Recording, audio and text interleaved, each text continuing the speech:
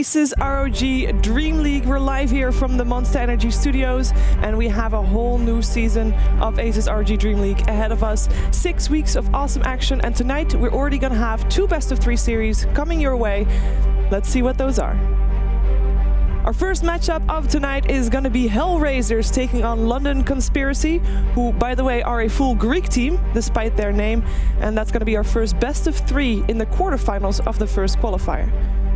We're going to have our second matchup of tonight. It will be ASUS Polar taking on Goomba, the German squad. And ASUS Polar, of course, a fan favorite, but Goomba is a team that's been around for so long. They're going to try to show us what they're worth. And those will be our 2 best-of-3 series for today. And of course, I'm expecting, thank you. Yeah, I'm of course in the studios, and we have a couch filled with awesome people. I'll be your host. I'm Shiver. Right next to me is Shane. He'll be my co-host. Shane, how are you doing? I'm really amazing. Like, honestly, I was thinking about it there outside, and it's like, this is the most fun I have all year. I get to hang out with my friends, and I get to watch the game I love. So it's like, it's pretty. I would agree. Shane is awesome. Like, he definitely is. He did my makeup, by the way. So if you think I'm looking, I did. I did it well. Mine as well. Yeah. Okay. No. We're going to ignore that for now. Don't look at that. Carry on. I actually think Shane's makeup is pretty on point as well. She did mine. So basically, she taught me how to do it, and then I think I got better because Owen looks a lot worse. You looked a lot worse earlier, and now you look great. You were like really bad at this pep stuff. Like, first off, I'm awesome. Then you look bad. I don't know. Jesus. I don't know. In case people missed it, right next to Shane, we have Draskell, our analyst and caster. Draskell, how are you doing? Apart from really admiring, your own makeup and everybody else's makeup. It is something to be admired. Like, it was a first job that he had ever done. Yeah. This is true. I didn't know what anything. Should he get a raise? Yeah. He's a different job. He's now also a makeup Well, you can artist. just pay him for 2 different things. I think that's reasonable enough. Yeah. But I'm excited for the new season of Dream League. It's been a long time since I've been able to commentate as a co-commentator, and it's all thanks to this guy. Yes. And now you call me. Yeah, it's good. You know what? It's not even too much. It was perfect. I was a fan. I could have gone a little bit higher, but yeah, it's before the water. It's a PG-13 show. Yeah, a little bit early. For those who are unaware, which you probably should not be, look at the camera there. That's OD Pixel, our play-by-play caster for this whole season, actually. And of course, Reddit Hype, how are you doing? I'm doing amazing. First time in Sweden, first time on a major LAN. I'm looking forward to it. It's going to be good fun. Talking about Dota in front of a bunch of idiots. So, should be a good one. You'll win them over fast. Well, we have a whole new format coming out for this season of Dream League. It is the 3rd season, so improvements made along the way. We actually have a nice overlay to show you what kind of format we actually have, because we're starting off with main qualifiers. So that's actually the 2nd round in the whole tournament.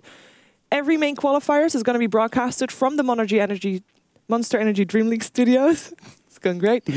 And every main qualifier will have 8 teams. 4 of those are invited. 4 of those made it through open qualifiers already the weekends before. So we're having this whole week, ending on Thursday with the finals.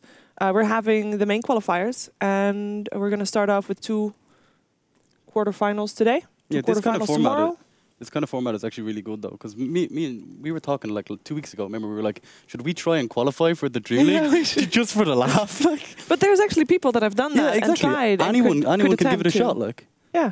So like next season, if you try hard enough, this could be you, like. Pick enough sniper and troll. Actually, by then, hopefully they're nerfed, right? Hopefully. Yeah, I would hope so. Yeah. Yeah, and of course, every main qualifier will have 1 victor, and that one team will then join the 4 invited teams to the league play in 5 weeks from now. So after the 4 main qualifiers, which will have like super weekends and loads of games for you to watch, all broadcasted from here with, of course, live finals coming to you from Dreamhack Summer, which is halfway June-ish, somewhere like that. Ish, yeah. Very specific here. First week of June? Second week of June. Second weekend, and it's like from Saturday until a Tuesday. Oh, really? Yeah. Because they changed it? No, it's always Dreamhack Summer. It's like from Saturday till Tuesday because they have like this long weekend. There's like this national holiday that Monday and Tuesday. I'm not even kidding. I was at the last one. I don't remember that. I don't remember it either, honestly. I'm pretty sure it was just a week ago. But then again, we're both goldfish, so it's entirely possible that what she's saying is totally true. We just get dropped off inside. We were just like... 13th till 16th of June. Get your You're tickets cheating. in. You have somebody in your ear. Maybe. That's not fair. It just came to you in a vision. Little birdie told me. So what do you think of the brackets of rather? Well, I think it's cool that everybody gets a chance to shine. You know, I think a lot of people have the opinion of the Dota 2 scene is very hard to break into because you're either already known and you kind of just shuffle amongst the teams that are already out there, or you make a name for yourself if you get really lucky and you're very talented and get noticed in like NEL or EL or something. So I think it's nice to have a format that allows teams that might not be as well known to get themselves into the competitive scene. Literally, like anyone. You just need 4 friends. You just need to make it through the open bracket and you're good to go. Yeah, and even if you won't make it to the league play, you'll still get exposure. You still have, you know, a chance to show yourself to the world, get maybe fans, who knows, playing good enough. When I saw the teams that were playing today, I was actually really excited to get to know some new players. Because like when we cast Dota before, we're always just kind of casting the same players again and again. You get to know them really well, but fresh faces is always kind of a good thing as well. Do you have any favorite teams that like jump out, Odie? I'm looking forward to seeing some of the newer teams. So, for instance, some of the teams who were trying to do the stats beforehand, and they've got no history. This is true. Crucial, Team Crucial. Team Crucial. I'm hoping to see what they can pull out the bag because we've got absolutely nothing on them. Neither of any of the other sites. It's not like DreamLeague's research is bad. It's literally that there's nothing on record for these guys at a competitive level. So apart from the qualifiers. Apart from the qualifiers, which I believe they did knock out Power Rangers to get here. Yeah, they didn't do. So, and Power there's Rangers no record for that game. Bit of a one to tank, yeah. Yeah, but he remembers, and that's all you need. But did you watch the game? I didn't watch them. I could have. Someone told. I think it was you told me that, Shane. It was, yes. It's could be entire misinformation. Don't ever listening to the Irish. I just give you false information to throw you off on the first day. They weren't even in the qualifiers. But Team Crucial, I think, they're the one to watch. I want to see the underdogs do well because, as you were saying, Draskell, this is the tournament that gives people like that the chance to give it a shot Polish against team. the pro guys. I don't actually know that many Polish Dota players at all. It's kind of interesting. Maybe there's a reason, but we'll find out when we see Team They've Crucial. been training in a basement for like 10 years just for this time. This is our moment, guys. I have to go now.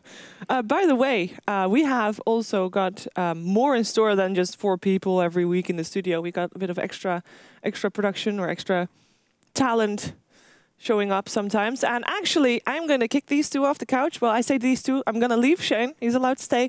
But 2 casters are going to just hop onto their desk. And I am going to get ourselves a guest in the studio. Ooh. Ooh.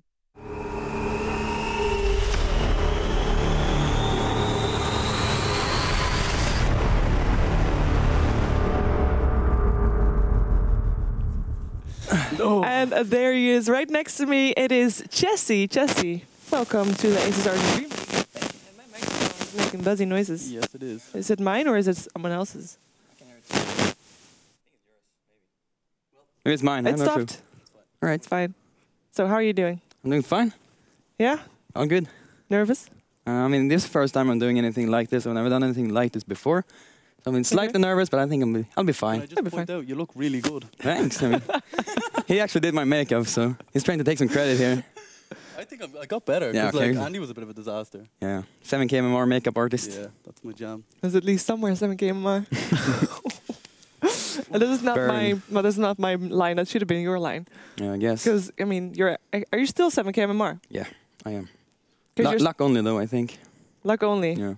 I have been. Obviously, I'm not a very high MMR player. I have not been playing a lot of pubs, but I'm playing a lot of pubs, but not ranked. Right. So I'm now down to 1 ranked game a day, which is kind of what you're doing right now. Do you think that helps? Maybe get your temper levels lower. I mean, to some extent, I guess it helps because I always try to stay very, very calm whenever I play and try not to get too excited about my games and just take it easy, do whatever I can to win. So in that sense, it helps, but. If you want to get MMR, if you want to play a lot of games, of course, you need to play more in order to get higher MMR. When only playing 2 games a day, you might have these trolls and just running the feed. Not troll warlord, but the trolls, Maybe it's a troll warlord. Yeah, and then you can't win the game. So when I was trying to raise my MMR, I always got really sad and kind of depressed when I lost. Like, how do you kind of battle that? Like, what do you do? Just try to stay calm. That's the best advice I can give you. Just absolutely do not let yourself get down whenever you lose a game. That's me. Stay positive. Win games. It's a good attitude. Yeah. And I'm assuming maybe some people watching are not really familiar with who you are, what you do right now. Can you maybe just quickly introduce yourself for our viewers? All right, I'm Jesse. Used to play a couple of months back with Alliance. And then I got an injury in my neck, which prevented me from playing longer periods of time. So now I'm just trying to stream on Twitch.tv, and I also do some YouTube video content. How's that going? I mean, I think I'm doing pretty fine. As far as it's my first time doing YouTube video content in Dota. Yeah. So I mean, I average maybe 8-9K views per YouTube clip right now. That's actually pretty. That's decent. Though. I mean, it's not great, but it's not bad either. So I'm happy about it. It's pretty good actually. Yeah, because you actually, of course, after you paused after Alliance, after you got your problems with your neck and your shoulders, you took a little bit of a break, and then I think a month ago you made a Reddit post. Yeah. And basically said, you know, done hiding, I'm going to do this. This is my plan, and you can follow me if you want. I'm going to make like educational content as well and just stream. You can ask questions and whatnot. And since then, has it been growing a lot? Like your audience, how is your back right now? How's your neck? Is it going better? I mean, it's about the same. I'm not doing worse at least, so I can keep doing what I'm doing right now. And I'm doing all these treatments and stuff, which are very, very promising. And I think I'm doing better in that sense. And as far as my growth of my stream, I think it's getting bigger and bigger all the time. Like when I began streaming, like a month back, I was maybe 200, 300 viewers every day. And now on a good day, I can have 2,000 viewers or 3,000 viewers. That's amazing. That's pretty good. Yeah.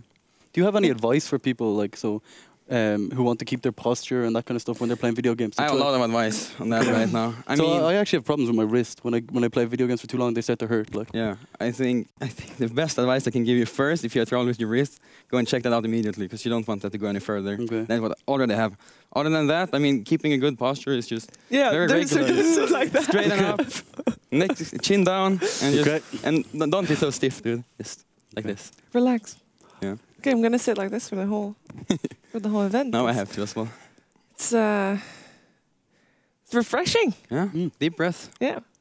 So do you think there's a lot of people playing with bad posture then? Yeah, definitely. Like whenever I watch LANs right now, like when I always watch streams, all of the streams, whenever I watch people play, I think the majority of the players have a poor posture. I can tell just by watching them play. But like none of them really have a development in terms of like they don't have the same results as you had in terms of just not being able to play anymore. No, so just but they might have in the long run. That's what I'm trying to say. Fair enough. And it's not only posture as well. It's other stuff as well. It was a bunch of stuff in my life happening in a combination which resulted in this injury. It was not only poor posture. It was like stress and a lot of things happening. And yeah, because I mean, in terms of or rather stress, just playing professionally. You played professionally in HON for actually a very long time and very successful as well. So it wasn't that you actually weren't able to play. You played for Complexity, wasn't it? Yeah, I mean, Complexity was the back time. Then we formed a new team called Stay Green, which was Complexity was where I was brought up into my career of HON, and then this Stay Green was like my biggest team, whatever you say. We played a really long time with that. What was it like going from like Dota or from HON, like being the best in HON, to all of a sudden, trying to work up in the scene in Dota? Like, I love that, dude. I love being the underdog. It's like whenever I swapped the games, everyone were like, are these guys going to be as good? They were comparing us to like PPD and Zai, which obviously they're doing great in Dota. And whereas other people swapping too, the Fnatic squad, a lot of other players were swapping games. So you already have a lot of pressure on you going from the best on HON to playing Dota. But on the same time, people weren't expecting that great things. They were like, these guys are HON trash. They're not going to do it It's kind of fresh as well. You can kind of try new things. Yeah, exactly. Yeah. And there's an entire new game for you as well. There's like a candy of heroes in the pool. You're like, well, here I'm going to pick this game. And it's very, very nice. Like a kid in the candy store. Yeah. That's actually pretty good. And actually with DreamLeague, having 4 teams making it through open qualifiers, does it make you extra excited to like see teams that basically come from open brackets to actually play in the DreamLeague? Does it make you extra excited to see those matches? Yeah, for sure. I always love an upset. I always love an underdog, and it's always going to be if they have anything new to bring to the table here. Yeah, because today, of course, we're going to have 2 series. Any favorites coming out from that? Our first series is London Conspiracy taking Hellraisers. What's your favorite there? I mean, it's pretty hard. I mean, didn't London Conspiracy just beat Empire and ASUS Polar? Yeah, 2-0. They did, right? Yeah. So that's kind of exciting for me. Yeah. But I still think Hellraisers is going to take it though. But I'll give London Conspiracy the benefit of the doubt. I think they can do really well too. How much do you think they're going to win with? 2-0. Really? That's pretty good. I mean, Hellraisers is actually one of the teams that has quite a big following as well. Yeah. I think they're strong. Would you agree? 2-0? I actually, when they were in the tournament, I added one of them on Skype just to kind of get to know the team a little bit. And I added Skank is his name. And basically, he was quietly confident, but not like bragging around. He was like, yeah, we don't feel too confident about the big teams, but we think we can give it a go, you know what I mean? Like so. And he has some like cool strategies planned as well. Yeah. It's really exciting stuff. Yeah, the only like the risky stuff. I mean, it's 4 qualifiers, so that means that if you lose this best of 3, you have to start from scratch. You have to go back to the open qualifiers, I think, unless you're of course getting invited to the next qualifier, which if they do really well, who knows, might happen. So that's a tricky part. You only there's not double elimination. There's no second chances. I think you'd be confident enough going into another open qualifier though, if you're a Sail London Conspiracy or them guys. Well, you have to also have the time for that, of course. True. I mean, it's a time investment right there. Second series of the day: ASUS Polar versus Goomba, rather. It's hard not to have a favorite right there. Yeah. I think that's going to be a 2-0 sweep. I'm sorry to say, but that's my honest opinion here. Goomba has been around for like a very long time. Basically, every German player that is known has at some point spent time in Goomba. They're still there. They've been there for years. Weren't some of them at TI1? Like Ornaman was TI1, wasn't he? I think under Mouse, he played in Mouse for a little bit. I mean, Mouse Sports was in one of those teams where basically you went from Goomba to Mouse, upgrade, and then from Mouse to, spread your wings and don't be in German team anymore because they don't really last. Whoa. Most German players will actually agree with me on that, though. It's fine. But I mean, 2-0, you would say 2-0? Yeah, I predict at least 1 pick for a Slark for Illidan Stormrage, if not 2. It's going to get picked in the first game and then banned in the second game. We have stats, look at that. Ooh. Right. There was a Slark in there. Hair conditioner. Right. Known for their hair conditioner. Actually, did he say they used Schwarzkopf last time? He did, yeah. I think so. Should get me some of that. Definitely going to be a Spirit Breaker pick too from Polar. That's one of my favorite heroes to watch because it just creates action. Yeah. I mean, take a troll, take a sniper. What do? They stand there. They hit stuff. Sometimes bash stuff. Sometimes headshot stuff. It's fine. But Spirit Breaker, he runs around, creates action. I actually think Weapons is going to have a more fun time with Spirit Breaker as well. Yeah, definitely. Weapons is of course the observer. Slark's quite fun to watch as well because he's quite active all around the map. That kind of stuff. Who? Slark. Yeah. Depends on what he buys though. Sometimes it just takes too long to start up. And he destroys all the wards, so that in itself causes more action. Yes, this is also true.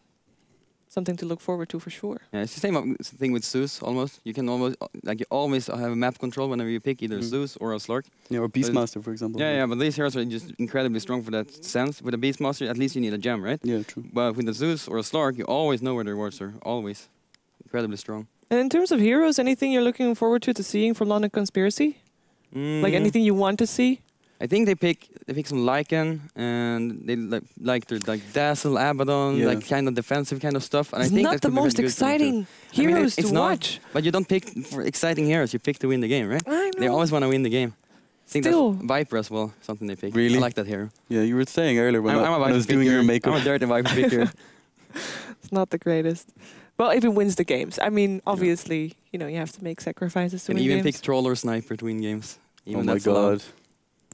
Are you fiending hard on your MMR? A lot of people with MMR and leaderboards and such? What do you mean, fiending? Fiending, like just Constantly checking every day. checking. Like, am I still top 10? Are you? I mean, I always check the leaderboards, of course. I mean, I hover around top 5-ish, somewhere around that area. Yeah. But I want to be rank 1 day. But that Weeha guy, he's too high MMR. Too high MMR. Is he still playing games? I mean, he just stop sometimes it falls off, and sometimes on the leaderboards. I guess he just plays every now and then, just to keep it up. Yeah. Yeah, that's the sad thing, though. I mean, you reach 7K, yes, I made 7K. Never play a ranked game again in my life. Uninstall Dota. I want to stay 7K. It's better off though when you have like 20 minutes of queue just to find a game. People tend to smurf instead of just trying to push their MMR even higher. This is true.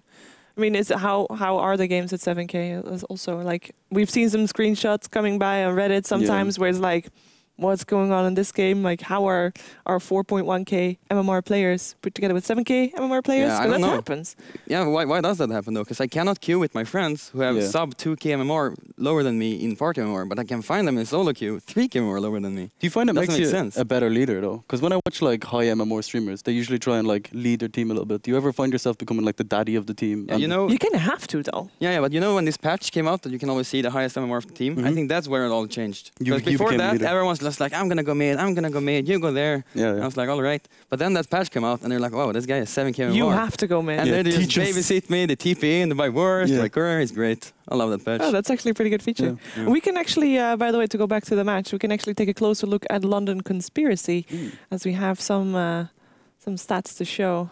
There they are. Also, in terms of heroes, they pick, of course, top lane. For people that are watching from mobile, might not be able to read the letters. I sometimes have that problem when I'm watching on mobile. Preferred picks are the 5 top heroes, and the most banned hero or most banned against London Conspiracy are the bottom 5 heroes. So other people's ban those against them. Like Broodmother is pretty high up there. Apparently legit because they pick him a lot as well. And they ban him. Yeah, and it's banned against them because apparently they are just very strong at Broodmother. What do you think about Brood? Is it like...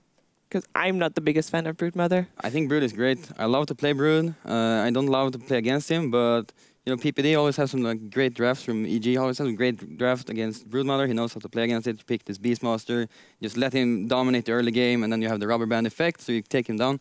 I think if you can play against him like that, like they do, you can always play against him. But if you don't have a straight up plan against the Broodmother, you're gonna get crushed. Pick ratio 5.6%. That's not that high. Undervalued? It's just so situational, that's why. I mean, you can't pick him all the time. But it's usually a last pick. Yeah, you take him out, bust him out as a 10th pick, and they're not ready for it. And then you're going to have a hard time. Fair enough.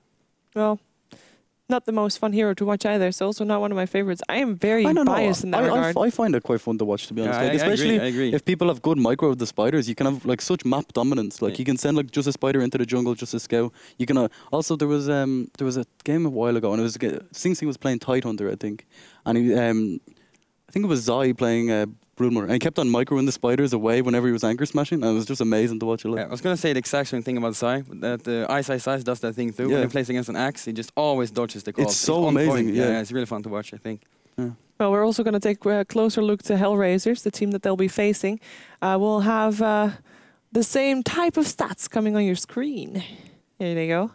It's very different in terms of compared to London Conspiracy. Well, they still have the Chen and the axe. Yeah, but I think, I mean, we're going to see like Troll. Why is Chen so popular these days? I think he's the most underrated here in the game right now. Like, he should be picked every single game. Like, before the patch came out that you can have 2 creeps in level 3, which is, I think is ridiculous. It's just way too good. Before that came out, it wasn't so strong, but then this came out, and at the same patch, they also gave him the ability to relocate his creeps. Yeah. Like, how strong is that? I think that hero should be in every single game. It allows for a lot of split pushing with them as well, like, which is... Yeah, but you cannot fight the Chen. When Chen gets level 3, and you go to the tri-lane, and you just gank everyone, and there are 2 supports there, level 1 or level 2. What are you going to do against 2 big creeps coming at your face? Well, there you have Chen. Bit of a standard item build. Yeah. If he gets really rich. 14%, which is way higher than Broodmother. Yeah. Not banned that much, though. Well, 25. Yeah. It's not quite a lot. And it's really high GPM or it is fairly high GPM for a support hero as well. I mean, he can just continue to get farm in the jungle. Starts off, of course, with doing pretty well, gets a mech fast if he wants to. It's also a fun hero to watch. I'll allow the Chen here. You'll allow Chen, but no Broodmother. Always early aggression with that hero. Yeah, it is. And kind of, if you are not aggressive early with Chen, well, you're probably doing something wrong. You're probably on the losing side if or your enemy is like, pick something really strong that you can't really gank. He's very good against Shadow Fiend as well, because he's so strong in the early game, and Shadow Fiend's such a weak to ganking hero. You just get an early smoke, and all of a sudden Shadow Fiend is just, he's always scared, you know what I mean? One Dark Troll, one net on him, and he's dead. Exactly, yeah. Shame Hellraisers is not known for anything. No, they have nothing at all. We also have 2 other teams, of course. I'm not sure if production wants to also see those already, or if we're going to see those later. We already, of course, also saw ASUS Polar and Goomba. I want to see Goomba, actually. Yeah, me too. Let us see Goomba, please. Oh, that's the wrong camera. Goomba. There it is. It's very different. I'm actually surprised that we see quite a bit of different heroes in all 3 teams we've actually looked at intensively this. So they're AA. They're crazy for the AA. Yeah. AA is really strong though. Yeah, he is. That hero's good.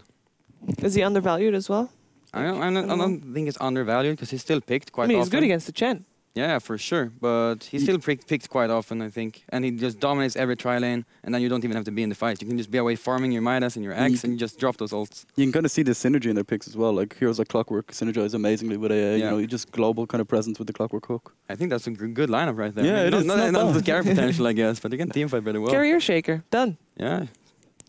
Pretty solid.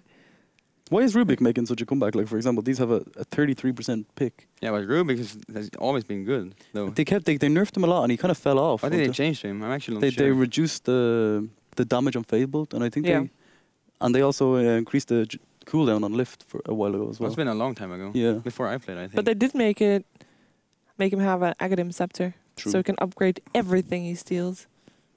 That is true. Rubik is still a very solid hero. He fits in with like almost every single lineup, and especially when you play against heroes that can steal good spells from like an Enigma Black Hole or anything like that, or a Faceless Void, he's incredibly strong. Yeah. Yeah, I really hope that Guma is going to do well. I mean, you're saying it's probably one of the more one-sided games that we might see today. I mean, they're going up against ASUS Polar, which it's the fan favorite for main qualifier 1, like for this entire bracket of this week. But really hope that they can pull something out. I mean, they've been together for so long. They've played together for so long. They've been around for years. Give them a win. Come on. Do it for Shiva. Do it for Shiva. Please. I actually think, I mean, they can pull out some nice stuff.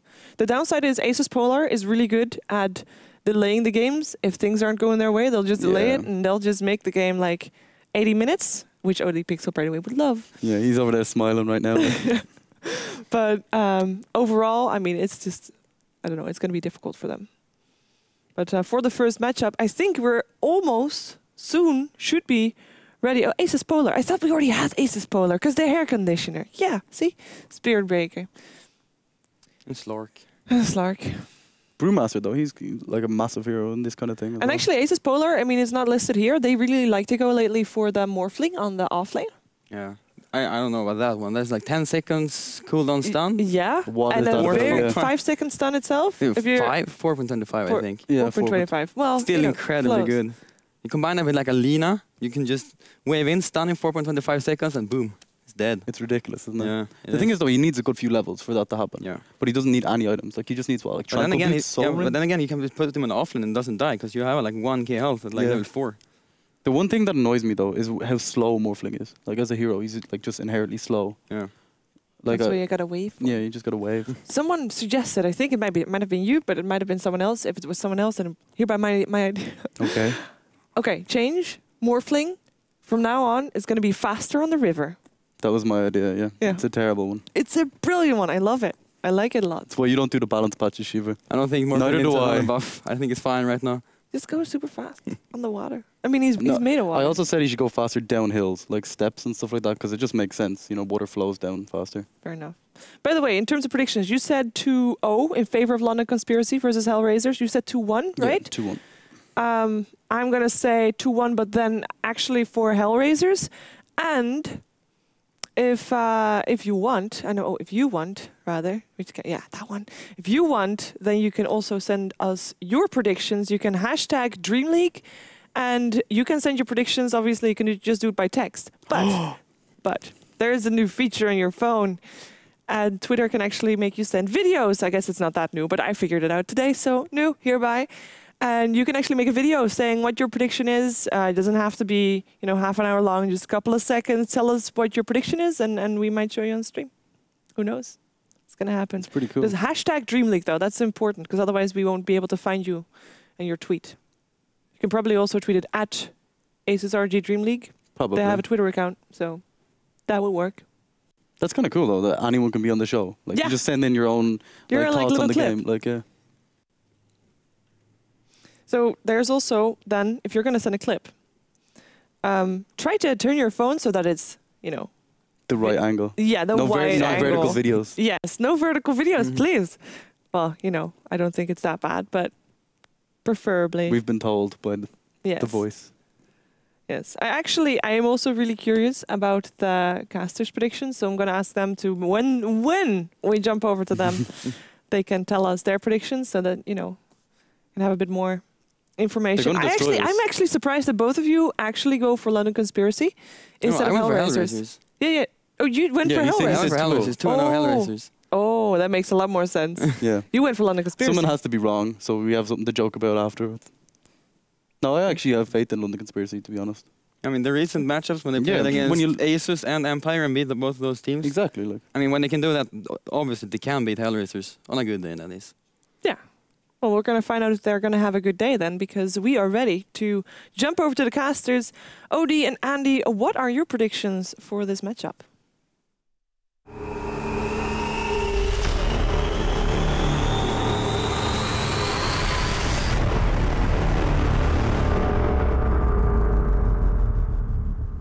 Ladies and gentlemen, welcome to the casting panel. My name's Odie Pixel. I'm here with Draskell, the flower to my sunshine, the banana to my donut. Draskell,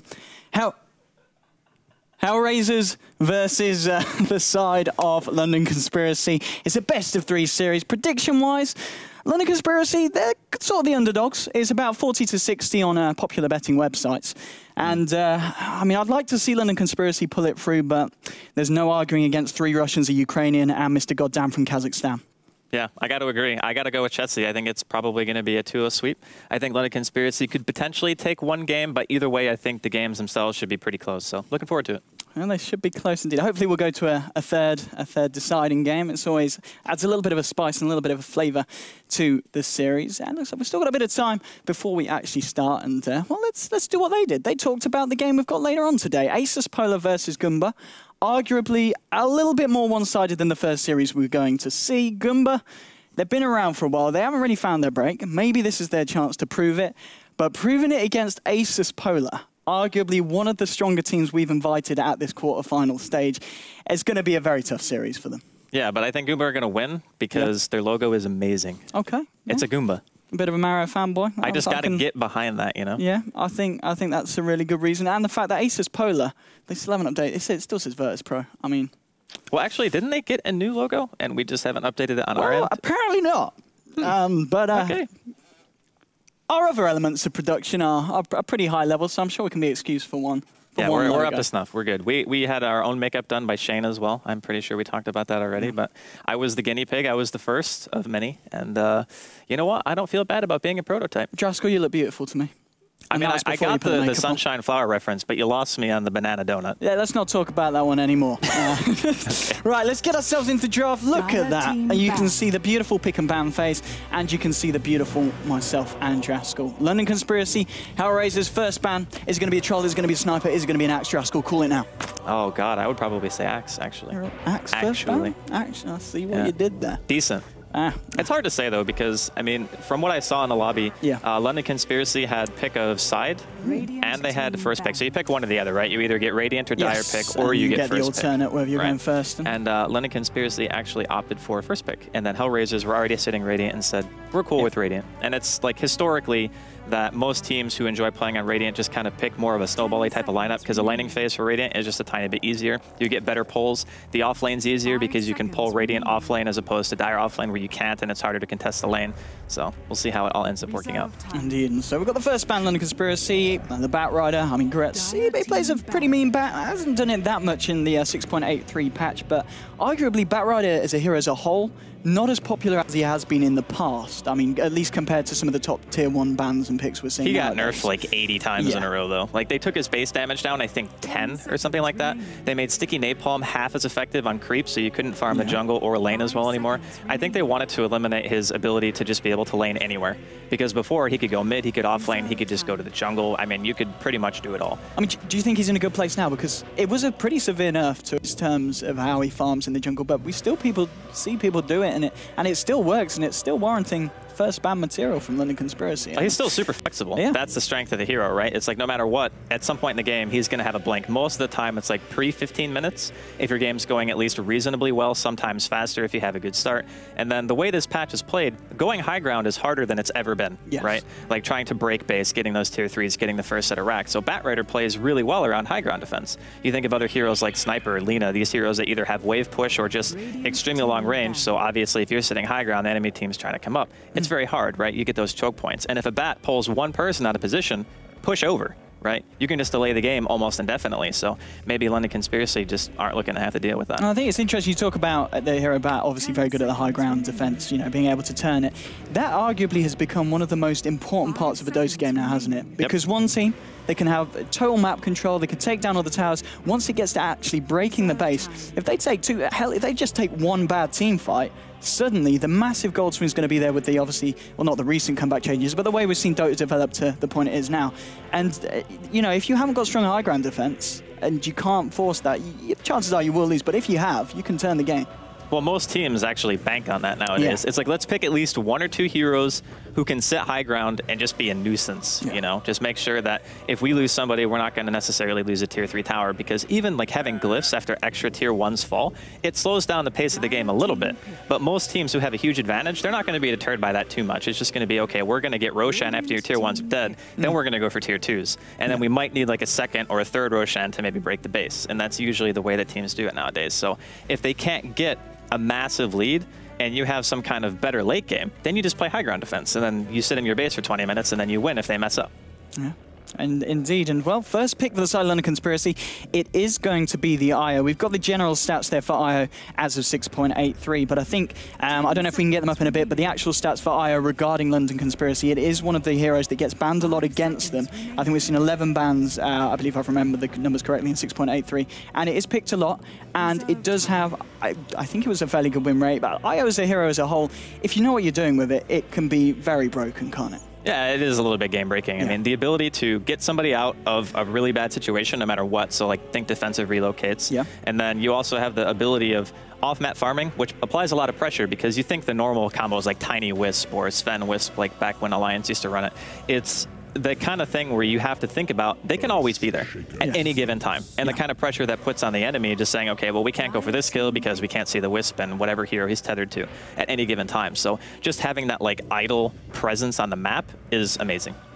Indeed. Well, let's see the two picks in response from Hellraisers. They're going to go with the Earthshaker first. And Earthshaker, one of the strongest supports in this patch, and a support that, to be fair, suddenly, I've kind of feel in the last few weeks at least, teams have been picking him a lot because he kind of is that answer to that sniper Shadow Fiend mid, isn't he? If you can have the Earthshaker on your side and you can look to make those early rotations where Shadow Fiend and Sniper are kind of at their weakest, it can really shut down the hero. And with Sniper and Shadow Fiend still in the pool, maybe that's what they're kind of trying to scare off by picking the Earthshaker. I mean, do you still pick the Sniper against the Earthshaker?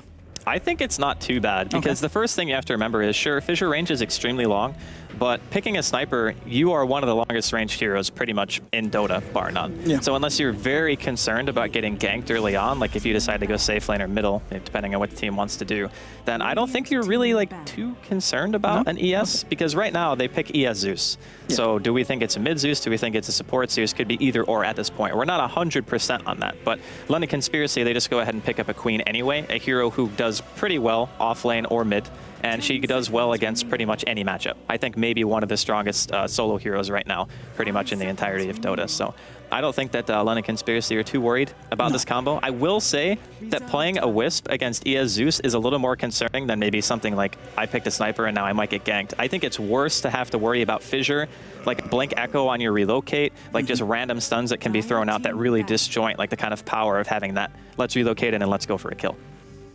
Yeah, indeed, and as you're saying, the Queen of Pain, another hero that there was kind of a slump with the Queen of Pain picks. It was never picked competitively. People felt that she fell off too quickly. You know, in this stage where we are seeing slightly longer games come out with this comeback potential. I mean, what changed with Queen of Pain? How has she become more relevant? Well, dagger buff is huge. Not a lot of people think about this, but her dagger range at level 1, I think, is 425, and then it upgrades 25 range per point. So at max rank, it's 525, which is almost her auto attack range, right? The problem that she had before is she could kind of contest most mids. She did well against most of them, just like she does now. But the other thing, too, is the addition of a 1300 range blink at level 1.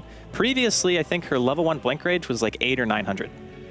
So going to 1,300, that's a big increase. Like the biggest thing is her ability to get into a good position to be able to line up a Sonic Wave and get a Scream off and not put herself in a spot where she's just going to die, right? So having the extra range, having the extra dagger range as well on top of that just lets her play a little bit more loose, and I think it's good. I mean, talking about the strength of the Queen of Pain, in the mid lane specifically, and the fact that we haven't necessarily seen Hellraisers mid if they do not run the Zeus in the mid lane, Afo Ninja, one of his strongest heroes, the Shadow Fiend, hasn't been touched at this draft, or do you just not pick that hero up against a Quap?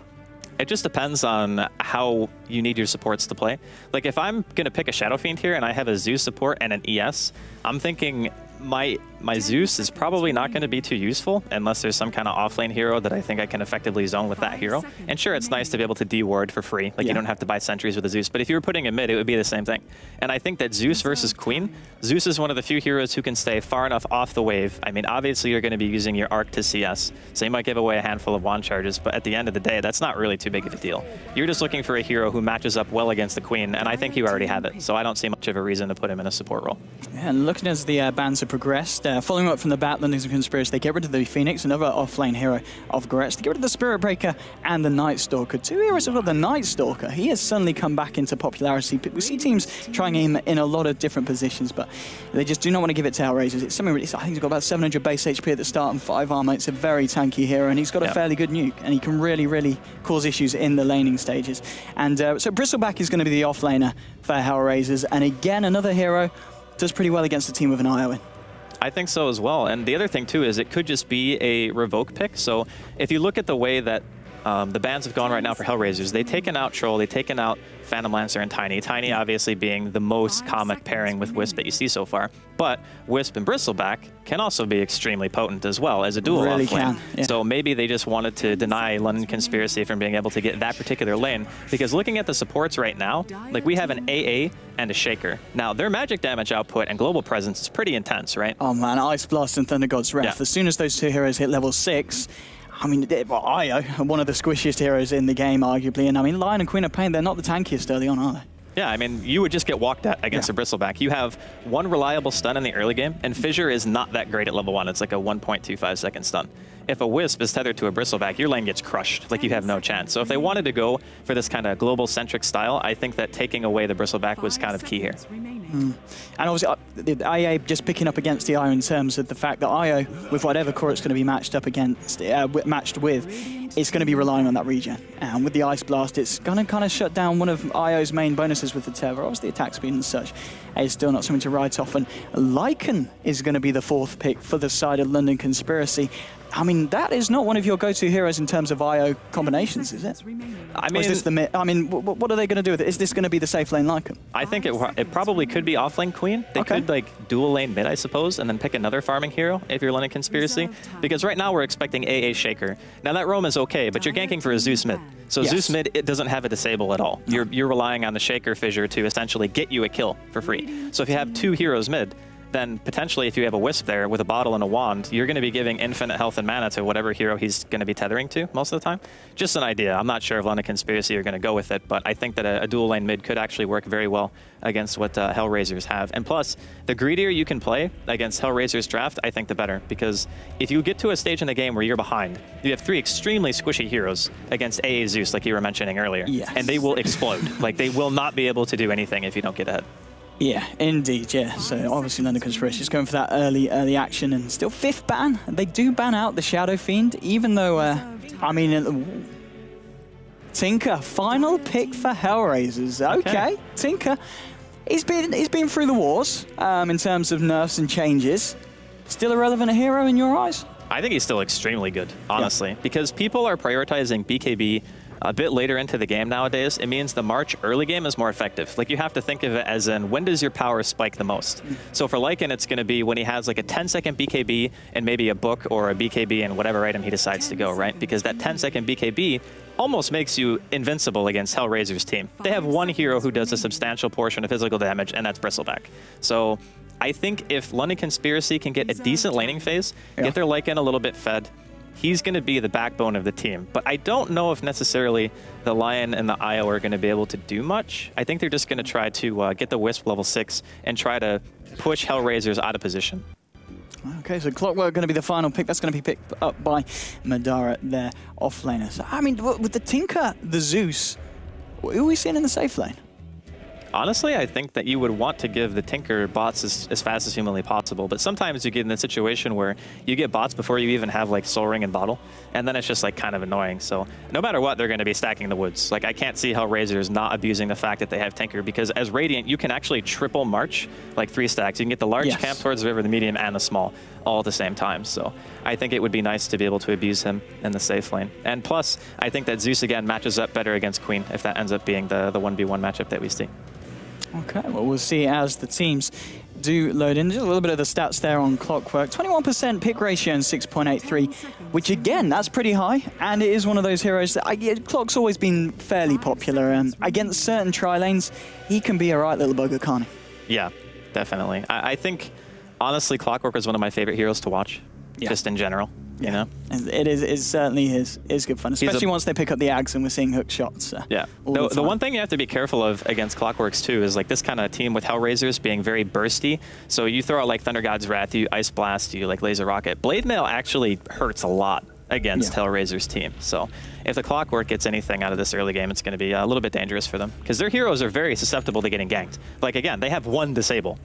So, I mean, London Conspiracy have this mobile team who is more ganky, and Hellraisers have a global presence team that if they get ahead, it's very hard to pressure them just because of how much damage you're going to be taking. A lot of Zeus players actually just use their ulti off cooldown. That's why we see the Bloodstone build coming into play a lot.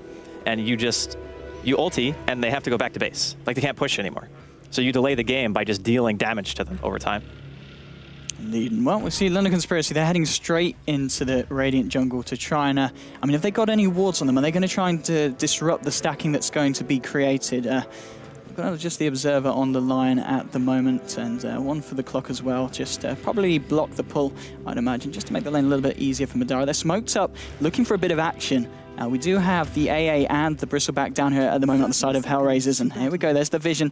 They're just on the end of the smoke range, and well, there we go. It does get revealed, and LC, they'll get out of the jungle. They have dropped the ward down, just to give them a little bit of vision, and that's not going to block the camp though, is it? Nah, that won't block. Just for a little bit of a vision around there. We'll see if the side of Hellraisers suspect something fishy and look to deward it. And, well, London Conspiracy looks like they're going to secure the bottom rune with the Quap, and the Cog's actually being popped down fairly early. It's going to do the job though. London Conspiracy will find that for the Queen of Pain, I'd imagine. Yeah, in top lane, Afo Ninja, he'll find the bounty rune for himself. So as we get into the game, looking in terms of lanes that we see coming out, it's pretty much what we expected from London Conspiracy. We're seeing Clockwork on the off lane. He will be played by Madara. Mid lane, we're going to have Queen of Pain. That is going to be, of course, Relax. Up on the top lane in the tri lane, it's going to be Spartan on the support Io next to Skanks on the line. And in the safe lane, Kiza on that carry position one Lycan. Dreskel, do you want to let us know what's going on over the side of the Radiant? And also because some of them, they've got funny names, so I'll leave it to you to work out who's who. Funny names. Oh, Lord. We have, I'm just going to call them by what they're titled because apparently their names aren't changing. So we got 1-1-1 here on Zeus. And then on middle lane, we have FNJ, of course. He's going to be playing his very well-known Tinker. We got Goddamn playing on that Earthshaker in the woods here. We're going, yeah, okay. I can't make heads or tails of that one, to be honest. We got an Ancient Apparition in Moon Runes. And then Artes, of course, going to be playing the safe lane Bristleback. Okay, so in terms of early game action, which lane do you think we're going to see the potential for an early kill? I guess mid lane, the Tinker versus the Quap. The Tinker, he can blind the Quap, but the Quap's got a lot of burst damage to get the CS. And again, you know, if we see Tinker being harassed back, he's going to throw the occasional laser back to secure CS, and in that case, just get a little bit of damage down onto the Quap. They're both off laners, you know, but the Zeus at the moment, up top on his own, because we do see Earthshaker hanging around the mid lane with the Tinker. Maybe going to see if they can get some kind of early action. Maybe, I guess, as soon as the Tinker hits level 2, do you get the point of missile top lane, in fact? There's the Hex. They're going to try and chase this one down. There's Skanks. I believe he's still level 1, though, so he has not got the stun to follow up. But fair bit of harass. And the Zeus offline. Let's talk about the Zeus offline. What's the plan here? Is it just to look to get levels just to try and get that Thunder God's Wrath online as soon as possible? Because he's not going to get a huge amount of farm. He's got the range of the Arc Lightning, but against this tri lane, he's got to be very careful, especially when Lion gets level 2. Yeah, I think they're just prioritizing him getting experience over farm. Like, obviously, otherwise you wouldn't bother sending him to the off lane. So I'm guessing they're just going to use him for dewarding. And having an ulti on top of an AA blast is still going to be quite useful. So at some stage in the game, I think he'll still be able to be your free sentry ward, your little bit of extra damage output. I'm still... I don't know if offlane Bristleback would have been better than just putting Zeus in the safe lane. Because even just getting Arcanes in like level 6 is nice. But we're going to see a nice fissure block here. There's the tether though, over to the Lion. Yeah. Io is going to be safe. Pulling Earthshaker way back from the lane. And now we're going to see him actually wrap round in the Dire jungle. Where's he going to head towards? It looks to be the top lane. Still just level 1. He has got the Fissure back available and the mana to do so. Zeus, what kind of level are we sitting on? Level 3. So he's got a couple of points in the Arc Lightning and the Thunderbolt. And, well, Spartan, he is very low. There's your Fissure and Arc Lightning, and Io, he just got peeped by Zeus. Yeah, not too bad. Nice rotation coming out from Goddamn, getting that Fissure. And the ward that they actually placed very aggressively right there, not healing up and not respecting the damage output of a Zeus in the early game. And not to mention his range is completely ridiculous. You can Arc Lightning, essentially. I think it's like 900 range, something like that. It's very far. It is indeed. But in the mid lane, looking at the CS at the moment, the Tinker versus the Quap. fairly even. Tinker with more CS, but Quap has got a fair few denies bottom lane. I see Madara going as aggressive as he can onto the AA. But AFONinja, looking at his skill builds, he's got the 2 points in the laser, the 2 points in the missile, makes him very strong in the mid lane. Well, there's going to be a dagger coming through. There's your blink. Has he got enough mana for the scream yet? Oh, he's bringing AFONinja low. He tries to get out a laser. It will find the kill spot and gets himself very low as well. But Io comes in, helps to secure a kill there for the Quap. I think it was a bit greedy to use rockets first there. Like, laser costs less mana. It would have stopped the auto attack damage from Queen. Like, he waited a very long time. You could tell he was trying to bait them into going for that kill. I think in his head, he imagined him getting both of those kills, but instead, by playing it a little bit too greedy with the laser and waiting, he just ended up dying, which obviously isn't great, but he got some gold out of it. Just the experience kind of hurts, because if you go double laser, double rocket, you're not really going to be able to catch up on farm that much. You're doing this specifically because you're laning against a Queen, and Queen is very tough to lane against. I was going to ask you about that, the fact that he hasn't got any points in the March. In terms of jungle stacks, I don't believe we've got the one here, yes. So it has been stacked up. What point does he start getting points in the March? Is he just going to farm that later or now? Yeah, some Tinker players actually forego getting rearm at level 6 and just level their March until it's maxed out after having already gone for the double laser and then double rocket build. So it's pretty standard just to go like levels 5 all the way to 7 and 8, you just keep putting into March. Because realistically, you're not going to have your bottle, your soul ring, and your bots that early anyway. And he's even like skipping soul ring because he knows he's not getting rearm. So he's itemizing around the fact that he's not going to have rearm that early. So we'll probably see that build. It is indeed interesting to see, especially as I believe the stat was for Tinker, less than 5% pick ratio in this 6.83 patch. Top lane, we see Earthshaker trying to make some movement in the jungle. He's deciding whether to head towards the mid lane or to the top lane, trying to be as inconspicuous as he can. Looks like the Io and the line that we're backing up a little bit just to check if Earthshaker was going to head over that way. And, well, Earthshaker is going to catch eyes with the Io here. Trying to set up a little bit of XP, and well, Io's seeing at 300 HP, no bottle charges, but there is the line between the Io and the Zeus, I guess. So Zeus can't come in close enough to contribute to a fight if it does decide to kick on. Looking at the two cores at the moment, let's see 33 CS on the Lycan, 25 on the Bristol. There's a little bit of a difference, but I guess you expect that when you're a melee carry against the Clockwork. Yeah, there's no real way they can shove Madara out of lane unless he makes a very big mistake, and he's even gone for the bottle wand build, so he's full sustain, more or less. They just want to make sure that he hits level 6, just like the Zeus for Hellraisers, and honestly, they're about even-ish in experience. Earthshaker, he's got the wrap round. There's the blink though from Relax, and Relax, he's just toying with them. He knew that Earthshaker was coming. Artez trying to nick that 6-minute rune from Madara, but Madara, is he going to run? He needs to be careful because Earthshaker is coming in. Earthshaker, I believe he's got the Fissure, but of course the Battery Assault means that Earthshaker can't cast any of his spells because of the cast animation. In comes Relax, and that is going to be a pick-off onto the Earthshaker, but Relax blinking in. I don't know what level it is, but the cooldown is insanely big for the blink. He's not going to be able to get out of it. He goes down with the Chilling Touch. There's a lot of damage, but the cogs providing Madara the safety to get away. AFONinja, has he got a laser? Has he got a rocket? No, 5 seconds to laser. He's going to try and chase this one down. 3 seconds. Is going to be enough burst damage. He's coming up to the tower. Oh, he gives up at the last moment. A level 2 laser, I think that might have been a little bit short of getting the kill. Yeah, it wouldn't have killed him anyway, but it would have been very, very close. And definitely hashtag worth if you're Hellraisers giving up a support shaker for a Queen. I would be more than happy with that. And Real even committed his ulti for that, which I don't even know if he needed to or not, but I guess he just wanted to try to get the kill. Oh, god damn. He's been chilling up here trying to save the room for his team, and well, he will do that as AFONinja comes in. Maybe he can turn it around. Fissure, laser, they blow up the Io. They're going to go for more Enchanto and procs the passive to stun Skanks, but actually Earthshaker dies before he can get the punch out. AFONinja, he gets caught between 3 of them. And well, we saw a preferable trade for the side of Hellraisers earlier, but that's a 2-for-1 trade that LC they're going to be happy with.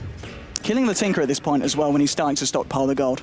Yeah, the big thing to remember here is that if London Conspiracy get a big enough advantage, they can just start contesting the woods whenever Tinker starts to fall back and try to take his stacks. So if they continue to get this kind of good early game and the Wisp manages to hit level 6, only level 3 right now, almost level 4, but if that happens, then you're going to start seeing some real big problems for Hellraisers because their team, while plays great from ahead, does not play as well from behind against a very gank-centric lineup as London Conspiracies are. Talking about gank-centric, Madara here with the wraparound. He's got level 6, has the hook shot. He's going to get caught out by a Fissure from Goddamn.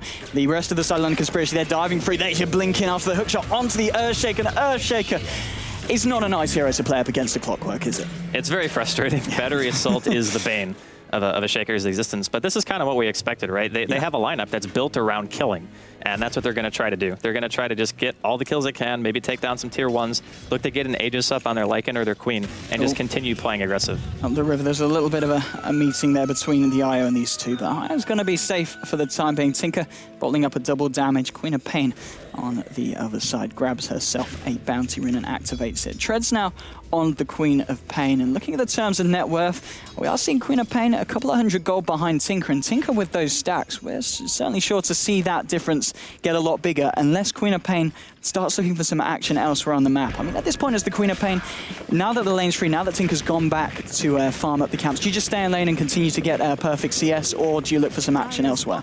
Well, you definitely need a +1. You don't want to blindly go into the woods top lane, though. They've already blown the Fissure. Skanks being tethered up by the IO, throws out the stun on to the Zeus, but now Goddamn trying to chase them down. Hasn't quite got enough mana for the Fissure. Now he pops a Clarity. It's back off cooldown. He's got the mana to do so. Here comes Lycan, though, with the Shapeshift. Goddamn, he gets a dagger from the Quap. Kiza on the Lycan. He wants to get the Zeus first. Did have Thunder God's Wrath. Didn't manage to get it out. That's one kill. Enchanto and Brock's the stun to hold him back, but it's not enough. And that's two heroes going down to a very, very nice involvement there for the Lycan. Picking up a kill and an assist. That's going to put him well on the way to the Vladimirs. Madara in the Radiant jungle, fairly deep into enemy territory. Tinker, though, he's not looking to fight, he's just looking to farm at the moment. I mean, this is nice movement for Madara. He just saw two heroes die top, and one was Zeus, one was the Shaker. So that means if he finds FNJ, it's a free kill. And that's exactly what he's looking for. And he's not going to be able to see just quite where the Tinker is, but he's going to go ahead and drop a flare to try to take some of the stack, which still hurts quite a bit. Like, taking this gold away from the Tinker, longer bots, longer Soul Ring bottle, that means that he's not going to be able to get out on the map and do what he needs to do, which is basically start to deep push. Because every lane's going to start getting pressured in. Haven't really seen much from Artessa on this Bristleback yet. He's been involved in one kill. I think it's going to be really important that he starts helping create space for either FNJ to get on his feet, or you're going to just have a situation where Hellraisers have to group up as like 2 and 3 really early on because of the kind of heroes that Queen and Clockwork are, and playing against a Wisp. And if you have to play this kind of huddled style when all your heroes need at least some levels and experience, you're going to go really far behind really fast. Indeed, I mean, Tinker now coming up to the 1,500 gold point. He is getting closer and closer to that recipe for the bots, but he's going to meet a Clockwork. This time he's got the backup of Goddamn on the Earthshaker. Battery Salt comes out. There's your Fissure. Madara looking for the hook shot onto the Earthshaker. He wants to take a kill. He's got the IO coming in to back him up. Enchant Totem's not going to do anything for the third time this game. Clock gets himself out. He tag teams the Quap in. They burst down Afo Ninja. He had a hefty bit of gold on him. He is going to be losing a fair bit after that kill, and it's a 2-for-0 trade. Artez, he's looking for the IO Spartan. He's just going to TP out. He's going to be absolutely fine and relax. He's got a blink. Maybe he looks to do a little bit of damage here to Artez, but a dagger to the face and he's off. And I mean, yeah, this Tinker is an issue. As you said, if Hellraisers get too far behind it, London Conspiracy, they've got the Lycan. He's sitting on 5k net worth. He's doing amazing. There's going to be a relocate, a solo relocate onto AA, and the Madara backup as well. AA, I don't know what Bon 1 Mono A is doing, but he's dead. I really like this playstyle from London Conspiracy. It's like they understood the weakness of Hellraiser's draft, like straight up. Yeah. They see very little at stables, so they pick a Clockwork who's amazing at picking off solo heroes. Queen is pretty much the same. You have a Wisp who can aid in any gank, and you know that Hellraisers, at least for the first like 15-20 minutes, they need to play it a little bit greedy. They need to have people stacking for the Tinker. Their laning phase is mediocre at best, and they have a safe lane farming Bristleback. Like, what is this Bristleback going to give to your team? He's going to get either stuck in cogs or he's going to get kited the entire fight. Madara is going in again with a hook shot. I think he can have a go at this solo killer on Afo Ninja. Oh, he's toying with it. There is Earthshake on the other side of the trees. Finds the Fissure. Has Afo Ninja. It looks like he hasn't got enough mana really to do anything of any serious damage. There's going to be a hook shot. He's going to try to turn around because he's got Relax with the ultimate. They blurred the Tinker. This Tinker pick is not working out for the side of Hellraisers. They do find a kill in return there with the Zeus finding the Clockwork, and Relax, he is going to be able to blink away in a second and gets himself an illusion rune as well to pop.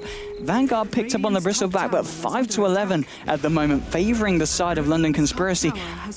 I mean, what is the plan here, Draskell? What do Hellraisers do? They still haven't got that bots on the Tinker. I don't know what his gold at the moment is. It was 1,500 about 5 minutes ago. He's still at 1,500. He's just not managing to progress at all. And as you said, the Clockwork for the side of London Conspiracy doing absolute work against this lineup. I don't think he's missed a hook. Like, every single hook he's thrown has pretty much been a kill, which is exactly what you want when you're playing as a Clockwork. You just want to make sure that I commit, I get the kill. Even if I die, as long as they take somebody with me, it's considered okay most of the time. But this is even better for Madara. He's just getting free kills. Now, it is important to note that Hellraisers, even though the early game isn't going amazingly, as long as FNJ gets his bots and, you know, he starts getting out on the map and marching, you might have to worry about relocate. So in reality, he might even need a blink, and we're going to see him die again. And we're talking about worrying about relocate when you've got the bots. There's not going to be anything you can do when you haven't got them. They're going to be stuck in the trees, but a couple of seconds, and Chartonen isn't going to be able to stop them from returning back to safety on their side of the map. And a little cheeky kill and a return to the Dire side. 12-5, and Lycan at the moment, 6.1k gold. I don't know what he's got. I think he's got the medallion on top of the Vlads, and yeah, goes straight for the Roshan now. And with Aegis, I mean, London Conspiracy, they've been playing aggressive anyway, but now they can go even more aggressive. And what do Hellraisers do to stop it? I mean, they have got the Ice Blast and fairly good defense in terms of the Earthshaker, but Tinker is, I don't know. That's just their deterrent isn't really through like taking team fights. The way that Hellraisers stop a push is just by dealing damage. So you get AA blasted, you get Zeus ulted, you maybe get like a stray fissure and some rockets, and that's supposed to make the rest of London Conspiracy fall back, right? That's supposed to delay the push long enough to the point where FNJ maybe gets like, if he goes Dagon, or if he wants to go Bloodstone Shivas, or if he wants to go Yules, which I think he also does from time to time, until the Tinker gets enough items to hold off the pushes alone, because he can eventually get to that point. Like, you throw down a double march, there's not really many heroes that can just directly push into that. So if Hellraisers can delay the game long enough, I think they might be able to turn it around, because Clockwork scaling is okay, it's not amazing.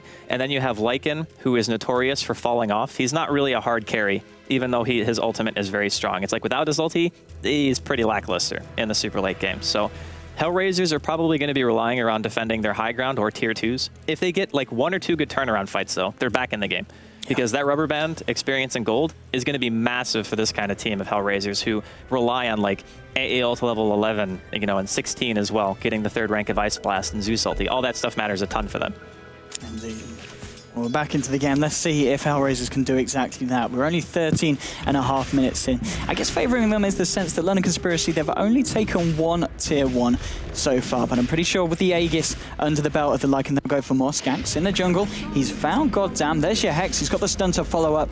The finger has already been used previously, so it isn't going to be available to find himself the kill. And in fact, was that a hook shot? Oh, you were saying about not missing a hook shot. Looks like you jinxed him, Draskell. Misses it on Ninja. And to be fair, if he found that on this Tinker, so how much gold are we seeing on the Tinker now? Is he closing in on that 2k? Oh, if he dies here, that's going to be so bad. It is going to, I mean, it's going to be like the 4th time this game he's gone back down to 1500. Ninja is trying his best. It's going to be a TP in from the Bristleback. Madara getting bursted down. Can they kill the Clockwork? Oh, they might be able to, but they've already lost the Tinker. Artez will find the return kill onto the clock. Now TP in from Goddamn. They managed to trap Queen of Pain under the tower. She's got the blink. Gets the ult out. Aegis is popped. They actually let the Aegis go the way of the Quap, and it works out. Thunder God's Wrath comes through. Does manage to pick off a couple of them, as Kiza as well is trying to do the most work he can for the side of London Conspiracy. Thinks about diving. In comes the Lion. He's got the stun onto 2. Goddamn, look how low he is, throwing the Fissure out from the sidelines. They blow up the... oh my goodness, I think it's going to be a team wipe. Oh yes, it is. Draskell. We talked about the aggression as soon as the Aegis came into play, and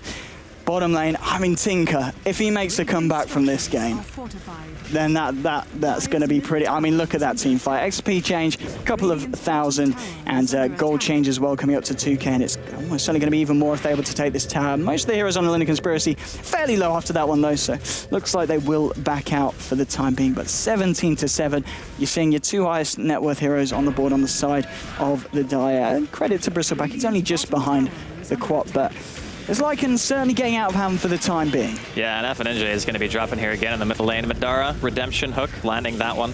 And they're not even going to lose anybody for it. So, again, London Conspiracy just finding exactly what they need everywhere. I mean, there has not been a single point in the game where I thought that London Conspiracy made a bad move, except for when the Wisp got first blooded. But in the end of the day, like, that didn't really matter too much in the grand scheme of things. So Hellraisers definitely have their work cut out for them here if they want to try to turn it. I even think that defending the tier 1 bottom was a mistake. Like, FNJ, like, in hindsight is 2020, right? Like, obviously I can say that after they get team wiped, but even defending that tower, there's nowhere to go. Like, if you go on that tree line, you're actually just stuck. You can't go any farther south. If you have some tangos, you can eat your way out, I guess. But if you go in there, and they start surrounding you, you're a goner. Top lane, there's the relocate, finger straight away. Ice Blast is going to connect onto both of them, but well, with the Zeus already dead, there's not going to be any burst damage to bring them below the threshold. Mid tower on the Radiant side goes down as well. There's going to be a little bit of a wraparound here. They have got Earthshaker coming in with an Invis rune. Can they catch Kiza out? Artez chasing it down with the nasal goo. In comes the Tether from Io, though maybe the Silent Conspiracy want to chase this one down and turn it. Madara hookshots in, he catches a creep though. Alpha Ninja's going to be able to get away. Goddamn, still there with the Invis rune. Pops it just to help get the kill on to the Io, but that's perhaps a very key kill because now Madara caught alone. The cold feet is going to tick in. He's not going to be able to TP out. Pops the Blade Mail. Ice Blast is going to fly through and secure the kill onto the Clockwork, and now it's Lion left on his own on the Silent Conspiracy. Lycan, he's focusing on the jungling. He has got the ultimate, but really doesn't want to fight at a point when he's down his Clockwork and Io. Blinking from Relax though, he wants to fight. Ultimate onto Artez and the dagger, but with that 4 points in Bristleback and his back turned, Artez is going to be more than safe at this point. Those are big kills, though. You got to remember, like, every time you get any kill, doesn't matter who it is, you get a ton of experience and gold right now. So we'll see if FNNJ, he is very close to his bots now. So he's got about one more creep that he needs until he finally secures it. He's already got Soul Ring bottle up. So once he gets that, he's looking at potentially level 4 March soon. He opted to level Rockets, which I think is just because of how aggressive London Conspiracy have been playing, and due to the fact that Madara has been camping him more or less. So he's never really going to get a rearm off. So a second point into, or a fourth point into March doesn't really make much sense because you're only going to March once, and Rockets do a lot more damage straight up, and you just want to try to get the burst kill. So I think the synergy there is good. Relocate. Yep, onto the Zeus again. He's been a real fan favorite of the Lion and the Io, and well, there we go. Another kill there for the side of LC. And at this point, shutting down the Zeus, it's not necessarily going to do too much harm to Hellraisers, but it's certainly a nice bit of gold for you to have. Smoke up now from the side of Hellraisers. Artez and the Russian man on the AA. Goddamn, they're ready to lead in. Who's the closest? Lycan is at the moment in the pull camp. Are they going to be able to find him? Kiza. They're going to know. Oh, straight away has the backup of Skank. Skanks blinks back. There's going to be a Fissure into Ice Blast. It's a lot of damage onto this Lycan. Lion gets the stun out. Coldfeet's going to kick in up to Kaiser, but I think he might be all right here. I don't think the level 1 Ice Blast is going to tick him over. He should be fine. The HR, though, is a different story. They've already lost the Earthshaker and the AA, and Artez now on his own on enemy territory, trying to turn it around onto the Queen of Pain, but Queen of Pain yells into his face. 3 heroes now on the side of London Conspiracy. This is a Bristleback, though, with a Sanjin, a Vanguard, and Trez. Is he going to be tanky enough? Goes down to less than 20 HP. The right clicks from the IO aren't going to be enough. And oh, there's your blink in and, well, Relax on the quad. Finishes that one off. And again, more very, very big kills going to London Conspiracy. 3-4-1. They get the Bristleback, and I don't think Bristleback's died too many times this game. It's certainly a kill that they will be very happy with, and he's only died a couple of times. The second time he's gone down. He's been having a better game than most of the side of Hellraisers. And, well, 23-10, and we're before the 20-minute mark, Draskell. It feels like we're so much further into the game, just with London Conspiracy being aggressive as they can. And Alpha Ninja, at least he's got the bot, so. Oh, God. It's just so painful every time, because there's not really anything you can do about it unless the Shaker is already in position. Like, that's really the only defense they have. Either that or he has, like, a march down, and he manages to get, like, 1 or 2 counter kills. They got the Lion there, which is nice, but at the end of the day, they're trading Lion for Tinker. I think that London Conspiracy would make that trade every single day of the week. So. Absolutely, and I'm liking what they're doing here, rotating in and relocating in with this Io Lion combo. They're not bothering to kind of take away the focus, you know, they're trying to take away the focus from their carries. They want Lycan and the Clock, all their free cores to continue farming safely. Ice Plus is going to be whiffed mid. Kiza should be able to walk that one off. Clockwork coming in. I don't think these two really can tackle a Bristleback at this point. But yeah, the fact that they're using the Lion and the IO, and in those situations, when the person that the IO is paired up with dies, it's just a Lion. So as a team, you're not really being affected too hard. And AA, the Necro units, I think they're level 3 coming out from the Lycan. He's getting munched on, and well, Relax finishes off the job. The Fissure from Earthshaker saving the AA from the Necro units, but allows Queen of Pain to get the kill. And Queen of Pain with the Ags, 2.1k gold, 20 minutes in.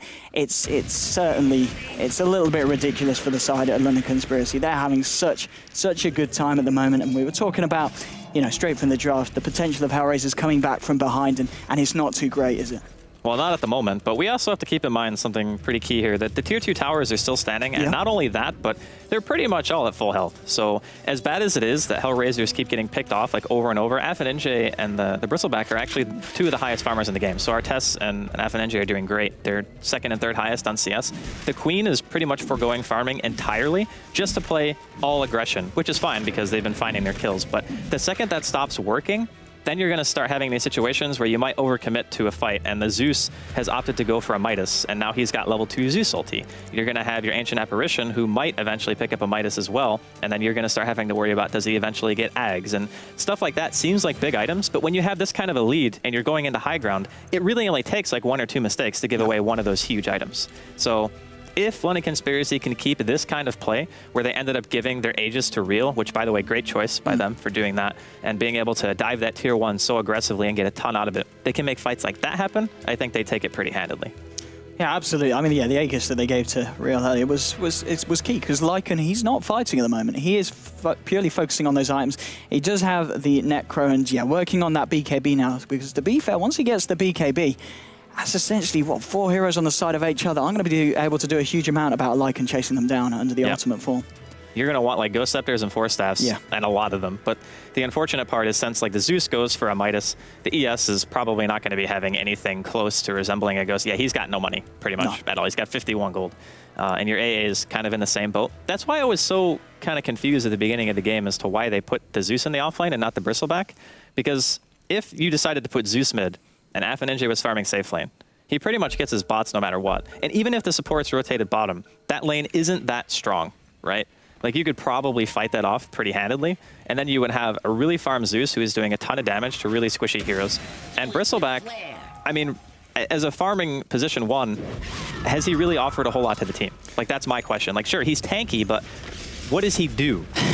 I mean, he's been a little bit of an issue to kill, but in terms of doing anything the opposite way, it's not been really there. Maybe we'll see something different now. We see 4 heroes on the side of Hellraisers in their jungle, 3 on the side of London Conspiracy. Skanks, he finds the Bristleback, gets the Hex in. There's the backup of the Quap. But well, it looks like Lion, he wants to get himself out of here. Frozen Stunner, Ice Blast is going to come down. Thunder God's Wrath is going to bring him below the threshold. And well, Hellraisers, they find themselves a kill, a little bit of money there for the Zeus. But again, the rest of London Conspiracy are going to get away. And I mean, the Lion, he's taken a lot for the team for London Conspiracy. It's true. He's kind of been the, well, it's only his 3rd death.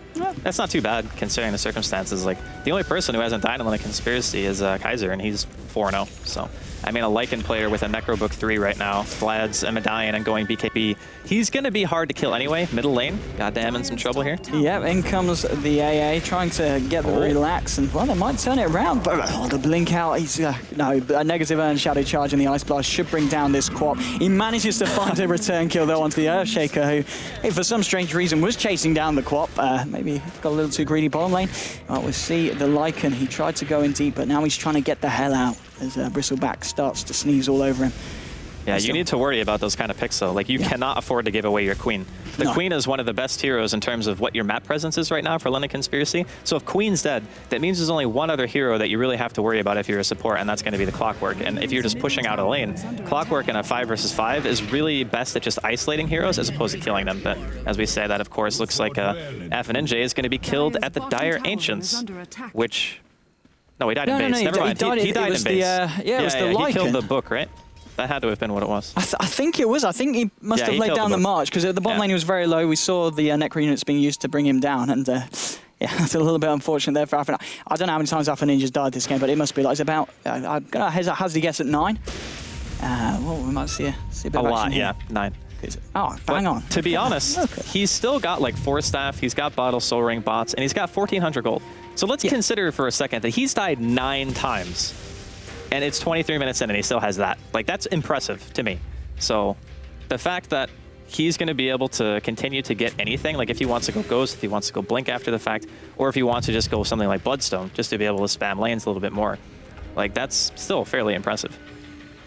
Indeed, and well, we see the side of Dire, London Conspiracy. They're going to go for Roche and see if they pop it the way of Quap again, or is Keys going to look to fight? There we go. He's going to look to fight. He's only a couple of hundred gold away from picking up the BKB. And with BKB and Aegis and almost level 16 on the Lycan, London Conspiracy going to be in a very, very strong position. There's going to be a relocate actually onto the top. Look at that beautiful ward there from the high ground, giving them full vision of this action. They go on to Goddamn first. They bring down the Shaker. Lycan chasing down the Zeus with the Necro units. That's another kill. They do lose the IO in the tree line though, but an IO for the Zeus and the Earthshaker, it's a pretty good trade for London Conspiracy, even though they are fairly far ahead. Well, they're going to be able to find more relax, looking for a little bit of a wraparound here, as we see Bristleback fairly far up the lane. But Bristleback, he is one of those heroes that, I mean, you don't really want to bother trying to kill him, do you?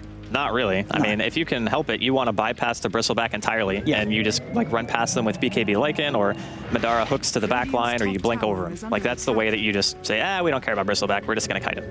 And then if he goes for the Lion, he gets hexed and mana drained, which is still a nuisance, and you got all sorts of other things to have to deal with on his side. But you can see how prepared London Conspiracy were for the Tinker plays. Like the ward in the high ground, they've had the Ancients warded as well, just so they can't be stacked, so the Bristle can't get any more farmed. Like, they're just trying to asphyxiate Hellraisers by taking away all their map control. But we're going to see another hook shot here on mid.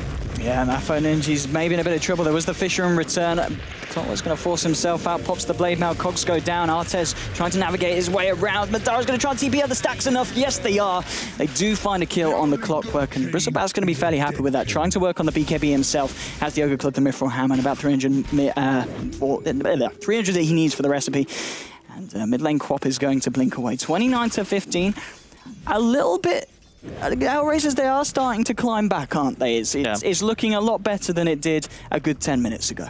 Well, that's just the kind of style of team that they have. Is like eventually Ninja comes online, and as soon as he drops Double March, well, our push is dead. We no longer can do anything. And the thing is, too, about London Conspiracy, if the Wisp dies, it's one less hero who you can potentially gank, but looks like they're going for it here middle. Mid lane, Kiza with now the completed BKB goes for the AA first. They will find that kill. They haven't got the Clockwork, but they're fighting up anyway because they're at such a strong position of the game. Goddamn, he gets the Echo Slam out. Ninja trying to do what he can against this Lion, but Lion, he's actually going to get jumped on by Artez. Artez with a double kill. It's 2 for 2 so far. Artez, he's just going to try and clean up these Necro units and the walls. 1-1-1, taking a lot of damage there from the return from the Necros. And the rest of the side of London Conspiracy get out. It's a 2 for 2 trade. Hellraisers, they only lose 2 supports, whereas London Conspiracy, again, they do lose the Queen of Pain. Yeah, that was great for Hellraisers. I'm actually confused as to why they chased so hard to kill the AA and the Shaker. Like, Ninja was horribly out of position. Like, the Lion caught him, and then he threw out a stun and fingered him, and the rest of his cores just ran. But Artez could be dropping here middle lane. Yeah, Madara, he tries to go in. Artez pops the BKB, trying to turn it, but yeah, the physical damage from the Lycan, a little bit too much.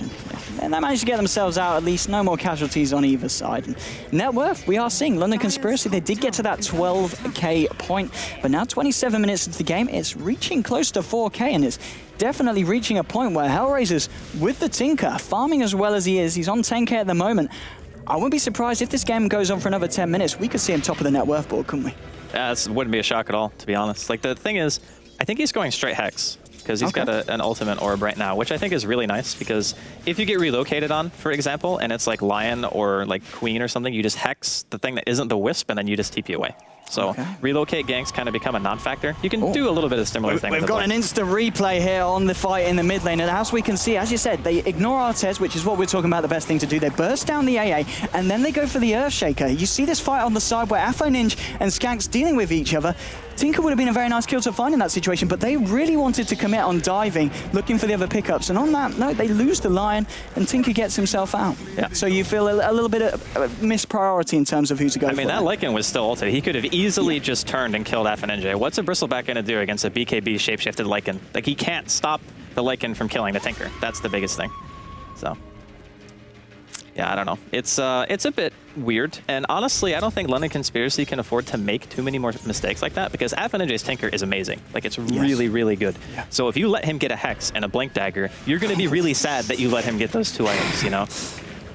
And that's the frustrating thing as well for London Conspiracy. They shut the Tinker down so hard at the early stages of the game. They killed him a lot. They made it very hard for him to get his bots. But Tinker proving to be one of those heroes that once he gets that key item, those boots of travel are all a good Tinker player needs to really bring himself back into a game. And London Conspiracy, They need to be careful that they don't go for too desperate of plays. And, well, Skanks with the Invis rune. He's found the AA. He's going to go for a cheeky solo kill there. Spike into Finger. Lycan finds the kill. Wants to kill streak. Madara dig on to Goddamn. Goddamn getting hexed up, and there's the follow-up hook shot from the Clockwork to find the kill. 2 heroes down on the side of Hellraisers. And, well, Artez, he still wanted to go, and he still wanted to find someone. Isn't going to be able to do so as London Conspiracy, they have backed out.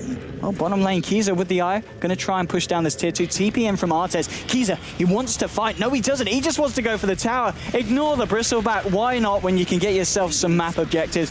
The fortification is going to be enough to stem the aggression and force him back, but he comes back in, doesn't manage to find the last hit as Bristleback will deny, and Bristleback fending off the big bad wolf. And yeah, Io and the wolf get out. They do manage to take a tier 2, but for their lineup, 30 minutes in, and that being the first tier 2 that they're taking, do you feel like the momentum really is slipping for LC? It could be. I mean, granted, they just got 2 kills and another tower right here as they relocate Keezer to top lane, so maybe they'll defend it, see if they can actually do this. But I don't think the Lycan has... Oh, he does have BKB. He just doesn't have Shapeshift. Okay, Quap, she's got herself out there. Relocate back out there. They don't want to stick around. Force the TPs, as you're saying, from Hellraisers. In the jungle, in fact. Who have we got meeting each other here? Keezer and Artez. Artez, he has a basher. He just got it. That's just what came out, wasn't it? Courier? Oh, Madara going for the snipe. Oh, now he's sad. Madara, are you trapped in with him, or is he trapped in with you? He's going to be able to force himself out. Hex onto Artez. They've got the stun as well. And a hookshot back in. They want to find him, but, well, the 4-star from Ninja bringing Bristleback out of the fight, preparing him to go back in. As, well, London Conspiracy, they realize a bad fight when they see one, and they get themselves out for the time being. Yeah, you can't ever commit to Artez, like, no way, unless his entire team is dead. And even then, it might be worth it to just ignore him, like, just leave him alone and try to push out lanes or something like that. He's just way too tanky at this stage, and heroes like Clockwork do start to fall off after a while. Oh, relax, what are you doing, sir? Blinks into 4 heroes. Echo Slam is used, but... Queer Pain. We saw a strong start. She's died quite a few times, and Draskell, do you have an explanation for what just happened there? I mean, to be honest, maybe he thought that they were going to take a full-on team fight, but the thing is, the Wisp wasn't even near anybody, so it's not like he could have relocated somebody in. But speaking of, they are going to go on this poor Zeus, and that's going to be another death for him. Skank secures the kill. Oh, God, that poor Lion. He can only take back 1. All right, he's fine. He got 4 staff. Nice blast coming in a little bit too late. Everyone's out on the side of London Conspiracy. But at least they find the kill on the Zeus, but losing that Quap yet again. And Tinker, how's he doing? What are we seeing at the moment? As you said, working towards that scythe. 3k gold in the bank. He's got enough for that Mystic Staff. And very shortly, we'll have enough for the completed scythe. And once we see the scythe on the Tinker, will he just be looking to continue to farm, or will he be looking for those pickoffs? Oh, you never stop farming. Like, no. You always push lanes. Like, that is pretty much Tinker's forte. The farther away London Conspiracy are from your base as a Tinker, the happier you are, because that means that there's less room for them to farm with. You have more of your own jungle back. Like, Tinkers are notorious in pubs for being known as the players who just kind of steal farm from their team. Yes. So the farther the lanes are pushed out, the more jungle you actually have to work with, which means that your teammates can continue to farm while you push the lanes and do, like, all the dirty work. So it's actually a lot nicer for FNJ to have these lanes pushed out, even, like, towards the river for a change, because London Conspiracy have been great about applying, like, consistent pressure. But this is the first time pretty much in this entire 32-minute game, outside of, like, the first 5 minutes, where they've had their own jungle and they've had a ward up on their side of the map, and London Conspiracy have no vision. Indeed, Hellraisers slowly regaining control. And you see the Necro units from the side of the dive with that true sight being sent in, maybe to looking to do a little bit of dewarding, but with the position that ward's in, it's not going to be possible. Bristleback also clears them out. And well, Madara and Artez, they're going to meet in the jungle. Neither one really wants to try and tackle the other. Maybe the Bristleback could go for it, but he doesn't know what kind of TPs are going to come through. The fact that, of course, London Conspiracy still do have the tier 1s in the bottom and the top lane. Now Kiza, let's start pushing down this. Maybe look for a second tier 2, because 33 minutes in, they do need to keep this push going. A lot of big items coming out on the curry, and I believe was that the Assault Cuirass for the Lycan? Yes, yep. It was. Completed AC on the way now, and I mean 20,000 net worth, 34 minutes in. Even though LC, they're taking a few bad fights, Lycan is still at a very good place for this point in the game. Yeah, he's massive. The problem is he can't really end the game on his own. That's the big issue. Like, unless you get an opportunity to rat and get like a tier 3 or something like that and open up the base, it's very hard for Lycan to go high ground, even with this amount of farm against heroes like Tinker, Zeus, AA, because the rest of your team is going to be taking a ton of damage.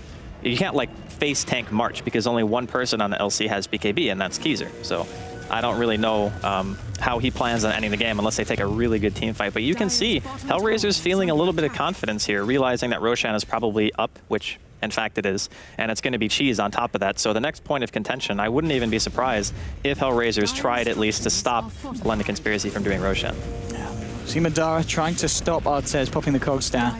Not going to be enough. Tier 1 will fall. We just see a few big pickups, of course, as you pointing out. Tinker now with that Cypher Vice, and the Aghanims is now complete on the Clockwork. Tier 2 in the middle lane, as doing a little bit of damage there. London Conspiracy AA did throw an Ice Blast in from the sidelines, and well, it's going to catch Lycan. Lycan backs himself out. He is not going to be caught by the Scythe of Mr. Tinker this time. Well, 2 heroes on the Radiant in the jungle. We've got both the Bristleback and the Zeus hanging around. 3 heroes on London Conspiracy trying to push it down. And okay, we see them backing out now as they just leave the Queen of Pain here to farm for a little bit. And now with the BKB and with that Ultimate Orb, are we going to see a Cypher Vice from the Co-op as well? Is that the plan? I would expect it, yeah. Because if you have BKB Scythe and you just blink in, catch the Tinker, it's really easy for the Wisp to relocate either Madara or the Lycan, for example, on top of the Tinker while he's hexed, and you just kill him. Like, that's a really, really surefire way to get a kill. And plus, since 2 of those heroes have BKBs, even if the Wisp dies, like, the Tinker being dead is already good enough, unless Ninja has buyback, which at the current point in time, he's still a bit short. But they're smoking up here, a bit of a positional play, looking for Roshan contention, or maybe just looking to snatch it from under London Conspiracy. But I believe they will know about this. I would find it very hard to believe if they didn't think this was happening. Yeah, you certainly think they're going to be a little bit suspect to this going on. They're going to be able to do it fairly quick. Artez with the Basher, with the BKB, and with those stacks of Warpath building up, he can certainly do it. It's going to be the Rocket Flare revealing it. They go with a hook shot in. Madara, he wants to try and disrupt this, buy some time for the rest of his team to get in. Artez pops the BKB straight away. Ice Blast up to the high ground, just in case they have to see if they were looking for a blink in with the Lion, just to cancel the blink potential. Relax, he walks around, but it's too late. The Roshan has gone down. Aegis on the Bristleback. Hellraisers, they've lost 2 heroes though. Keyser and Relax going to work on them. Ninja from the high ground, throwing in as many marches as they can. Skanks, he's walking into it. At the same time, Artez chasing down Relax. Can Relax kill the Bristleback? He will do, but Bristleback, of course, with the Aegis, is going to come back into this one. 3 heroes down there on the side of Hellraisers. Skanks, what is he doing? He didn't want to be there. He's going to hex up Artez, or maybe he does. Is he going to be able to get out of this? They're just turned onto Artez. He gets used up. Is he going to be able to walk out of this? Keyser is killed the AA. 4 heroes down. Lion, he's fine. He's got the back of the Io. Io coming in to help Keyser try and chase this one down. And they've got a hook shot. Oh, it gets Swift. He's been doing so well, but Madara just off point this time. Are going to be able to continue chasing this down. There's going to be another hook shot in a few seconds, of course, with the Aghanims. Are they going to go deeper? Do they want to try and find the team wipe? Is Madara going to look for it? No, he's not. They don't need to kill the Bristleback. They've already killed the other 4 members of the team of Hellraisers. Hellraisers, even though they get the Roshan, they get the Aegis. They couldn't take the fight. Yeah, Ninja got stuck on top of a hill. Madara with a really nice hook shot. The weird part was he didn't use Battery Assault, so Ninja was able to hex him and rearm in his face. Like, that should never happen against, well, in that matchup at least. You should always make sure that Battery Assault is just on straight up, because if you get hook stunned, you have plenty of time to use Battery. So maybe it just wasn't up or something like that, but I thought it was quite strange. And he also didn't cheese. I'm not sure if that was intentional, if he thought he would die no matter what, because I'm pretty sure if he cheesed, he would have been able to kill at least 1 or 2. And that buys a lot more time for the other heroes to actually just walk away from the team fight if they think they're not going to win. But at the end of the day, it was like, I don't know, London Conspiracy obviously knew that they were doing Roshan. So it was, they had a lot of time to prepare for that.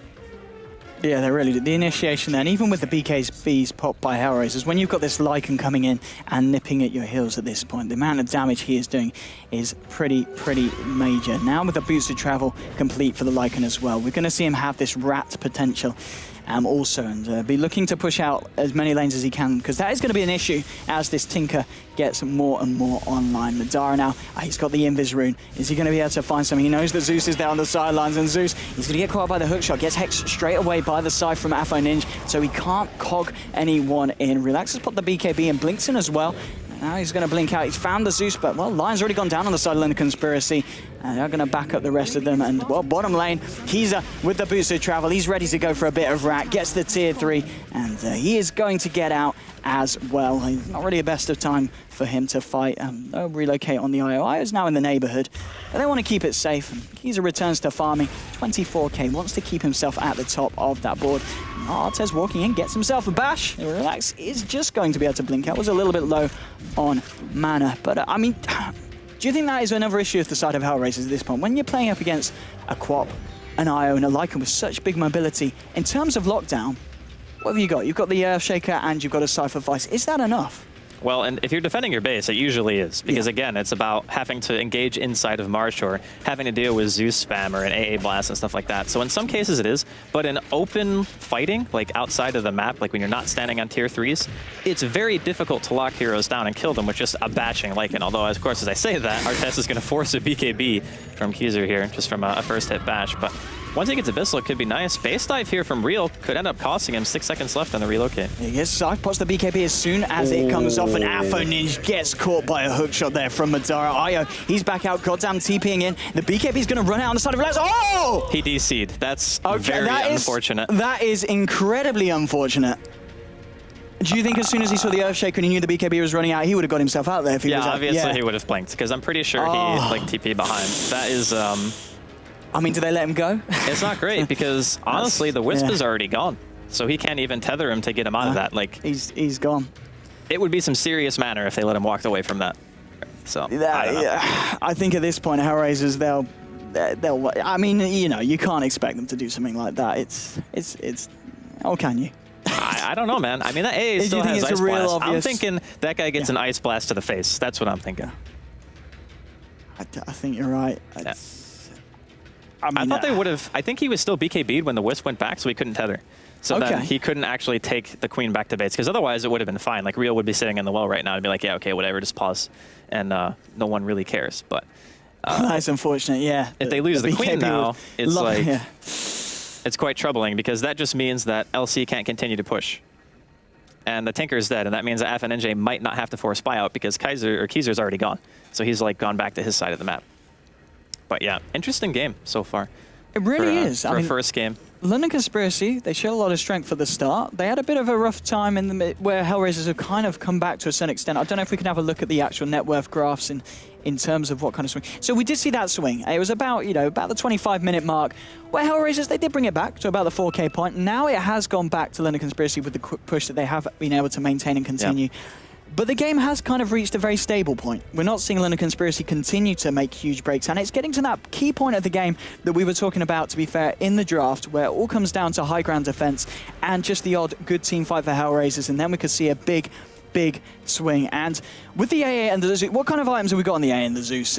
We did obviously see them trying to build as far as they opted can. for 4 staffs, I think, mostly. Okay, like the Zeus ended up getting a Bloodstone and a 4 staff, but the Zeus also went Midas, like 15, 20 minutes ago, something like that. So it has paid for itself, basically. So then the AA, like going for force, obviously against the clockwork. Against the clock, it does a lot, doesn't it? It's just straight up, okay, you can't solo kill me, which is pretty important, because most AA players, if they're just open farming a lane, they want to make sure that if the clock goes on them, it's not a death sentence, you know? Like, it probably still would be by now, because Madara also has a 4 staff of his own, and he has Aghanims, so he's got the super short cooldown on hook. Absolutely. But earlier into the game, it's still nice. And for base defense, again, like, if FNJ had another teammate there who maybe could have 4-staffed him back, like, he might have lived, but Madara was on point with his hook. It's unfortunate pause, this one. Hopefully we'll be able to get the show back on the road fairly soon. I mean, coming to 40 minutes in, I mean, what are the odds? What would you say, if it was down to odds, what are the odds of Hellraisers being able to make a comeback from this position? Do you think you mean like odds of winning? Odds of winning now at this point, looking at the two teams. I'd say it's like 30-70 for London Conspiracy. Okay, for London Conspiracy. Yeah, so they're going to win, most likely. Yeah. I mean, even though they lose the Quap, I mean, they've lost the Quap a few times now. Yeah. And Hellraisers, even though it gives them the potential to continue farming, continue at the state that they are, we haven't really seen them use it and utilize it to a point where they're able to just turn it back in the face of the side of London Conspiracy and take a fight. Yeah. We've got a little bit of stats coming up on the screen during this pause. Hellraisers, as we can see it, in terms of picks, they haven't got any of the heroes that are their preferred picks, which is, you know, maybe something to think about. And the heroes that we can see most banned against, obviously, I think we saw the ban. We saw the Axe and the Troll ban. The Troll was actually banned by Hellraisers because it was first pick for the Troll was banned. Right? I'm not sure if Axe was actually banned or not. No. I don't know. That would be a bit... I mean, not seeing Axe for an entire picking phase, that's a bit of a rarity nowadays, isn't it? I think people have come to the realization that junglers are kind of not great unless you're picking Chen, for example. Because oftentimes what you run into is you have a situation, you have a jungler, one support, right, who basically has to do everything. Like the Lion. Right, like the Lion. So imagine Skanks, but not having a Wisp on his team. And then you're like, okay, well, now we have to have a support who buys everything, also has to get a blink at some point in the game. And it means that if they have a dual support on the side of Hellraisers, which they do, that their supports can actually make stuff happen, whereas we have to wait for a jungler to actually get farmed. So I think maybe just kind of falling out of favor just because of that reason alone. It is a pretty big deal. Like, if you have 2 supports that can roam and make stuff happen versus a jungle hero and 1 support, you're going to have a bad time. Like, those heroes are going to smoke up, gank your mid, gank your safe lane, gank wherever they want, and your jungler is going to be like, I need like 5 more minutes, and you're going to be like, I just lost 25 MMR because of you, and you're going to be real salty for the rest of the day. I mean, when you're queuing up and you see someone pick a jungle hero, you're like... No, you know what happens, right? It's like you get into a game, every ranked game, everybody either spam clicks mid or spam clicks safe lane, right? That's step 1. Step 2, somebody either picks sniper or troll, right? I mean, that's obviously going to happen. Given. Yeah, it's going to happen. And then if somebody doesn't get the hero that they want, they immediately pick axe and click on the jungle. Okay. And at that like point, are you... 9 out of 10 games. And at that point, you're just like, if I don't pick a support, we're not going to have one. And what kind of supports, what are the strongest solo supports at the moment, would you argue? Lion, he's got to be up there at the top, right? Well, you want a hero that actually has decent zoning, because what the trap that you fall into a lot is, as a solo support, you have an offlaner who's really strong that you're just like, oh, I can't like zone him by myself, you know? Like, think of low damage support heroes like Veno when they nerfed his base damage. Like, he's a little bit better now because he has like Gale and stuff. So as a solo support, he can actually zone decently, right? But you have other heroes as well, and it's just like, if I can't hold a Timber Saw off lane, like if I'm a Dazzle, and I'm hitting him, and I'm like, okay, this isn't really going that well, you know? You're probably healing up more health than you're actually damage you're doing. I think generally the best way to solo support is to pick something like Skywrath, who just does so much damage that you're just like, I can zone any hero just by hitting them with the chickens, you know? Just throw chickens at him. I mean, Skywrath, that's a hero that we've kind of seen shift down to a more low-key position in terms of competitive play. Also with that, in fact, well, here we go. Actually, I say that, but still 34% pick rate. It's still very common. Yeah. I guess ban-wise, that's a 12% ban ratio. People don't tend to ban the Skywrath, do they? Because it's not really one of the go-to supports compared to your Venges, your Lions, your Earthshakers nowadays. But you still feel, in certain situations, Skywrath can be very... I mean, the amount of damage he does, is that what... And the lockdown. Yeah, that's just it. Like, and the range of the concussive bolt, it's like 1,200 or something like that. It's pretty ridiculous. It's massive, yeah. I mean, the nice thing about Skywrath is, no matter who you gank for, it typically works out as we're going to have to cut that thought, as we're actually going to see the continuation of the game here, and it looks like Real is going to be dying along with Madara, so it's going to be 2 kills. No mercy. Going the way Hellraisers. Dude, there's no way they were letting him live, but top lane as well. And they got a kill on Artes, so it's a little bit of a tasty kill that. Bristleback, third time he's died. I think he died 2 times about 20 minutes ago. So yeah, and killed him in a long time there, that Bristleback. 2 for 2 trade. The Tinker and the Bristleback both being down on the side of Hellraisers. Maybe with the luck and the fact they've got this tier 2 down on this top lane, do you think they can try and force a buyback out here from the Tinker? It's possible. They don't really have a lot of time, though, and right now it's only Keezer here, so I don't know if they're going to have to force FN and J to buy out. But we need to remember one important thing about defending the base is, once the tier 3 tower is dead, the game changes again. Okay. Because a tier 3 tower is like, okay, this is the point of contention where we want to prevent our racks from being exposed. Because what happens is, even though the tower takes permanent damage, if the range racks falls, that's still a lane that's going to be pushing in all the time. And range racks doesn't regenerate, right? Yeah. So Keezer can go down there, summon his Book and Wolves, put it on the racks, do guaranteed base damage every single time he's there. Okay, so every time a rack is exposed, it's a huge boost for London Conspiracy and being able to get any kind of map presence. And the nice thing is, too, is since this Lycan is so farmed, at some stage in the game, if Hellraisers decide to take a fight elsewhere and the tier 3 tower is dead, that means that the Wisp can relocate the Lycan into the base and instantly kill the racks. Absolutely. Like, there will be no way you can defend against that. So it's very terrifying. So a little bit of a comical play. I don't know if you caught that. Lycan on the bottom lane. Tinker TPing into a creep. Lycan puts the BKB straight away. Tinker cancels the TP. A little bit too spooky for the Lycan. Yeah, it is a 5 second. What's he down? That's 5. Oh wait, that was a 7-second BKB. Never mind. I thought he'd used it more. Okay, so it has stepped down the ranks, but still 40 to 22. The Tinker, as we were saying, climbing his way up the net worth, but still 12k behind the Lycan. Lycan with the edge has been, as you said, been finding these constant base pushes. On mid lane, Artes coming out of the lane, being scouted out here by the Lycan Wolf. Do London Conspiracy want to do anything about him? That looks like they're not. They want to leave him to his own devices. I mean, sure, there's going to only be so much you can do with that with the Bristle. With the AC completed on top of the Basher, and almost certainly going to be going for the completed Abyssal Blade next to deal with the Lycan and hold him in place. Certainly this Bristle you tried to avoid for the majority of the game. He can become a pretty big issue, can't he? Yeah, I mean, his movement speed is going to be pretty insane. Like, you have Warpath, and then you have the SNY as well. So the thing about Bristleback is there's a stage in the game where he starts to feel very lackluster, because even though you're insanely tanky, the enemy team just walks around you and is like, yeah, whatever, you're Bristleback, you know, it's fine.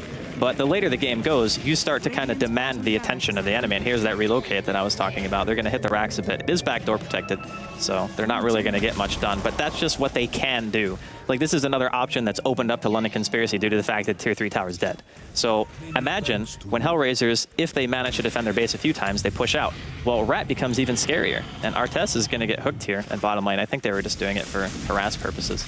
Yeah, I mean, top lane as well. We saw the re-relocate back from the Lycan and the IO up there, and they did try and catch them out again. Tinker forces out another BKB charge on the Lycan. Anytime that the Tinker gets in range, Lycan just kind of pops it and gets the hell out of there, because there certainly at this point is the potential for that Tinker to keep the Lycan continuously psyched up. Talking about hexes and scythes, mid lane, a hook shot into the hex. Lots of burst damage coming out of the side of LC. God. He's going to be fine. He's going to walk this one off. Pops a BKB just in case, I guess, a rocket flare comes through. I don't know if it would have been enough damage anyway because of the Bristleback passive. Well, mid lane now, we are going to see a fair few heroes on the side of London Conspiracy. They know the Bristleback fairly low, has had to back to base before he can come out for the fight. Hookshot in onto the Zeus, and Madara finding the cogs to push him back towards the rest of his team. He's losing a fair bit of mana. Hex up onto Madara. Artes doing a lot of damage. That's the first kill off this fight. Relax, pops the BKB. Has he got a blink available in a few seconds? 1 second. He is going to be able to blink out. The BKB providing him enough time to get him out before he gets scythed again by the Tinker. Io, he's going to get taken back out of the fight. Kiza pots the BKB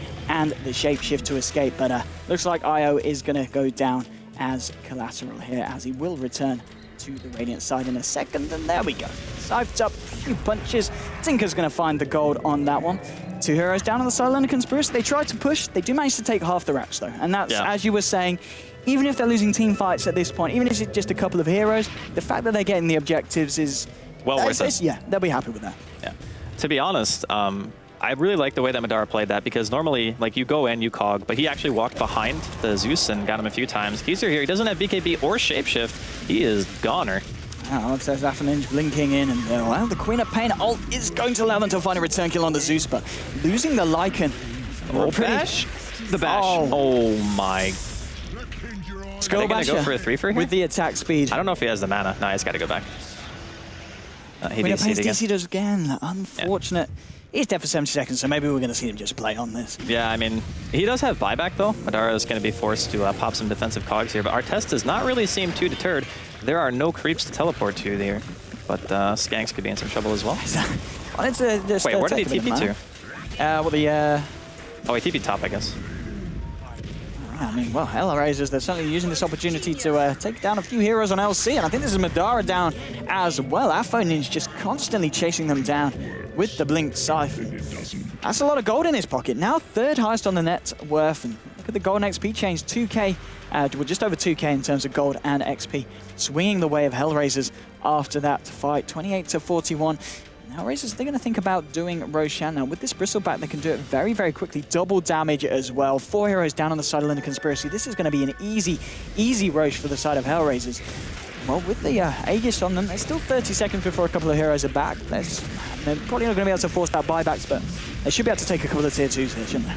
That was a really, really nice catch out by Hellraisers. Yeah. Look at the graph, man. That's what I'm saying, man. It's the patch of high ground defense. Like, you defend your base, and then you get a massive swing. You get one decent pick off, and I mean, here it was great because they managed to kill the Queen and they killed the Lycan, right? So Kizer, they saw him BKB, they saw him ulti, he ran away, he goes top to farm. What's the first thing you usually do? Well, let's farm the jungle because it's not safe to farm the lane because they have a Tinker. So, I mean, they just called him on it. They're like, yeah, he's going to be farming the jungle somewhere. Boom, they get a kill. He gets a lucky bash on the Queen that chains into FNJ's Hex, and they get a kill on the Queen too. Now, granted, he DC, but he was dead no matter what. Like, he was still moving when he was, like, going to DC. Or DC, like, shortly after he died, one or the other. So it wasn't as unfortunate as the death we saw earlier from him. I mean, 46 minutes in, 10 minutes ago, I asked you the odds, and you were feeling kind of 70-30 favouring London Conspiracy, but after fights like that and a swing that big, it's looking pretty good for Hellraisers, isn't it, at this point? I mean, is this the point where the Lycan against the Scythe, against the completed Abyssal now on the Bristleback. It could be the turning point for Hellraisers, there's no doubt about it. But we need to always remember, the later the game goes, the clownier it gets in terms of how much money is being exchanged during these team fights. So like one team gets wiped, they have to buy back, but the other team gets like 2 hexes or something ridiculous because of how much money you get. But I think at this particular stage, they probably have the best chance of winning that they've had all game, even though they're down to racks. Because to be honest, Tinker can take care of that.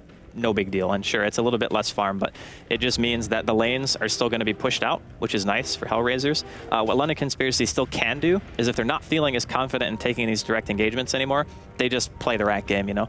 They go and they try to find a way to push one lane in, like slowly but surely, or they smoke up pretty much exactly what Hellraisers did, look for a pick, and then just instantly take out a set of racks. Yeah, I think it's certainly against the point where when they look to try and fight, Hellraiser is going to come out on top, but if London Conspiracy can find the route, which is going to be hard to do when you're doing it up against a Tinker who is going to be constantly pushing all the lanes out, I kind of feel it's going to be more down to whether Hellraisers kind of mess up. Yeah, of course. Yeah. Dota is a game of who makes less mistakes. Yes. Like that's pretty much the way that it's played. So if Hellraisers continue playing like that, kind of, we're going to find our kill exactly where we know it's going to be. We're going to make sure our timing is when the Lycan pretty much can't fight at all. Now we have our second cheese Aegis, went a lot better than the last one. I can tell you that much, because the last time they pretty much got team wiped around Roshan, even though they got Roshan itself. I think that they're still looking pretty solid here, but we'll have to see. I think that London Conspiracy can still win a 5 versus 5. I think it's just, it requires them to play better now. Like before, they had a really nice lineup for isolating like this AA. The Zeus died like a million times, right? Like Madara was just everywhere securing these early game kills. And it gave like Keyser an ocean of space. Like he just had space for days. I wish I had as much space as this Lycan had in this game, you know? It really did. And in terms of net worth, he's still there at the top, but Bristleback and Tinker trying to do their best to get hot on his heels. I guess at this point, the farm for the Lycan, I mean, what's he got after the AC? What do we see him pick up? Did he work towards, the Abyssal? So he's got the Skull Basher. He's got 5.3k gold in the bank. So, I mean, he's getting close to the point where he's got enough to finish it off and sell that buyback. Definitely. And then he's pretty much 6 slotted. So the Lycan will be capped out. Whereas Tinker, he's still got a lot of potential to keep growing, hasn't he? I mean, what we're looking in terms of Tinker's item on top of the Cyphers, he's still got room for like the E-Blade and the Dagon he must do. Yeah, I he's think still carrying his bottle. He's going to hold on to the Force Staff. I'm not sure if you drop the bottle and put it in stash or the Soul Ring. I think you probably put bottle in stash, like swap it out for regen when you teleport back and keep the Soul Ring, just and then just make like a Dagon maybe for a little bit of burst damage, because if you can pop the Wisp, it's actually really nice. Like you take the Wisp out of the fight, that means no relocates to Rat. That also means that the Lycan is going to be a lot less durable, or the Queen, depending on who's not BKB'd. But yeah, I think that Hellraiser's team actually scales very well. And we're talking like ultra late here, but if it keeps going, you're looking at like Aghanims on the AA and then Refresher on Zeus on top of that. And you're talking about against 5-second BKBs. So that power spike that we were talking about, like when Lycan gets his 10-second BKB, is like way up here, right? But then, as it's like 50, 60 minutes in, you have a 5-second BKB that you can't rebuy. And it's kind of feeling like almost a wasted slot, but you still need it, right? Yeah, just for the situations where it might save. I mean, talking about the AA on his progression to the Aghanim, how are we actually seeing any kind of indication of the item being picked up yet? No, he did get the Ghost Scepter. He's got some money on him, though. Yeah, 1.5k. And so the Zeus, you talk about the Refresher, and it's interesting. Do you not get Aghanims first on a Zeus nowadays? Well, I think Aghanims is better if you're actually like able to live through the engagements. But let's say, for example, he went like first item Ags. Yeah. I don't think he gets really any farm out of that. And I think to a certain extent, Hellraisers knew that they weren't looking to really take fights straight up. A Bloodstone is nice for the fact that just Bloodstone regen alone means that you don't ever have to go back to base on account of mana. Yeah. So you can just spam the waves indefinitely. You can ulti off cooldown if you want. He also made a Force Staff, obviously, for Madara, so he doesn't get solo killed. And then bots, just because he already has Midas, so he needs the inventory space. So I think that his build is actually pretty solid. And I think you actually just go straight into Refresher here. Okay. I don't think you buy Aghanims, because you already have the mana pool to sustain a Refresher due to the fact that you bought Bloodstone. And you have 2 cheeses, so why wouldn't you just go Refresher? And I mean, do you think, in terms of getting the Refresher, he's got 3.5k gold. Is there not any point in him picking up a secondary Scythe for the team? It's kind of a toss-up. I think that if you outlast the BKBs, having a secondary Hex is nice, but he's not really being used as an initiator. And he already has a method of escape via his Force Staff, so it's player preference. I think that Refresher is really good, because even having a double Force Staff is pretty legit. Like you ulti, you Force Staff yourself to safety, you refresh, you ulti again, you have another Force Staff, just in case somebody's in trouble or you want to like keep kiting. So I think it serves a similar purpose to the Hex in this case, which is just saving somebody or dealing more damage because they're disabled. So. Okay, and well, we did actually get the call to continue actually by one of the members of the side of LC. I don't know if we are going to go ahead with that. It's, I guess there must have been a situation where the Queen of Pain can't return, which is it's not some PC issues, issues, I think, is what they said earlier. Okay. Or at least in the in-ear. That's what I heard. Some stats up there for the co-op. 16%. Not as high as our old fellow, the Skyrath Mage, who's at double that, 33%. Yeah, but you also have to consider that Skyrath is a hero who can be seen in multiple positions, as opposed to Queen, which is pretty much just mid. I mean, sometimes off lane. Off, but yeah, but not nearly as much. Yeah. No. I think it's very dependent on what kind of lineup you're actually playing against, like what's in the off lane. So. Okay. Well, apparently we're going to run some adverts, so enjoy, guys. We'll be back in a second. We're sorting out what's going on our end, so don't go anywhere. And me and Drasko will see you in a bit.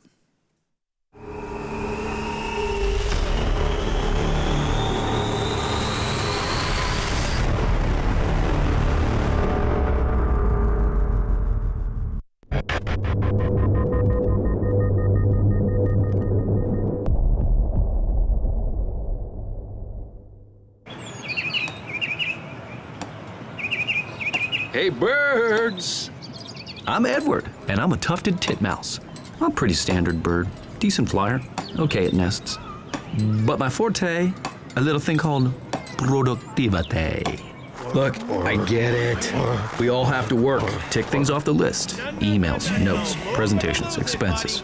But come on, man. I mean, you have to make time for the finer things in life. You're all stressing out about what you have to do next because you can't do it now. Progress isn't made by early birds, you know? It's made by modern birds, like me. As for the rest of you, you're just making things difficult for yourselves. Always hunting for a recharge. Glued to your tiny screens, giving yourself a migraine while you try to write a novel with your thumbs? You birds are so old school. As for me, I got time on my side. A tablet when I want it, and a laptop when I need it. Now stop your flapping and get it done. Get everything done on the fly. It's a laptop, it's a tablet. The ASUS Transformer Book T100 with Intel inside. I've got a laptop. Check out my laptop. It's also a tablet. I love my laptop. The point is it's both. You see this? Yes, it's both. Nice.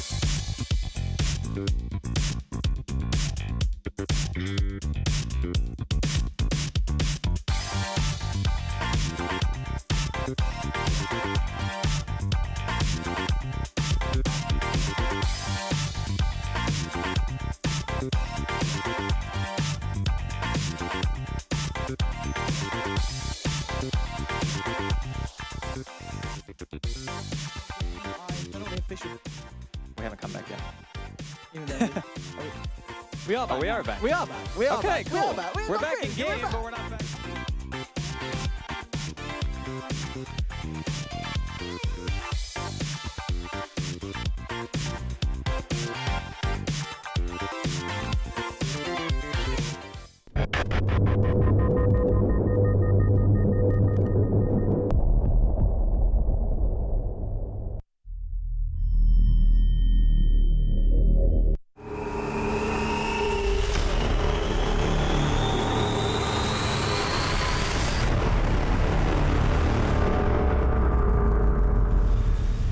Right, sorry about that little bit of a hiccup. We are back into the game now. It looks like LC have had to play on 4 versus 5. They're microing the Queen of Pain at the moment. Hellraisers, they are coming in with a push on to the mid lane. Well, taking the middle racks down fairly quickly. Dagger coming out to Artis, trying to hold him back.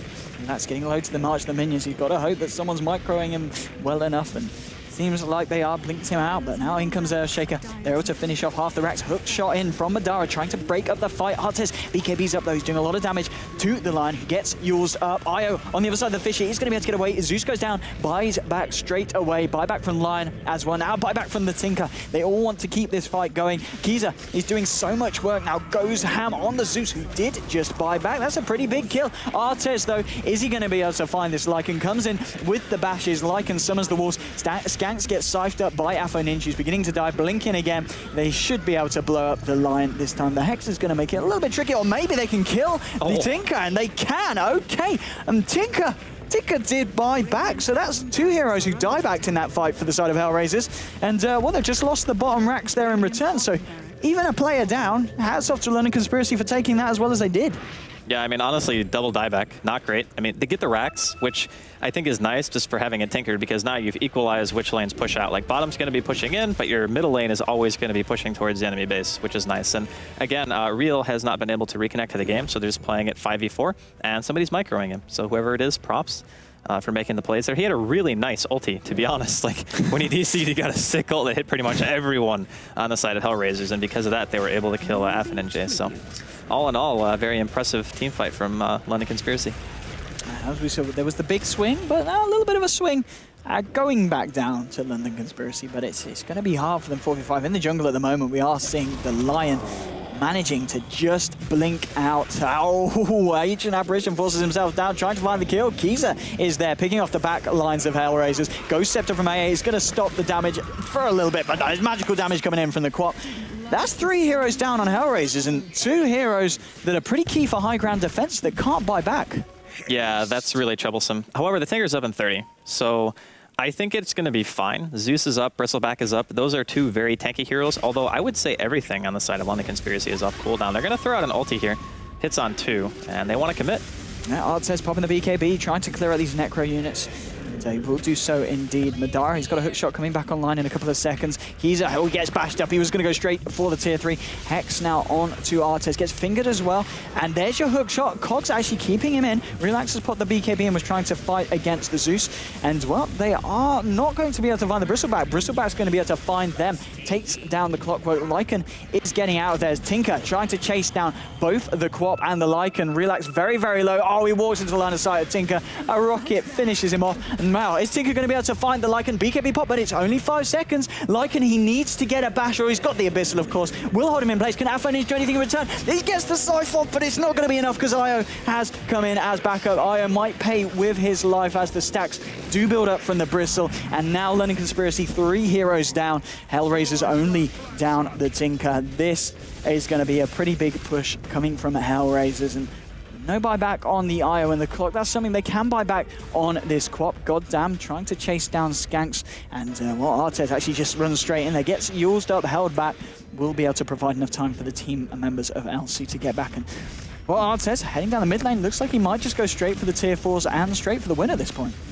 Yeah, it really is unfortunate for London Conspiracy that they had that DC. I think the Hellraisers had a slight advantage after having defended the base very well, like 2 or 3 times back to back, and then of course they secured Roshan, but yeah, I don't even think you can buy back on a DC'd hero. I think that's what they're talking about. Because you can't spend gold. Yeah, you can't spend his gold. So yeah, here we go. Yep, Key's up, BKB's up, wants to try and take a fight, defend the base. Zeus, he eats the cheese. That was his last cheese gone, though.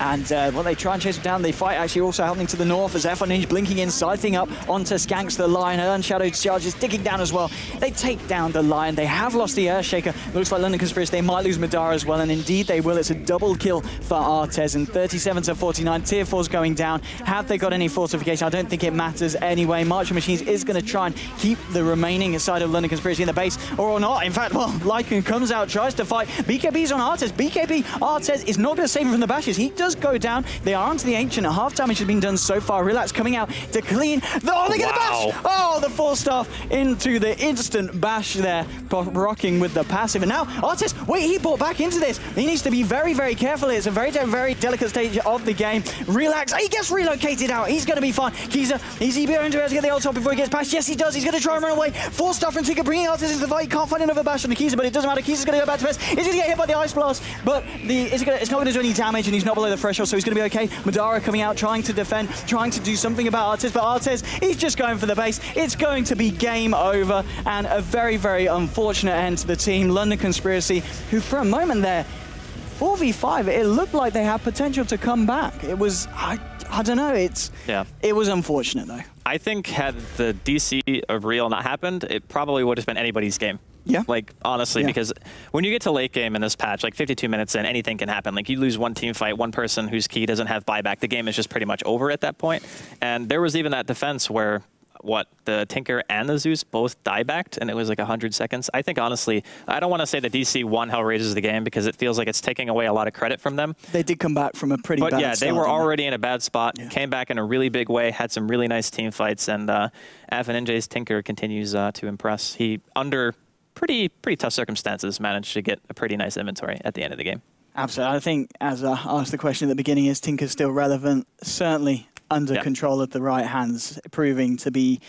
I mean, without that Tinker, I don't think there was any way that Hellraisers could have brought that one back, really. I mean, was well, there that any was what their team was kind of built around, too. Yeah. Is like they needed a hero who would be able to defend high ground, like, to its utmost. And if they wanted to put Zeus mid, you maybe could have picked something else. But since they decided to put the Zeus in the offlane and the Tinker pick is the last thing, really, in the arsenal, I think that they could have thrown in. And it ended up working not so great in the early game, because Madara was a complete madman. Like, he was just everywhere, just getting all these kills. And they got all the tier 1s pretty easy. They even killed Roche, I think, with only one tier 1 tower down.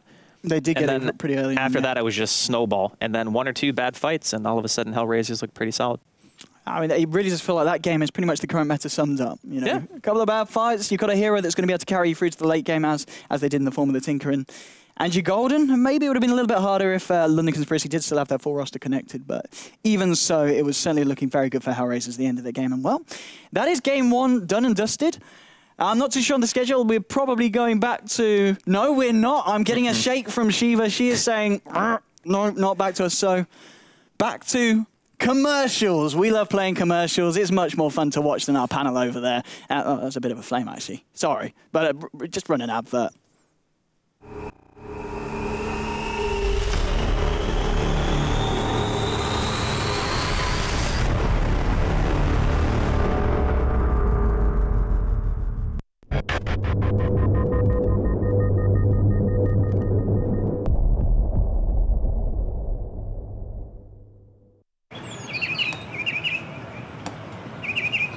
Hey, birds! I'm Edward, and I'm a tufted titmouse. I'm a pretty standard bird, decent flyer, okay at nests. But my forte, a little thing called productivity. Look, I get it. We all have to work, tick things off the list. Emails, notes, presentations, expenses. But come on, man. I mean, you have to make time for the finer things in life. You're all stressing out about what you have to do next because you can't do it now. Progress isn't made by early birds, you know? It's made by modern birds, like me. As for the rest of you, you're just making things difficult for yourselves. Always hunting for a recharge. Glued to your tiny screens, giving yourself a migraine while you try to write a novel with your thumbs? You birds are so old school. As for me, I got time on my side. A tablet when I want it, and a laptop when I need it. Now stop your flapping and get it done. Get everything done on the fly. It's a laptop, it's a tablet, the ASUS Transformer Book T100.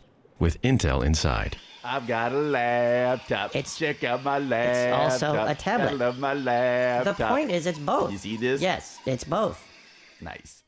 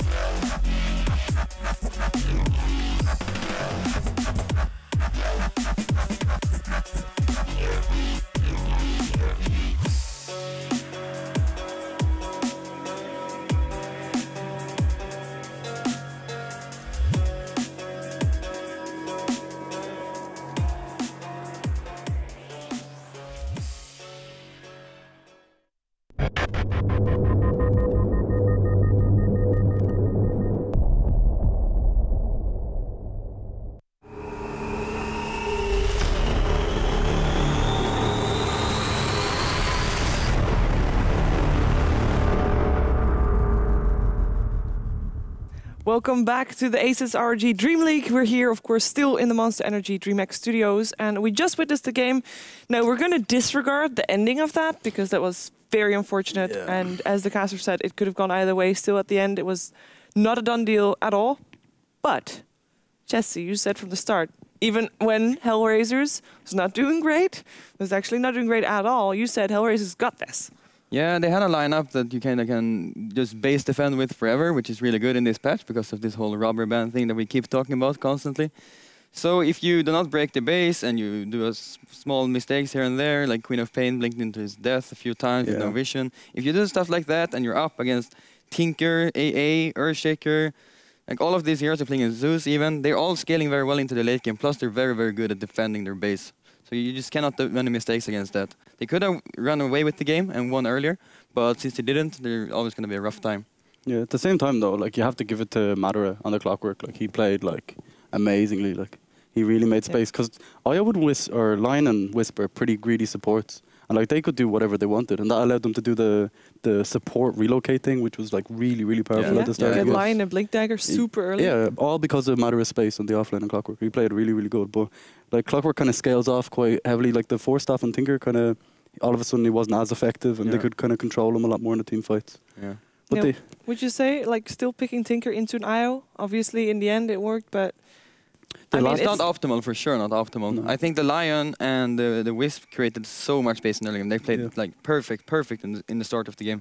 But then again, later on, as the game progresses on and they get more and more items up on the Tinker, he's gonna do fine. But it was hard for them in the beginning for sure. It died like 9 times, something like that. Yeah. But then, like I think it was around the 40-minute mark. We saw the blink on Tinker in the dire jungle. Yeah. Like all of a sudden they were blinking and chasing and hexing. Like the impact of the blink dagger was like huge. Like you felt it almost instantly. Like how can they even win this game nearly just because of that one item? Like it was. Yeah, he really needed that blink. Once he got the hex, he really needed that blink because he couldn't catch up with them otherwise. Okay, well, we actually have some extra gimmicky things, and for that, no Shane, wait. Oh, okay. Because first, we have an intro for it.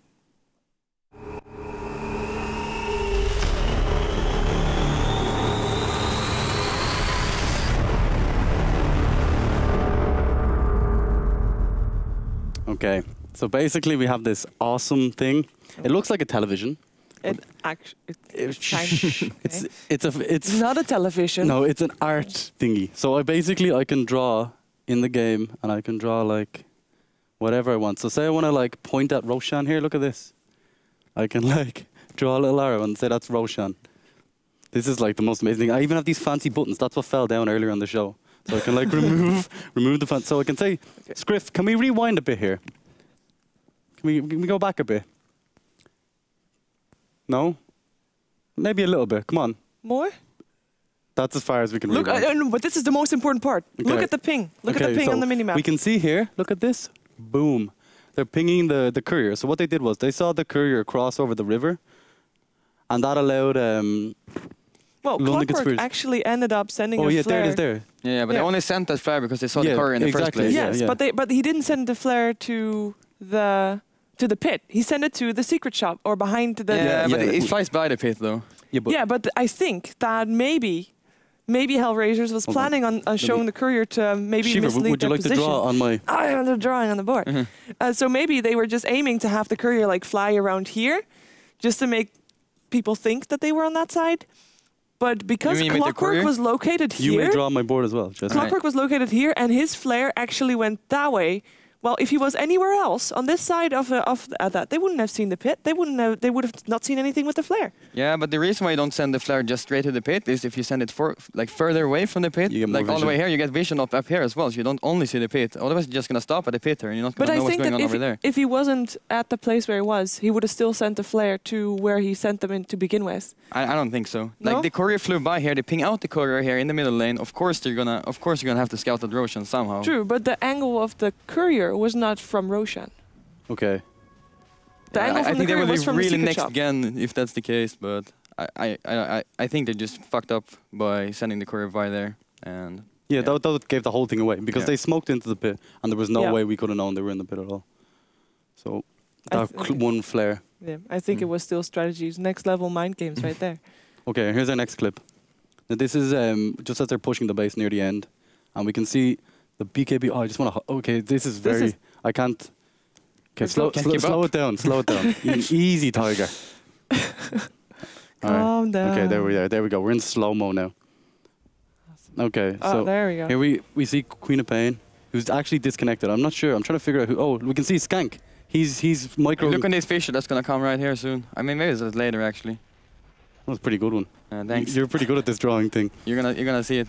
No, but I'm pretty sure it's. Wait, let me clear this. Oh, we even have the slow-mo noises. This is brilliant. Yeah, if you saw there, when Queen of Pain moves, okay, the Skank guy, the Lion player, he's actually standing completely still. So he's the one microing the Queen of Pain. Oh man, these arrows thing. Okay, and then look, there's a ward for vision in the base. It's great. Well, obviously Queen of Pain disconnected was like, it was great. It was very sad. I believe they found a stand-in. We're going to find out, though, because we should be heading into the second game real soon, real quick.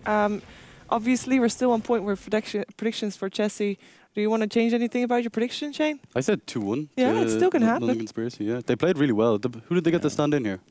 Oh, it looks like he's back. They definitely played a lot better than I expected. I was really surprised by their play in the early game. I thought they could have run away with that game, but they made a few too many mistakes. I honestly like their draft a lot. Like the last pick, Clockwork, it all made a lot of sense as well. Like they were smart about it. Yeah. They played it well, and they even got like the melee racks bottom, and then the Queen of Pain, like unfortunately disconnected at the most like inopportune time I've ever seen. Like, yeah. Is there anything like that you would like to see them do differently apart from not disconnecting? You know, they kind of went all in the early game. Yeah, their strategy a little bit. I think it was fine what they did in the early game. The early game was completely fine, but once they transitioned that into the mid game, they need to be a little bit more calm and collected, I think. Instead, Queen of Pain had a moment there when he blinked into the enemy jungle and he had no wards or anything like that. And he just died. And when you're in that big of a lead, you shouldn't take any risks like that. Just be a bit more calm. Okay, well, we're going to find out what they're going to do. We're going to jump over to the casters who will take away the second game of our first series of main qualifier number 1.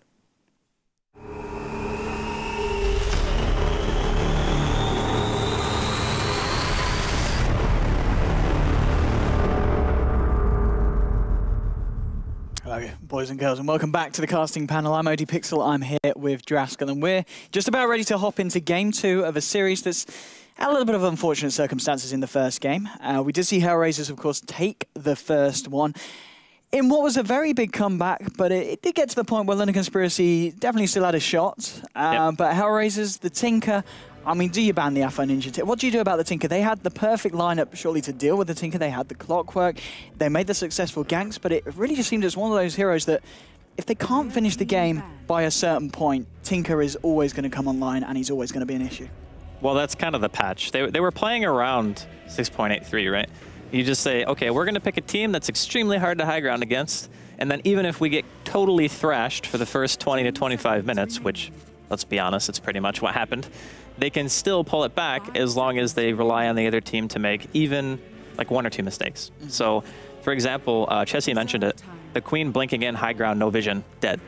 Dying bottom to the DC, that also hurts. But he also had a couple of other plays throughout the game where you were kind of thinking, those deaths actually matter just a lot more to what London Conspiracy were trying to do, because their team, at least in some way, relied on momentum to be able to crack the base. Now, when they got the tier 3 bottom, we talked about why that was a huge impact. It's like, okay, well, now their axes are exposed, and all we need to do is just chip damage it down, you know, and we'll get a free lane. But, of course, this game, not really sure what they're going to be bringing to the table. Looks like we are going to see a bat ban once again. Bat ban once again, the IO ban and the Storm ban.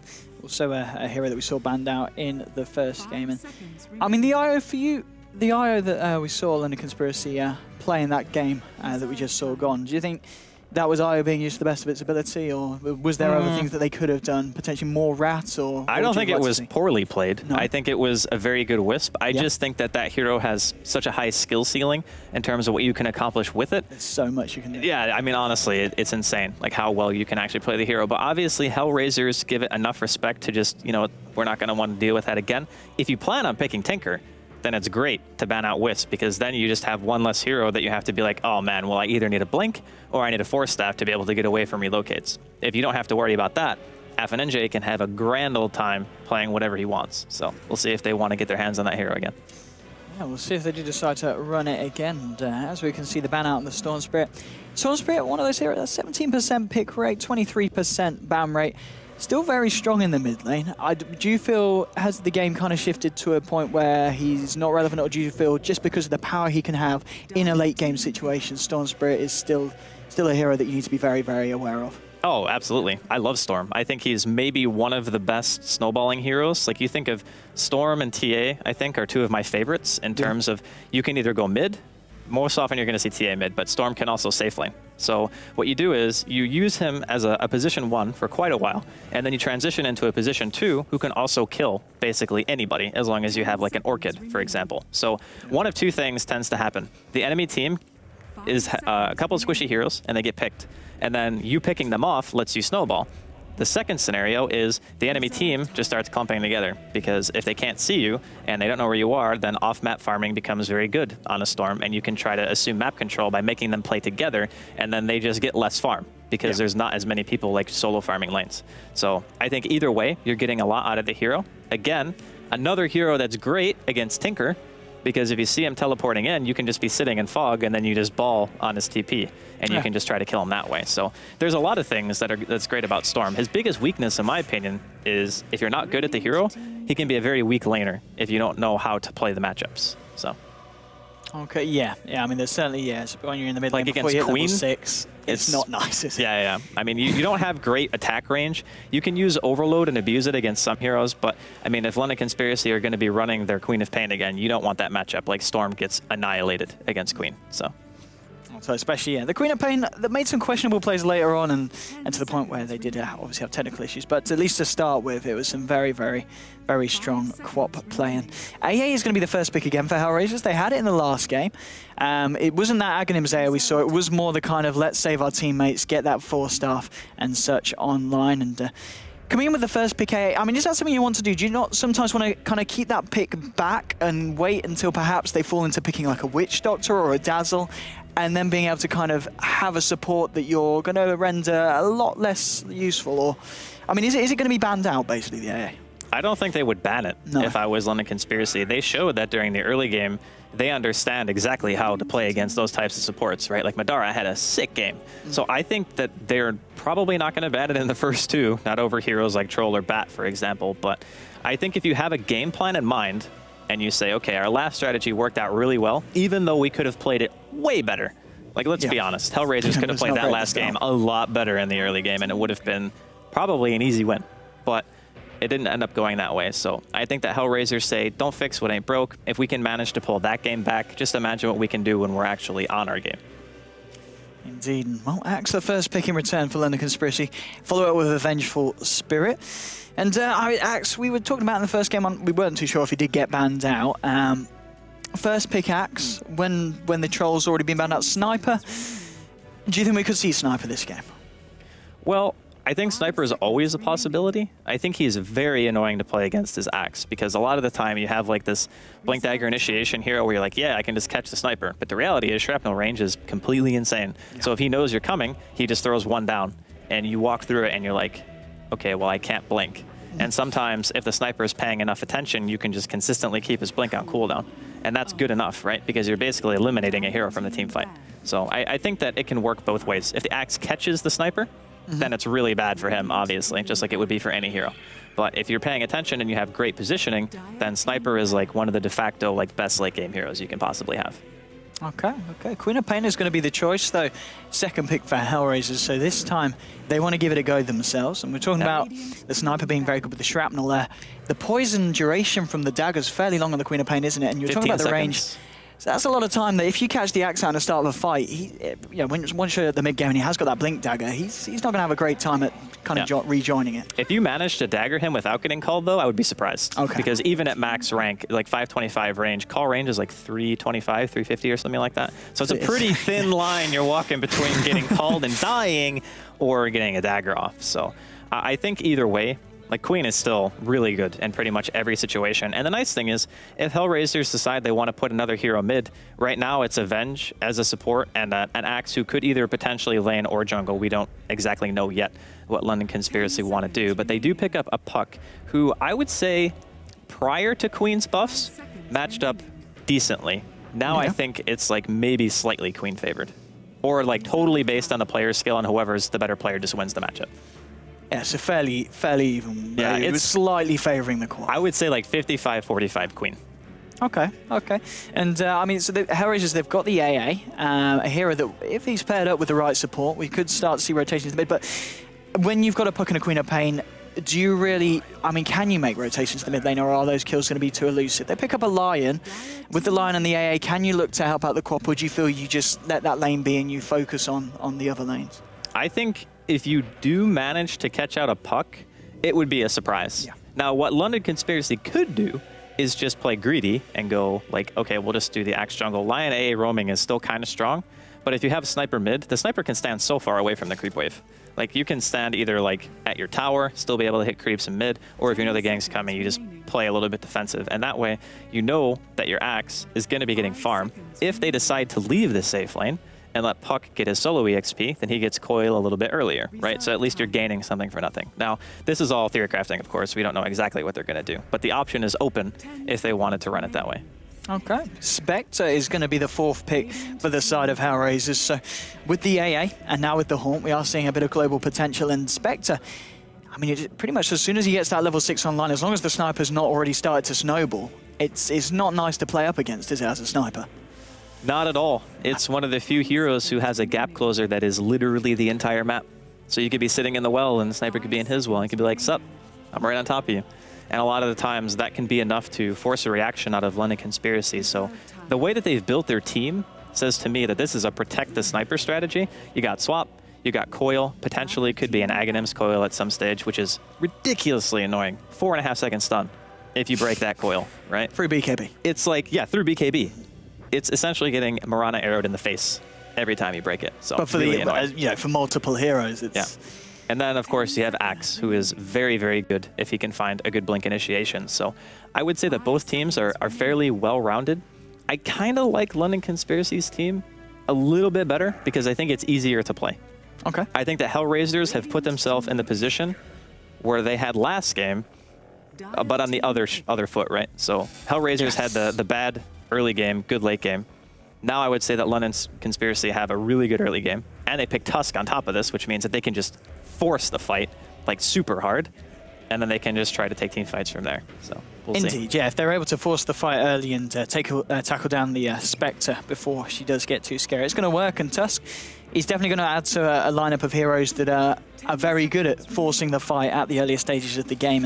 And Tusk, we can see the very low pick ratio and BAM ratio, of course, in respect. In fact, I'm surprised the BAM ratio is as high as the pick ratio. It's really one of those heroes that the team will only pick if it's got a good Tusk. It's not a hero that every team's adopted in this patch, is it? It's very much a personal favourite of some players. And Clockwork's going to be the final pick for the side of Hellraisers. And to be fair, against a team that's going to be looking to get up in your face quite early on, Clockwork's a pretty sensible pick there. Yeah, I do like it. The one thing that's a little bit concerning is, say for example, the Tusk snowballs the Lion or the Clockwork. There's only 2 heroes who have disables, so that means that you can't actually stop the snowball or counter it in any way if one of those heroes gets caught out, right? So if they go on the Clockwork, maybe he gets a cog off and you get trapped. But other than that, it's like you're hoping for an Impale, and that's kind of it. So I think that Tusk is actually underused in a lot of games, and I think that this is a really good game to put him in, solely because you can actually save the sniper as well. And so also, yeah, actually, what is the duration of Haunt? Like 5, 6, 7, I think, or 4, 5, 6. And the duration of a snowball, that's 4 or 5 seconds, isn't it? So in the team fights, if you can get your entire team in that snowball after Haunt's popped, it would be pretty sick. But I don't know if that's the whole strategy behind it. It could happen. I'm not saying it can't happen, but it would be pretty entertaining. The only issue you have after that is you have a Lion Impale, which could hit 5 heroes, and then a Queen ulti and an AA ulti that could also hit 5 heroes. That is true. Maybe we'll see some kind of play like that come out, but it might not necessarily work out in the long run for London Conspiracy here. Smoked up straight away, heading into the Dire jungle. We do already see that Clockwork has come right out. It's going to be, well, looking at the lanes, this solo safe lane Clockwork and this aggressive tri-lane coming out from the side of Hellraisers. It is a bit interesting. I think, well, if they do end up going with this tri-lane, they do have an AA, which makes any tri-lane strong.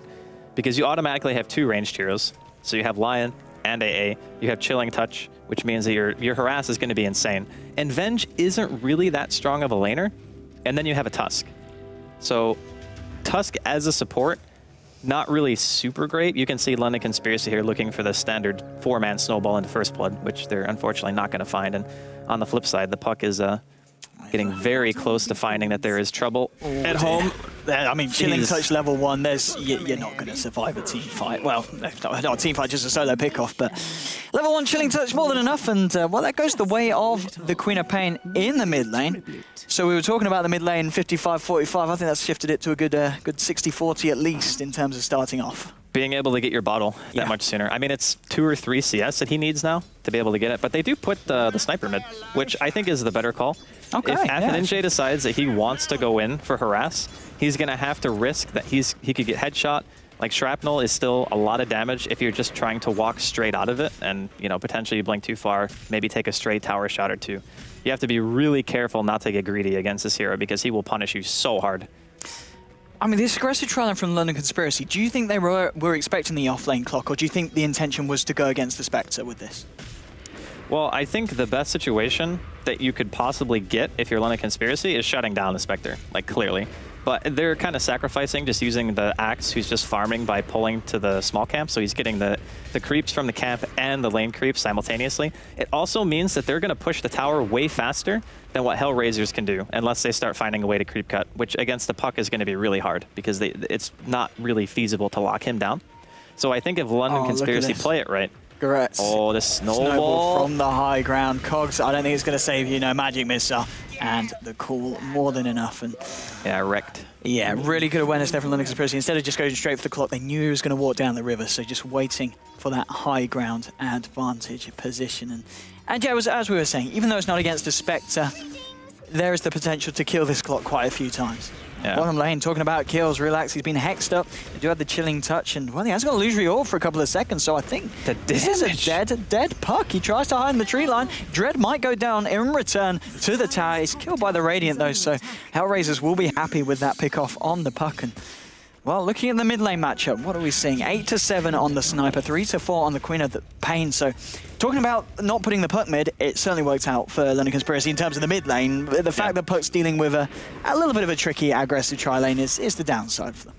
The one thing that you have to be really careful of, though, is since it's aggro tri-lanes, when the supports roam, most of the time, you're not going to be able to see it. But thankfully for London Conspiracy, they do have a high ground ward near middle, which scouted out goddamn with his DD rune. So I think Kaiser is pretty keen to what's going down here. And he's actually still going to get gone on.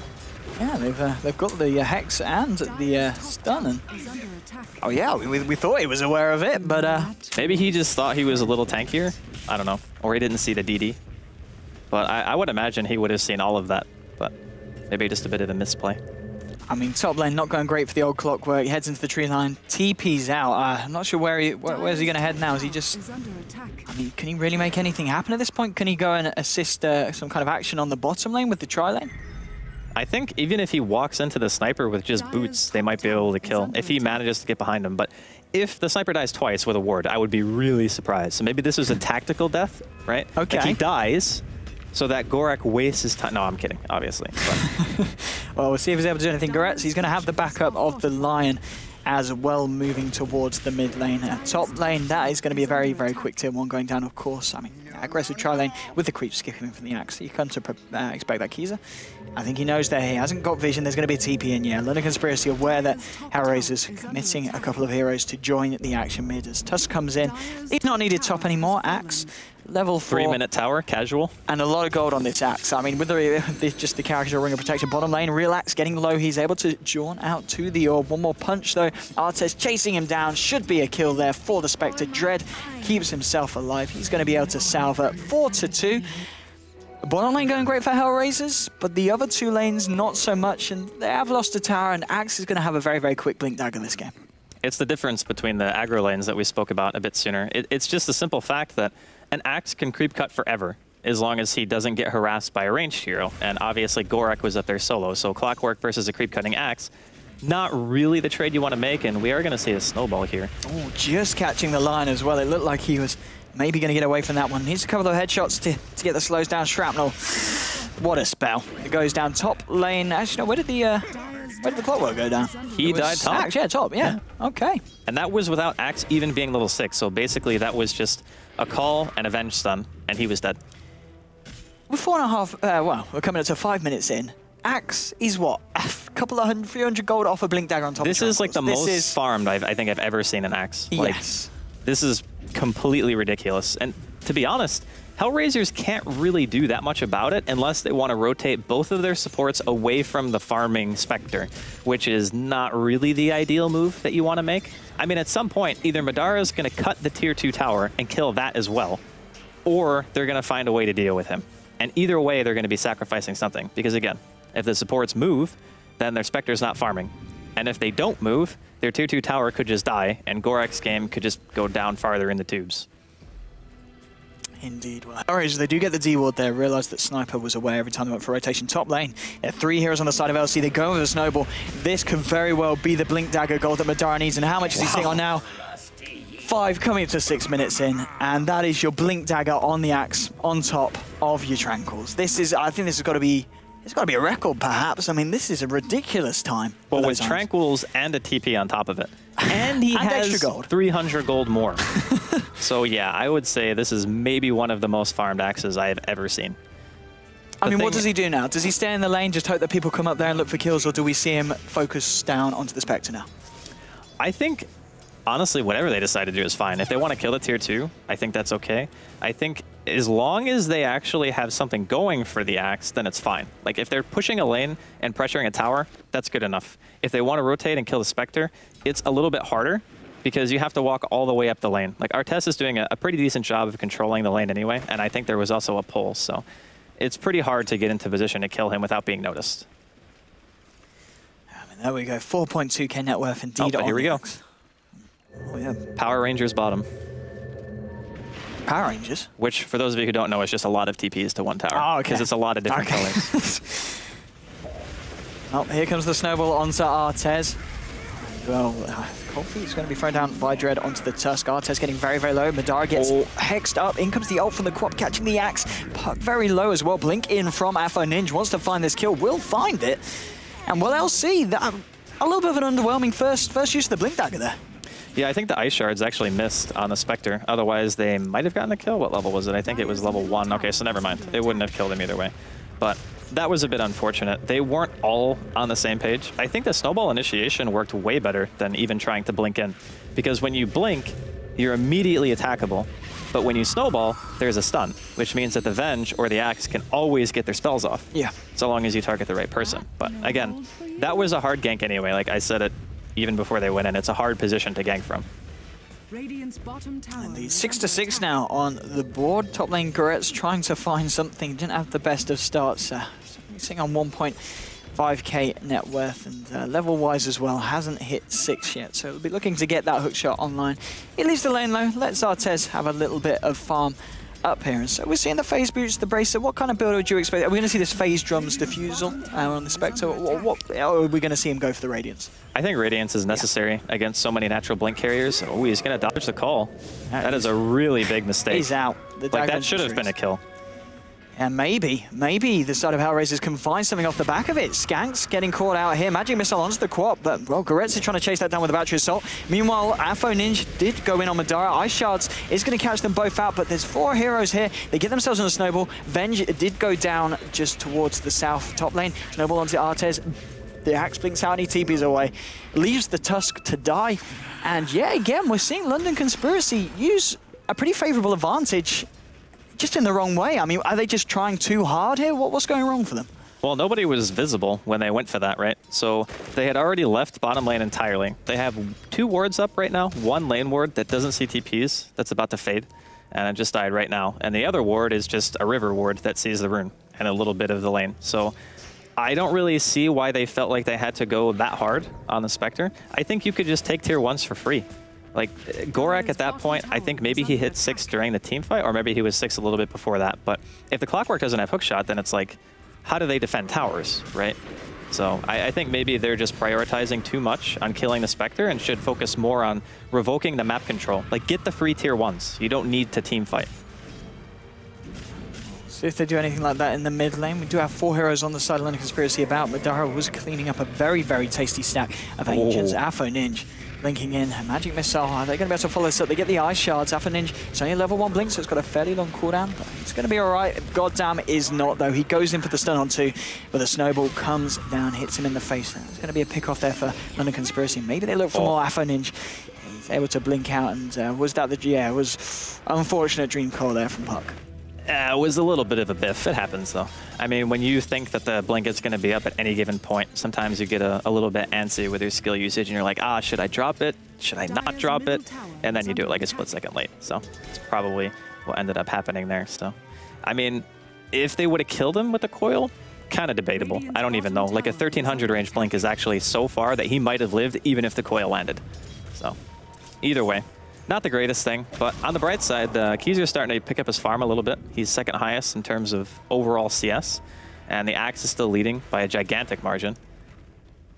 Well, yeah, top lane, London Conspiracy, Keyser heading up to join the rest of his team, maybe to see if they can find some pickoffs with the sniper involved as well. There is this dire ward here, though, so you do at least know that the Axe and the Tusk are in the neighborhood.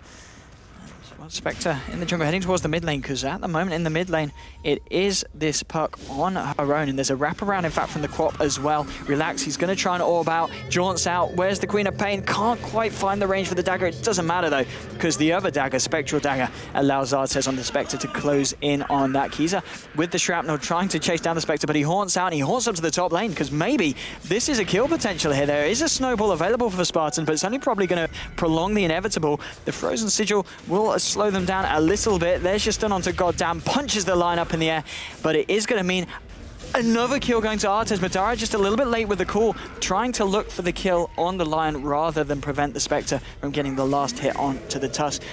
Can he find the line? Blinks in. There's your Culling Blade. Madara will get hit by the Ice Blast. Artez has got enough mana for another dagger, so can't really chase that one down. But a 1-for-1 trade. A couple of supports going down. Not too much of a swing necessarily favouring either side there. It was one of those... Spectre got the kill. Yeah, I mean, Spectre obviously getting the kill is really nice, but... Oh, mid lane, blinking from Afo Ninja. Keyser tries to stand his ground and right-click, but it's not at that point of the game where the sniper's that scary, and he will go down. Culling Blade actually fails on Artez. Oh, is he going to get out of this? That is so unfortunate for the side of LC. He must have just been above the Culling Blade threshold. It looked very, very close. I guess it is just level 1 Culling Blade at this point, but... That damage nerf, man. With the hook shot, maybe they can look for something in return, but no! Madara, he played clock last game and he'll be like, mate, it's not as good as mine, is it? Hook shot is whiffed. Madara gets out this time on the Axe off lane. 11-8. Hellraisers with definitely a stronger start than they did in game 1. Yeah, for sure. This is one of those lineups where you can just hit R with Spectre, and if you have a Radiance, there are some heroes that can't really stand against it. Goddamn, though, he is not living through this one. Oh, there's going to be an Ice Blast coming in, but it's a little off the point. In fact, doesn't connect on any of London Conspiracy. And yeah, that's a kill that the London Conspiracy will be very, very happy with. They see on the graphs at the moment, it's been up and down affair. Only around 500 in terms of XP favouring the side of Hellraisers, so nothing at all, really. Very, very balanced game at this moment in time. It's just looking at the cores, Spectre on par with the Sniper, but this Axe is a fair bit ahead of the Quap. Axe at the top of the moment, 6.6k gold. What has he got in his inventory? We saw him pick up the Vanguard after the blink, and what does he go for next? Would a Blade Mail be pretty effective this game? I think Blade Mail is okay against their heroes. It's nice against Clockwork if you manage to get stuck in cogs, and it's okay against Queen because it's very easy to blade mail things like Sonic Wave, and even just blade mailing small things like Scream or Dagger can be really nice. Oh, Madara's going to be running into a lot here. It really is. He gets hexed up. They're going to use the Haunt as well. Goddamn with the stun onto the Axe. There's going to be a Tusk Snowball saving him for the time being. AA has already managed to burst down the Puck. Afo Ninja, can he find this Venge here? He almost certainly can. Venge is going to try and TP out, but the final Scream coming out, finding the kill. 2 heroes down on the side of London Conspiracy. The rest will escape. And meanwhile, Artez continuing to enjoy his farm down here. 2.4k gold. It does indeed look like he's probably going to be going for that relic. And they're leaving him alone for a really long time, which is a little concerning. Now, they did kill a tier 1 mid and a tier 1 safe lane, so they've almost gotten all the tier 1s down at 15 minutes. But let's consider for a second that they got a 3 minute and 45 second safe lane tier 1. I would honestly be kind of uncomfortable if I were London Conspiracy, feeling that I am not farther ahead. Like, my Axe had a 5-minute Tranquil's blink, and my first gank, my Axe died. And then all of a sudden it's like, okay, well now the Spectre just has a boatload of money, because that money just goes straight into the pockets of Hellraisers whenever you give away a kill like that. So I think it's a little bit troubling if that Spectre gets a Radiance in the next like 5 to 6 minutes, which is possible at this rate. It really is. Queen of Pen at the moment in the jungle with an Invis rune. Really doesn't want to be going on anyone though, as there's a lot of heroes on the side of London Conspiracy in the neighborhood. Is he going to try and do anything against? He's going to go. No, he doesn't. Yeah, he thinks about the courier, but then he sees the Venge come in, and I would have needed a couple of hits on the courier anyway. The magic missile would have almost certainly come through before he got the second right click in. Bottom lane, blinking to Artez. Artez doesn't have hold for 25 seconds, has got the dagger, but it's no, it is going to be enough. No, Dreamcore comes through. He is trapped in the tree line. Can he juke this one out? No, Axe will find the final hit onto the Spectre. And that's a kill that's kind of been in the long time running for the side of LCM. Maybe they find more. Blink onto Goret's. Finger will come down onto the Axe. Ice Blast connecting very nicely. This is going to be a few pickoffs that Hellraisers are going to find off the back of that one. Triple kill here for the Quap. Has got 2 bolt charges as well. It's going to be 4 seconds till the dagger. Spartan's just going to TP out, and there's not enough mana for goddamn anyway to get a Hex or a stun off. But, well, triple kill for the Quap. 4 for 2. About over 1,000 gold swing, and XP-wise about 1.5k, so again, a very nice fight there for Hellraisers, even though they did lose the Spectre at the beginning of it. Getting that amount of money and gold and farm onto the Quap, I think they'll be happy with that trade. I think they're pretty thrilled overall. By the way, you missed an awesome opportunity to say that he couldn't get a goddamn Hex. You had it like right in front of you, and you couldn't do it. That's okay though. It takes next time. Next time. Game 3, which if it continues like this, we're probably not going to see. But London Conspiracy, their lineup.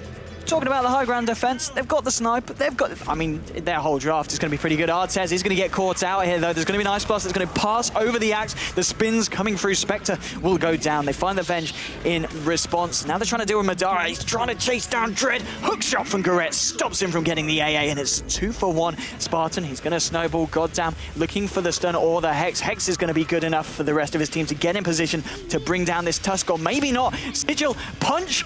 Is he going to be able to bring down Alpha Ninja? They do get Alpha Ninja in return. Tusk will lose his life. The puck goes down as well. There's a double kill here for the Clockwork. And a 4 for 2 trade. Again, another trade. The Hellraisers will be happy. They seem like a completely different team after watching them in Game 1. Like, Game 1, they were kind of getting picked off everywhere. I think it was the style of play that kind of put them in a position where they couldn't influence the map at all, right? Like, they had Zeus, Shaker, AA, so all their damage was like all they had. They had no disables really outside of just the Fissure and the Echo. I think this team composition suits them so much more. Like, they're making way more happen, even in a laning phase where they gave an Axe possibly one of the fastest Blink Tranquils I've ever seen in a competitive game. And they're just housing him right now. It's very impressive. So I think maybe from now on, give Ninja some heroes that he can be active with, you know? Even if his Tinker is impressive, his Queen has made a lot more happen in this game. It certainly has. I mean, in the first game, do you think they were expecting to not have a good start? Well, in fact, as I say, the bottom lane, they're certainly having more than a good start this game. Haunting, Spectre will find the kill on the puck. So more money into Artez's pocket. He's got 2.7k at the moment. When they did kill him a couple of minutes ago, that did kind of hold him back on this road to the Relic. But well, Tier 1 is going to help him a little bit more. Fortification comes out, but London Conspiracy really not in a position to try and stop this one going down to the Spectre. Meanwhile, in the jungle, Skanks, Dread could maybe even go for a solo kill here with the Ice Blast in it. He's going to try and do it. It doesn't quite connect with the Venge there. The Dukes were indeed real, but I think if that connected, that could have been a very, very dead Vengeful Spirit. And it's at that point where suddenly your solo supports of Hellraisers can very easily kill off the solo supports of London Conspiracy. 22 to 13, 19 minutes in. And I mean, the Axe, he's been having an okay game, but as you keep saying, it's not been as impactful as maybe you'd expect from a 5-minute Blink Axe. Well, I think a lot of that has to do with the fact that they made the conscious decision to try to fight like multiple times when Hellraisers were totally off the map. So say like 2 supports are missing and you're just playing a normal game. You don't really think to just force a fight by a Tier 2 when you know that there could just be like 2 or 3 extra heroes there immediately. Like when you don't see them, you don't try to force it. It's not as if London Conspiracy's late game is significantly worse. It's just that for whatever reason, they feel the pressure that their act has to do something with the farm that he has. And it's a very easy trap to fall into. But I think their aggression is actually working against them in a lot of ways. Certainly seems to feel like they're downfall. Bottom lane, FNJ gets caught up by the Dream Coil, by the call. Silence from the Waning Rift and a finishing uppercut there from the Tusk. That was a very, very tasty kill on the Queen of Pain there. A little bit of money for the Tusk. Artez hiding in the tree line. He is very close to that 3.8k. Needs to be very careful at this point. Ice Blast coming in. It doesn't quite connect onto Kiza. I don't know even if it had whether they would have looked to haunt in on that. I mean, at this point, well, once he's got the relic, I mean, if you hit an Ice Blast onto the sniper, I guess go for it on your own, or do you think it's still a little bit risky with what Spectre's got at this point? If he had a Radiance and Keezer didn't have BKB, I'd say, yeah, you just haunt. Because in conjunction with like the AA Frostbite damage and then Radiance Burn, potentially a couple of Desolate hits, you realistically could kill him with just that. But if he gets BKB, then I would be a lot more hesitant to doing that. And speaking of, I wanted to just mention like how hard it is of a game for the sniper that he has to build BKB as like a second real item, when in reality, it's very easy for Hellraisers to make you BKB. You know, like a lot of times you can BKB and then guarantee that you can go in, or BKB and deal damage. But if they Spectre ulti and AA blast you, and you don't know if you're going to get initiated on, sometimes you kind of just want a BKB to be safe, you know? Otherwise, it's like, okay, if I get hooked, I'm dead, you know? It's not a great position for the sniper to be in. It's going to be an even worse of a position now that the Blink Dagger is picked up by Lion. So something else that Kiza does have to be careful about. As you said, the BKB complete, but there's going to be a lot of situations where he's going to look to pop it. And that's, of course, going to mean a lot of opportunity for Hellraisers to try and play around that and look for the openings in between each of the cooldowns. Well, bottom lane, we see the Queen of Pain just trying to farm up. What's she got at the moment in terms of items? She's got 1k on top of the Ogre Club, so, well, and on top of the Orchid as well. So maybe indeed looking for that BKB herself. 3 heroes from the side of London Conspiracy are coming down here to try for it with the Blink and the Silence. Is it going to be enough to hold him in place? Yes, with the Berserker's Call, it should surely be enough to dunk the Queen of Pain. And, well, Ice Blast coming in. They look for the Hex to try and hold Relax under it. It doesn't matter anyway. They've got the finger from Lion. I think he might pay with his life. He's not going to be able to blink away from that. Goretz is coming in to try and do something to get them off the line. And well, it's not going to work. Dunk there onto the line. Walrus Punch. Madara has been silenced up. A peep from Kiza on the sniper, bringing down the Clockwork. And Artez, he's in a little bit of a tricky situation here. He's going to be able to slither away with the dagger. LC Kiza, he goes down to the Quap. Tusk is going to be able to escape. Skanks trying to fight up against Dread. He's going to be able to find the kill. No, Dread will pick off the Vengeful Spirit. And it's a 3 for 2. But Hellraisers, they lose a support and a solo laner, whereas LC, they lose the puck and the sniper. Well, also remember that FNJ bought back for that. Okay. Had he not bought back, I think that fight would have been a complete stomp for London Conspiracy. The biggest issue that they had there for Hellraisers is they fought into a 10-second BKB sniper. So the Spectre, Artez, like he haunted in, he goes on the BKB sniper, and he's not far enough away for Desolate to even work. So he's just hitting for like kittens damage over and over again. He's just like meowing at him. And then there's a bunch of heroes caught inside of Cogs, which ends up working in favor of London Conspiracy there. And they just like blast them. So everything considered, I think it was a godsend that FNJ actually bought back, because if he didn't, that sniper would have lived. Artez might have even died, even though I think that the sniper was greedy with his first assassinate. He could have just right-clicked and, oh god, that is dead Tusk. Wow. A hook shot in, followed by the Orchid. Bursted down. Goretz gets the kill. Ice Blast. I was flying through just in case they didn't kill him quick enough, but they certainly did. XP has been pretty much balanced, as we see, up to about the 15-minute mark, and gold as well. And now it is starting to steer off, indeed, in favor of the side of Hellraisers, who have had a fairly good start, but now we're seeing the Spectre closing on the Radiance. They're in a pretty good position to hold on to that lead. I think the Radiance is the big deal breaker here for London Conspiracy, because normally it's like, okay, we have counter initiation on our puck, our axe can blink in, and then we're just like good to go. But if you find an initiation with a BKB Orchid Queen, and then you just haunt as soon as he goes in, nobody's coming to help that hero, right? So you can't blink in with your puck, you can't go in with your axe. The best case scenario is they get swapped out, or maybe the Tusk manages to get a nice snowball. Now, Madara is going to catch Dread here in the woods, but he's still quite tanky. Not tanky enough. Yeah, Relax comes in with a burst damage and a dunk, and Madara gets caught out by the stun. Hex to follow up, and they're doing a fair bit of damage here with Artez and Afo Ninja. And Axe is going to go down here, and that's going to be the Killing Spree gold going the way of the Queen of Pain. So they get an AA, but they do lose their Axe. So again, another trade that really does favor Hellraisers over London Conspiracy.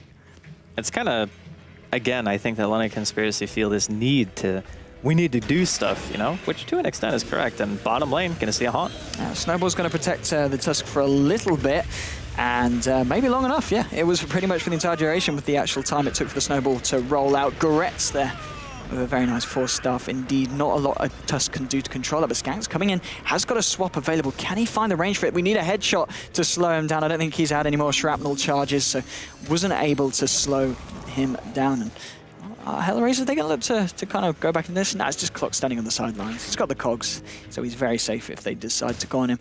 And Hellraisers, it just feels like they're making better use of the map as well. You were saying about London Conspiracy trying to look for a fight. They're often committing quite a few heroes to it. So constantly the mid lane and the top lane being left unguarded, and the Hellraisers are getting a decent amount of farm from it.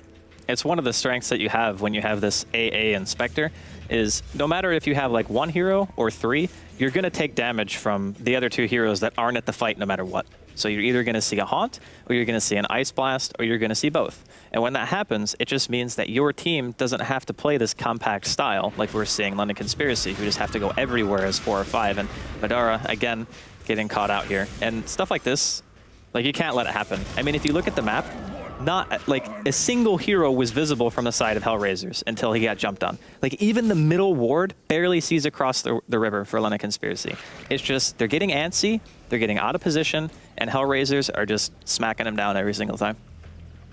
Indeed. And in a game when you're playing up against a Spectre, you don't want to be doing this. If the game goes late, if you've not had a good start, if you haven't stopped that Spectre from getting...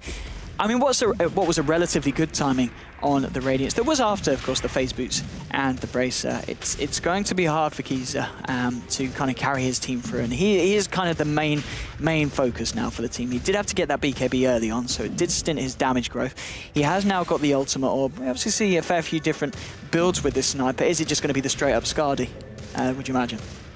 I don't know, Skadi Rush seems kind of the meta, right? Like everybody just kind of goes really Skadi on every single hero. But I think in terms of survivability, Skadi is better if you're getting hard focus. And we're going to see a Haunt here. Really, really nice steal on Roshan, but the Aegis goes the way of Keezer, so... I don't think it seems to matter, though. I think they're going to be able to kill this sniper here a second time. No problem at all. And yeah, I'd say they might have been a little bit happier if he was able to pick up the Aegis, but I think he's going to be happy with just getting it off the map straight away, shutting down. Well, they got the last set on Roshan. They did. So they get the experience, and the gold and the Aegis is taken away from them immediately. That is probably one of the worst things that could happen. It's not looking good at the moment for the side of London Conspiracy. 30-18, Madara goes in with a call, but he gets silenced up straight away. Pops the BKB that he has now completed. Goddamn, getting low as Spartan goes in with Relax. They found the Lion, but can they find anything more? Madara with this, I think that was his first use with the 10-second BKB. Blinks in, goes in onto Artez, catches him with a call. Skanks swapping the Spectre closer to their side of the map. Will get Walrus punched up. And it's a nice kill, but triple kill from Afo Ninja. He's going to assist the rest of his team, finding a team wipe against London Conspiracy. And I think we've had a couple of moments of this where the Spectre dies and then Afo Ninja comes and cleans up. Well, that's what happens when you fight into Radiance, is eventually between the dispersion damage and then obviously you just getting hit by Radiance ticks or getting auto-attacked, eventually you're like 60% health, 50% health, and an overfarmed Queen will be more than happy to just obliterate you. I mean, he's level 18. So yeah, he's having a good game. And talking about having a good game, we did, of course, just see the AA. He's got the Aghanim, so Kiza, I think he's dead. Maybe dead's an understatement. Even if he BKBs, he's dead, I think. Oh, no, he stopped attacking. All right, well... One more right click would have brought him below the... Yeah, one more click would have killed him, but I think he would have died if he did that. Maybe it still kills him. Oh, is it Aghanims? Yeah, he just completed it. He literally just completed it. Oh, it was very close. It was one tick away. Is it just a level 2 AL? I guess he's not level 16. That went from like 14, weird to almost next level to awe. A lot of emotions flowing through that point. But still, I mean, obviously Queen of Pain gets out. Relax. What a gonna dodge. be able to juke that. Look at that. That was a wow moment if I ever did see one with the phase shift. Impressive. I'm not really sure why he tried to stun instead of hexing, but maybe he just didn't have confidence in his ability to click on him over the creeps. Oh, the ice shards are thrown out of the top lane. It doesn't quite trap the clockwork. I mean, what is the plan of action here for London Conspiracy? Do they need to just focus now on protecting the sniper and ensuring that he can farm safely? Or do they really, is there only hope continuing this aggression and hoping that it just goes a little bit better than it has done for the last 20 minutes?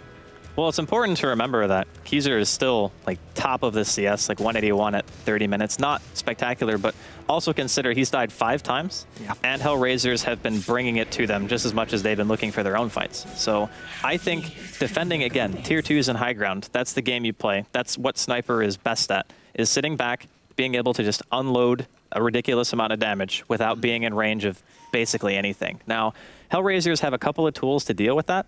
Queen blink range is long enough to where she can pretty much blink on top of the sniper if she wants to, and she has a BKB, which means that the only thing that can do anything to her is the axe. So if for some reason the axe is incapacitated and they just like haunt, either hookshot or blink on the sniper, I think they can still kill him relatively quick.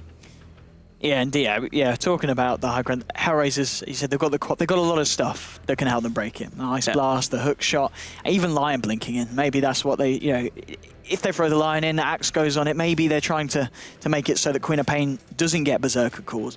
She has got the Orchid, maybe she'll look to use that on the axe, but axe with the BKB will almost certainly pop it straight away just so they can kind of hold that Queen of Pain in place so they can blow her up. And I mean, in terms of blowing a hero up, at this point of the game, coming to 30 minutes, then nuke damage, would you say it scales too well, or do they really need more damage on this sniper before they're able to kill someone that quickly?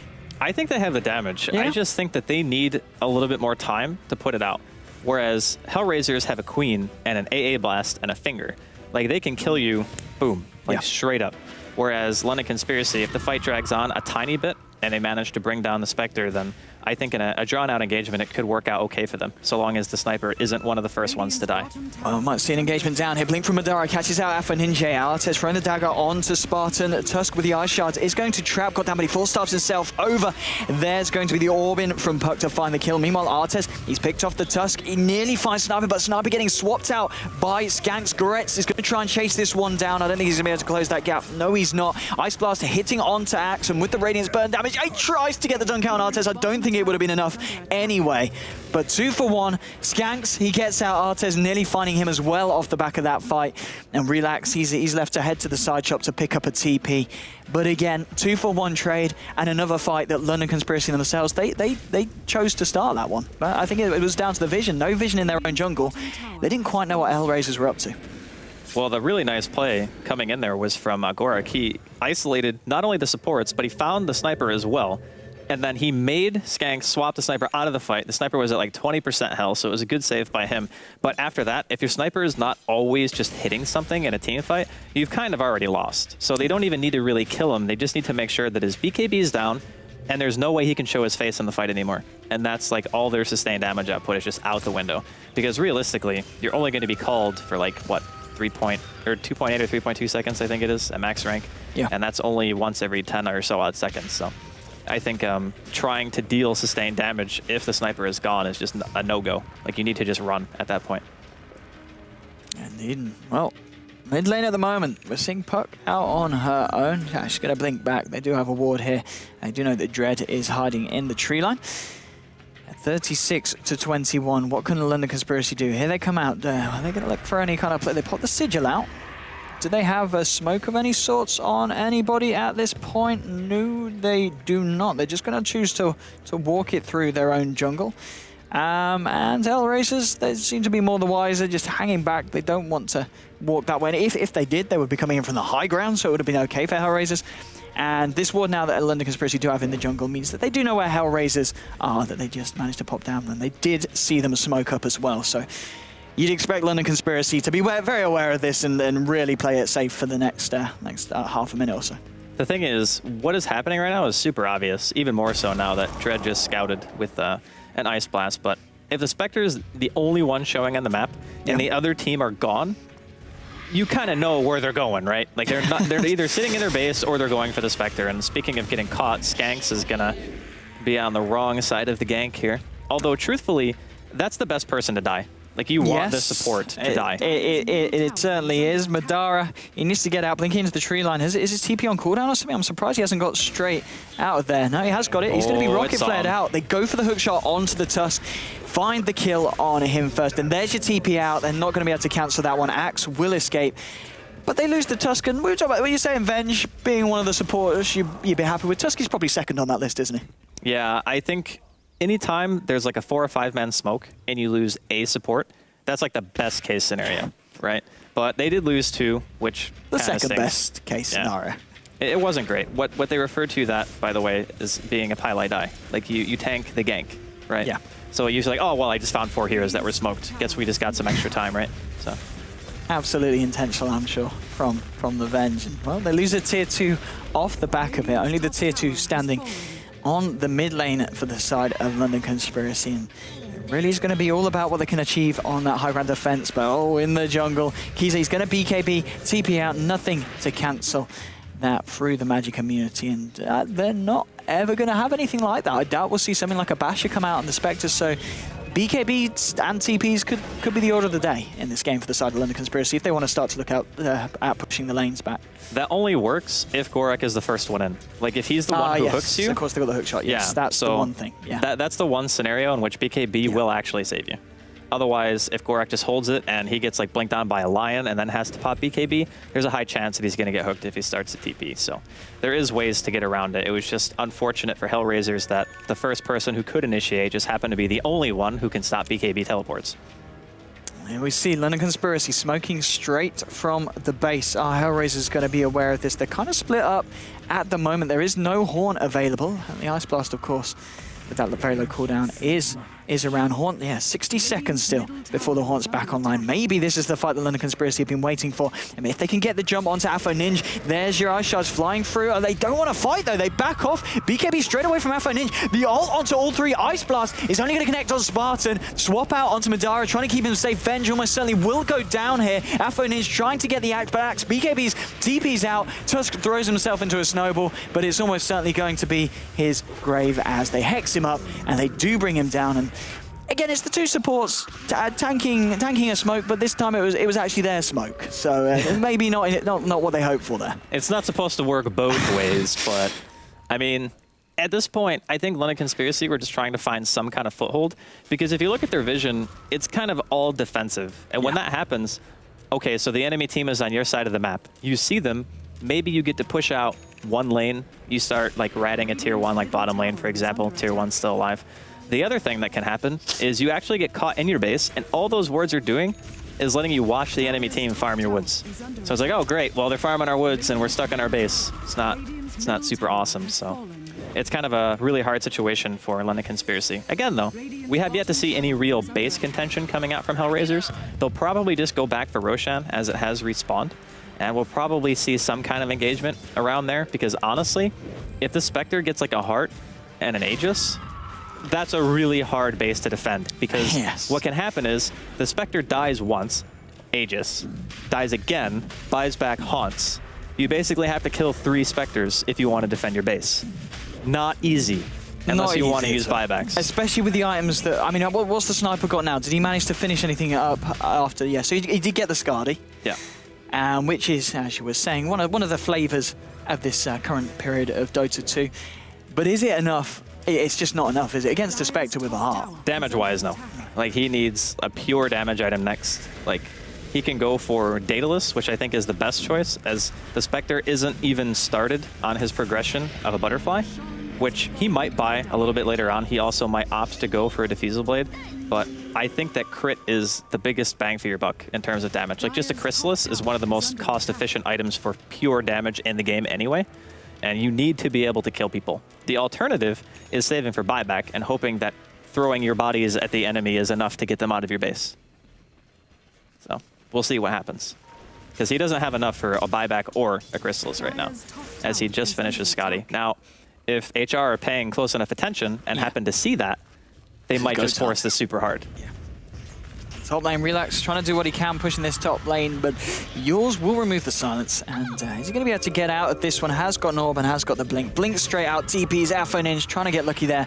And actually Horn as well. Is this to try and break the base? It looks like it is. Skanker's getting very, very low indeed, just to the illusions. Artez, he is going to decide to go in on that. Gets Berserker called straight away. The finger comes out to Madara. Madara will go down. Artez loses his life, but has got the Aegis. It's a 2-for-2 trade, 2-for-1. Effectively, if you ignore the Aegis. Now it's a 3-for-1, and the side of Hellraisers looking to be in a very strong position, seeing as the 3 heroes on London Conspiracy do not have buyback available. Well, I mean, we kind of talked about it. This is the point where you try to go high ground, and unfortunately for Keyser, he popped his BKB before Gorek really had gone all in. So when you do that, you're basically saying, if I get cogged after my BKB is down, I am in the same position that I was when I was just a sniper with treads, which is I'm dead. Because I can't move. There's a blade mail on the clockwork. Even if I attack a few times, I'm probably still a goner. And speaking of, looks like Real's actually going to be able to save himself this time, but Tusk will not be so lucky. Indeed, Tusk tucks himself up in the snowball. He does buy back. Minorax is going to go down. Hellraiser is going to remain in the base. It is still 20 seconds before 2 of the cores of London Conspiracy are back on the map. Are they going to play it safer, or are they going to play it fun? Alpha Ninja pops the BKB as Puck and Venge tried to go in. Yeah, the ult is whiffed there. Puck is going to be able to blink out again. Tusk, okay, Puck blinks out, but it goes down anyway. Tusk, he did buy back, and this will be a dieback. 70 seconds on the clock.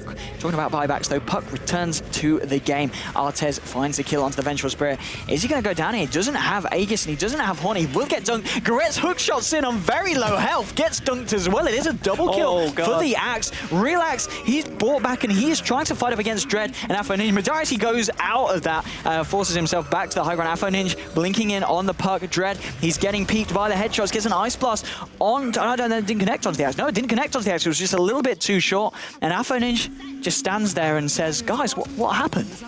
Okay, so I just want to point something out. Keyser died, right? He died, had 0 gold. Now he has 3,600. Okay. This is why you defend your base. And this is why the game can turn after, maybe not just that team fight, but... It would probably have to happen like 1 or 2 more times. Yeah. And then I would say there is a real possibility that the sniper just kills your entire team.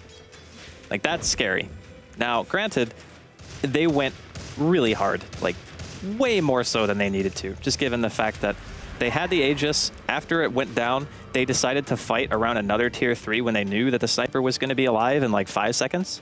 It was just bad shot calling. Like, that's all it was. So I don't think the HR will do that again. Well, they should certainly, yeah, learn from that mistake. I mean, there's still a fair way in the lead. How are the graphs looking, in fact? If we look at the net worth and the gold graph, oh, you just showed me I'm an idiot. Sorry, Weppers. Sorry. A little bit of a turnaround. It's not really got the time yet to kick in. But even so, as you said, they're going to need a few more of those London Conspiracy if they want it to be anything of a sizable matter. Relax, hiding in the trees. And he's trying to push this one out. Lion is there. Maybe wait and see if Puck comes out to clear this creep wave. And the Puck will. Lion on his own, though, and I think yeah, Ice Blast has already been used somewhere else. So, but with the Ice Blast online, Lion can certainly look for that kill. There's Vengeful Spirit coming up the lane as well, and there was the Radiant Observer Ward very close to that tier 2 Dire Tower, so they did have full vision of the line coming to lane. And on the note of that, Puck TPs himself back down to the bottom lane to try and push down here.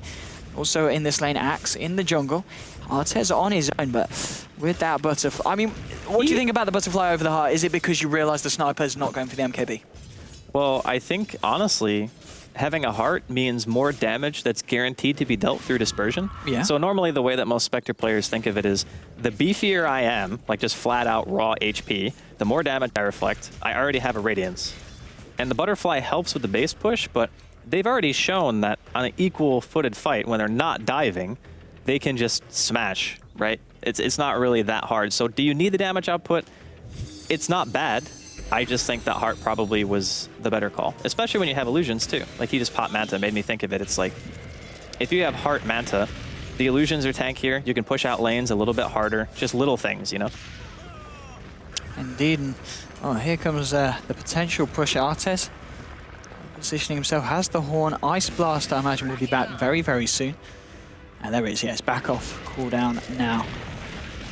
Shard's coming out, just trying to block the creep waves up. Goretz, he's very, very ready to go to the high ground. I mean, a hook shot, a Horn, and an Ice Blast on point will find them a kill. There is your hook shot. It's onto the Venge. Ice Blast was there as well, and well, with the Horn damage, but there's your Snowball that I was talking about earlier. It's not enough, though. They actually burst out of it pretty quickly, and Venge goes down, and this could be the second set of racks going down for LC. It's a nice Dream Coil, catches out 3, but is there any follow-up? It certainly doesn't look like it. And Goretz, he gets a hook shot onto the Puck. Puck is going to be able to Yules himself up, but the damage is there. Hex straight away from Goddamn finds the kill. And this is Alpha Ninja on a monster kill streak, but Dara, he goes down as well. Buys back instantly. They're into the Tusk Snowball, onto Goretz, and well, Goretz with the second hook shot. That Aghanim's doing so much work here for the Clockwork. 4 heroes down on the side of London Conspiracy. Sniper will buy back alongside the Axe, but it's only 2 of them alive. Venge is going to be back in 10 seconds, but it looks like London Conspiracy going to have more casualties as Axe dies after buying back. And Kiza, oh, the Queen of Pain gets away the hook shot, but it doesn't matter. They get the cogs, and it is GG. Well played. And 45 minutes in, finally, Hellraisers, they push the issue. They find themselves a win in a game that was almost certainly always going to end this way. I think that the draft from game number 2 out of HR was really cool. Yeah. I like the way that they dealt with a sniper. They completely ignored the Axe, and they're like, you know what, man? Get your 5.5-minute blink tranquils. We don't care. We're just going to play extremely well throughout the mid-game. Alpha Ninja, again, like he always has a great game, it seems like, whenever I watch that guy. So I think all in all, like the draft was really solid, and just taking the team fights at proper times. Honestly, for me, London Conspiracy just like, they walked into death like so many times that game. Like we have no vision. We're going to like farm this lane for like 3 extra creep waves and die. And then we're going to go down here and we're going to die again. It just seemed like careless play to me. It really did, and as you said, Alpha Ninja, his play, pretty much faultless, and shows his versatility as well. First game we see him playing a hero that has an awful start, but he focuses on the farming, brings it back in the late game. This game we see him pick a hero like Queen of Pain, who dominates the early game and the mid game, and transitions very well if you snowball as well, and ending up with a difference, I think it was 27 to 53, double the kills of the enemy team, and you've got a Spectre. Even without that Spectre and someone else, the fact that the Queen of Pain was being so impactful, Hellraisers were in such a good position that game. But the Spectre just helped an awful lot and meant that it was going to be very, very hard for London Conspiracy to turn it around. And, well, that is the end of our first best of 3. Hellraisers taking it 2-0. We're going to be back in a bit with Goomba versus ASUS Polar. And that should be an interesting one. Goomba are going to win. Better logo. You've heard it here, ladies and gentlemen, and I certainly won't fault Draskell's knowledge, and neither should you. We're going to cut to a commercial break. We should be back very, very soon. It's probably going to be back to the panel, but enjoy a few minutes of commercials and don't go anywhere. We'll see you guys in a bit.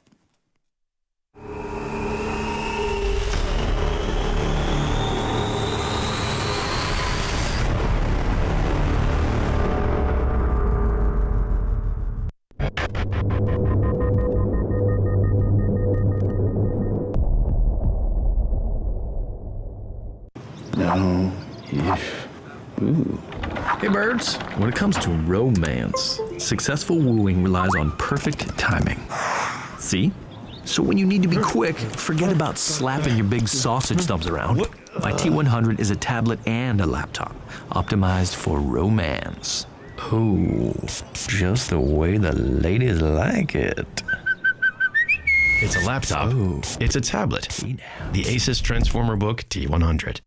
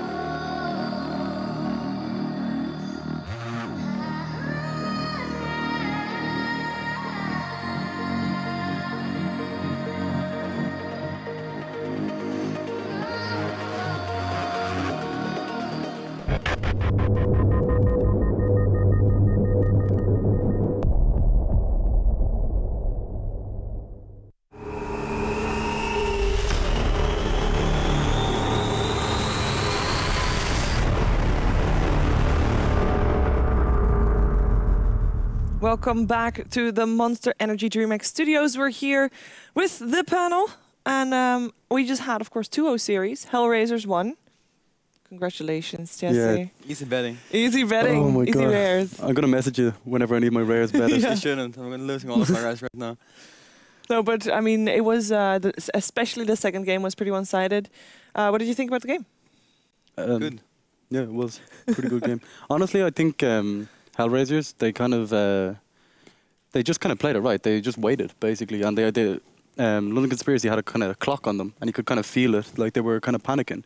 They got this 5-minute blink dagger and axe, and all of a sudden they're like, okay, we need the game Is now. that actually the same what happened last time? We were mentioning right before the game. I asked you guys like, what should they do differently? And you said like, well, they picked a very time-oriented lineup. Yeah. They basically did the same thing. They said what you shouldn't. Yeah, but this time, the point where it got messy for them is when they went for the first blink gank. So they pulled the Power Rangers, what was the caster said, they all tipped down the bot, but they didn't get the kill on Spectre. Spectre got away. He almost died, but then Axe died, and now instead, they're in so much trouble because they have against Spectre. So yeah, it's just very hard. The Spectre pick definitely threw a kind of spanner in the works for them. How much do you think this was an out pick? If you were to say, like, I mean, Spectre pick came in after the sniper. And then the Clockwork as well, both of which are really great against Sniper. And then you also have still the Age Deparation as well as the Queen of Pain. And a Lion that's going to go for Blink Dagger. It was all mobile heroes already. Even before, like, Sniper was picked into already heroes that are going to be mobile or at least have global presence. Kind of, that's why they picked Tusk last as well. They were like, okay, we're kind of panicking here. We need to protect Sniper from the Spectre. Yeah. So they get the snowball to try and counter it a little bit. Yeah. But they did very well with the Tusk, though. Yeah. But then once they transitioned from the early game to the mid game, then it got rough. Yeah, it really do. They had to be doing more with the Tusk. They had to be doing more with the Axe. They had to be getting all of the kills from the early game and just snowball from there. Because once Spectre get the Radiance, you know that the game is going to be over. Yeah, that's basically what happened, unfortunately, for Legion. What? London Conspiracy. Who, by the way, I've been reading Twitter. I'm a Twitter fiend. They apparently are making it through to the Starladder LAN finals because ASUS Polar, which we're going to see later today, lost their game against Cloud9. Yeah, that's huge for them, actually. That is gigantic for them. Amazing. Yeah. So that's, I mean, they might have lost here, but, you know, they're not losers overall. Maybe they were distracted because they were so focused on watching the other game. Yeah, maybe they were just checking Twitter. Did we win? Who knows? Gotta find excuses. But it's time for a segment. We're gonna go to the drawing board. Oh, yeah.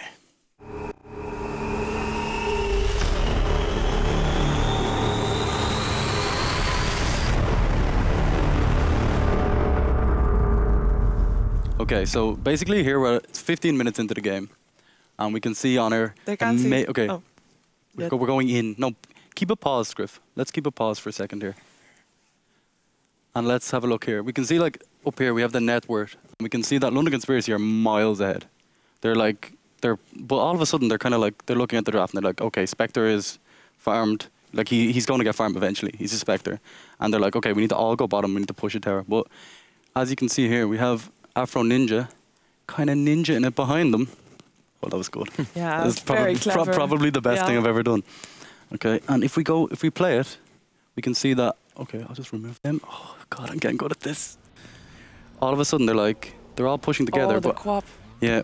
It's going to be horrible. We can see on the mini-map. Okay. Pause. Look at positioning. They're just hugging each other. You're up against a Queen of Pain, an Ancient Deparation, Clockwork, and a Lion with an Impale. Don't group up, guys. We can just picture a little Queen of Pain here. I'm gonna give her wings, and then she's just gonna go. Gah! And then Ancient Deparation is gonna hit all three as well. They're just gonna die, like flat out die. I'm a makeup artist and an artist. Boom. Great. Okay, let's play it now, Scriff, and let's see what happens. Oh. The swap is nice, though. Oh my gosh. I mean, it's everything. It's just everything. Oh my god. And that's just cocky, or rather underestimating your opponents, perhaps. Thinking, oh my god, we just got a kill on the Spectre. We can actually push. Yay, we can do something. And then boom, they all die. Run away. Nobody sees that. Okay. No, they see it. TP's away. But what a rotation from Afro Ninja. Just looking at the wards as well on the map. They literally have no idea that was coming. Like. No, and why would they then go with them? Like. They just forgot. They just weren't focused. They were looking at their Twitter feed. Oh, we rewound. What did you think? Do you think that was panic from London Conspiracy? Like, were they? I mean, I wouldn't say it was panic by any means, but they definitely feel the clock. They feel that they have an axe and they have snipers. I mean, snipers still doing pretty good, right? Yeah. They don't have to be that panicked. But yet again, they pick Spectre into the sniper pick. The Spectre pick is always going to win the late game against the sniper. The sniper can't do much once the Spectre just ults in on you. Was the sniper pick too early? I wouldn't say it was too early. I wouldn't say that, but I definitely think there was a bit of an outdraft. I felt that from the beginning as well. Yeah, compared to game one, I mean, they at least had a chance in game one. I mean, even they had a nice plan. Like, we're going to go aggressive trial lane to stop the Spectre from getting fat. And Okay, we have one more replay. It was already dodged. Let's have a... From the get-go. Go, Scriff. Let's have a look at the next clip. Clear the... Oh, yeah, okay. Boom. Go to the next one. Okay. Oh, let's just play this a bit slower, Scriff, so we can see what's going on. Okay, so we have a swap from straight away into the axe call. And this was actually a pretty good move from London Conspiracy. Okay. All of a sudden, Spectre's not looking so hot. Wait, the circle's not working. Okay. He gets pretty much melted straight away. But then, honestly, I think one of the most powerful things about Quap is this dagger and kiting melee heroes, you know what I mean? It's very strong. Like, we can see here that... Look how low Dread is. He's basically... I thought for sure he was dead here. For sure. Let's have a pause here. If you look at this situation... Perfect pause. Look at that. Good work, Scriff. Yeah. Like, if you're actor, you're like, this guy has to die. You know what I mean? He's 100% dead, but some amazing positioning from Clockwork here allows him to just completely... Does he have 0 points in Battle Hunger here as well? I'm actually not sure. Can we check? No, it's a video replay, I'm pretty sure, so I'm pretty sure we can... Yeah, it's 1 point. 1 point in Battle Hunger, but it's on cooldown. Yeah, I guess.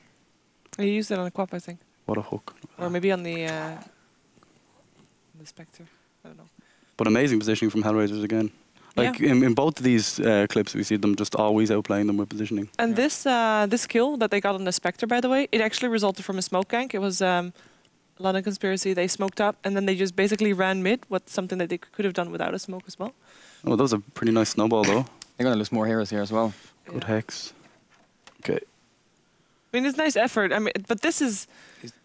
Well... These cogs are really good from Clock that's going to put up here. Zones out the sniper completely. And it was a really bad move from that puck to actually go back in. Relax basically went in with... like, to save a Tusk. Yeah. Which... Not worth it. It's a support Tusk. And both of them ended up dead. He could have lived. The puck could have lived. Tusk would have died anyways. Done. Yeah. They did a pretty good job at shutting down a Spectre though. It's still not that formed. But then again, they're still on the clock all the time. Yeah, but they're still on the clock. Like once you get the Radiance, it doesn't matter if he's underformed. That's kind of the power of AA as well though. Like him on Clockwork, all they have to do is just say, we're going bottom. And Spectre doesn't even have to watch. He just presses OR. You know what I mean? Like it's a really nice draft from Hellraisers. We actually have a call with Dread. As people say, the Russian Sing Sing himself. Okay. Yeah, good evening. Hello, Dread. Hello. Hello. Yes, hello. There you are. So you just won a 2-0 sweep. Pretty good. Were you expecting to beat London Conspiracy in such a fashion? Well, I know lately we didn't have some great results, but I felt pretty comfortable about this game, just because we've seen there few matches and not few. It was exactly 2 matches against Empire, and I think we understood their game, and that was pretty good for us. So I was comfortable. And also in the first game, I mean, the start of the first game wasn't really great for you when your Tinker was shut down, like a lot. Still managed to get some farm, of course, but he did have a rough time. Were you confident the whole time that you were going to take the game? Well, I can say we were comfortable. We were confident, but we wasn't feel like the game is over. At least we had chances. We had pretty strong team fight, and we realized that they actually can't 5 versus 5 us from like minute 25 or 30. All they can is split push, which is really hard against Tinker and Ancient Operation. But anyway, unfortunately, their teammate got dropped, Quap, and the game went a lot easier than supposed. As a support player, when you have, say, a mid as a Quap, how, or you have, say, a Tinker, which do you prefer, and like how do you adapt your playstyle to each, say, a farming mid rather than a fighting mid? Our mirror for Ninja is most playing carry meters, not gankers and stuff like this. So our team prefer, of course, late potential meter like Shadow Fiend or Tinker, but which one wasn't that good actually that game. Okay. Okay, and of course, you just passed the quarterfinals. Soon it's going to be semifinals for you on Wednesday. You're going to either go up against Goomba or ASUS Polar. Now, ASUS Polar is a fan favorite. Would you agree with that, first of all? Yeah, for sure. I think they're much more ready. I think they played tons of official matches, and they have really a lot of strategies and stuff like this. So tough opponents. How do you plan on preparing for ASUS Polar? What, are you going to do something special for them, or are you just going to try? They haven't won yet. No, but I mean, if they are, that's why I asked the first question first. Otherwise, I was going to say Goomba. So. Well, based on this game, we're doing something special already. We did it these games, and I think we will prepare something for them. Yes, indeed. Well, I'm gonna look forward to that. Thank you for joining us, and good luck in your next games. Thank you. See ya. Bye-bye. Bye. Okay, well then we're gonna get more people on the couch because it's getting empty. Are we? I'm pretty sure they're eating pizza. Are we? Oh, are they eating pizza? Well, okay. Let's go to a bumper.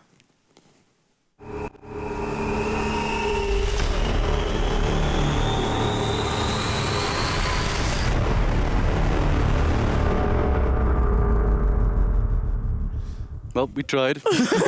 We gave them an opportunity to run. They didn't run. Here, come here. Come to the couch. Oh my god. Come here, OD Pixel, join me. Smooth. You can fit in the couch. I want to sit there. Wait, You want to sit beside me? First off, is my mic even on? Can you guys hear me? No. Nope. Okay, great. You can mime. Okay, Hand how signs. do I do this? I don't even. How do you mime Hellspawn? 3 words.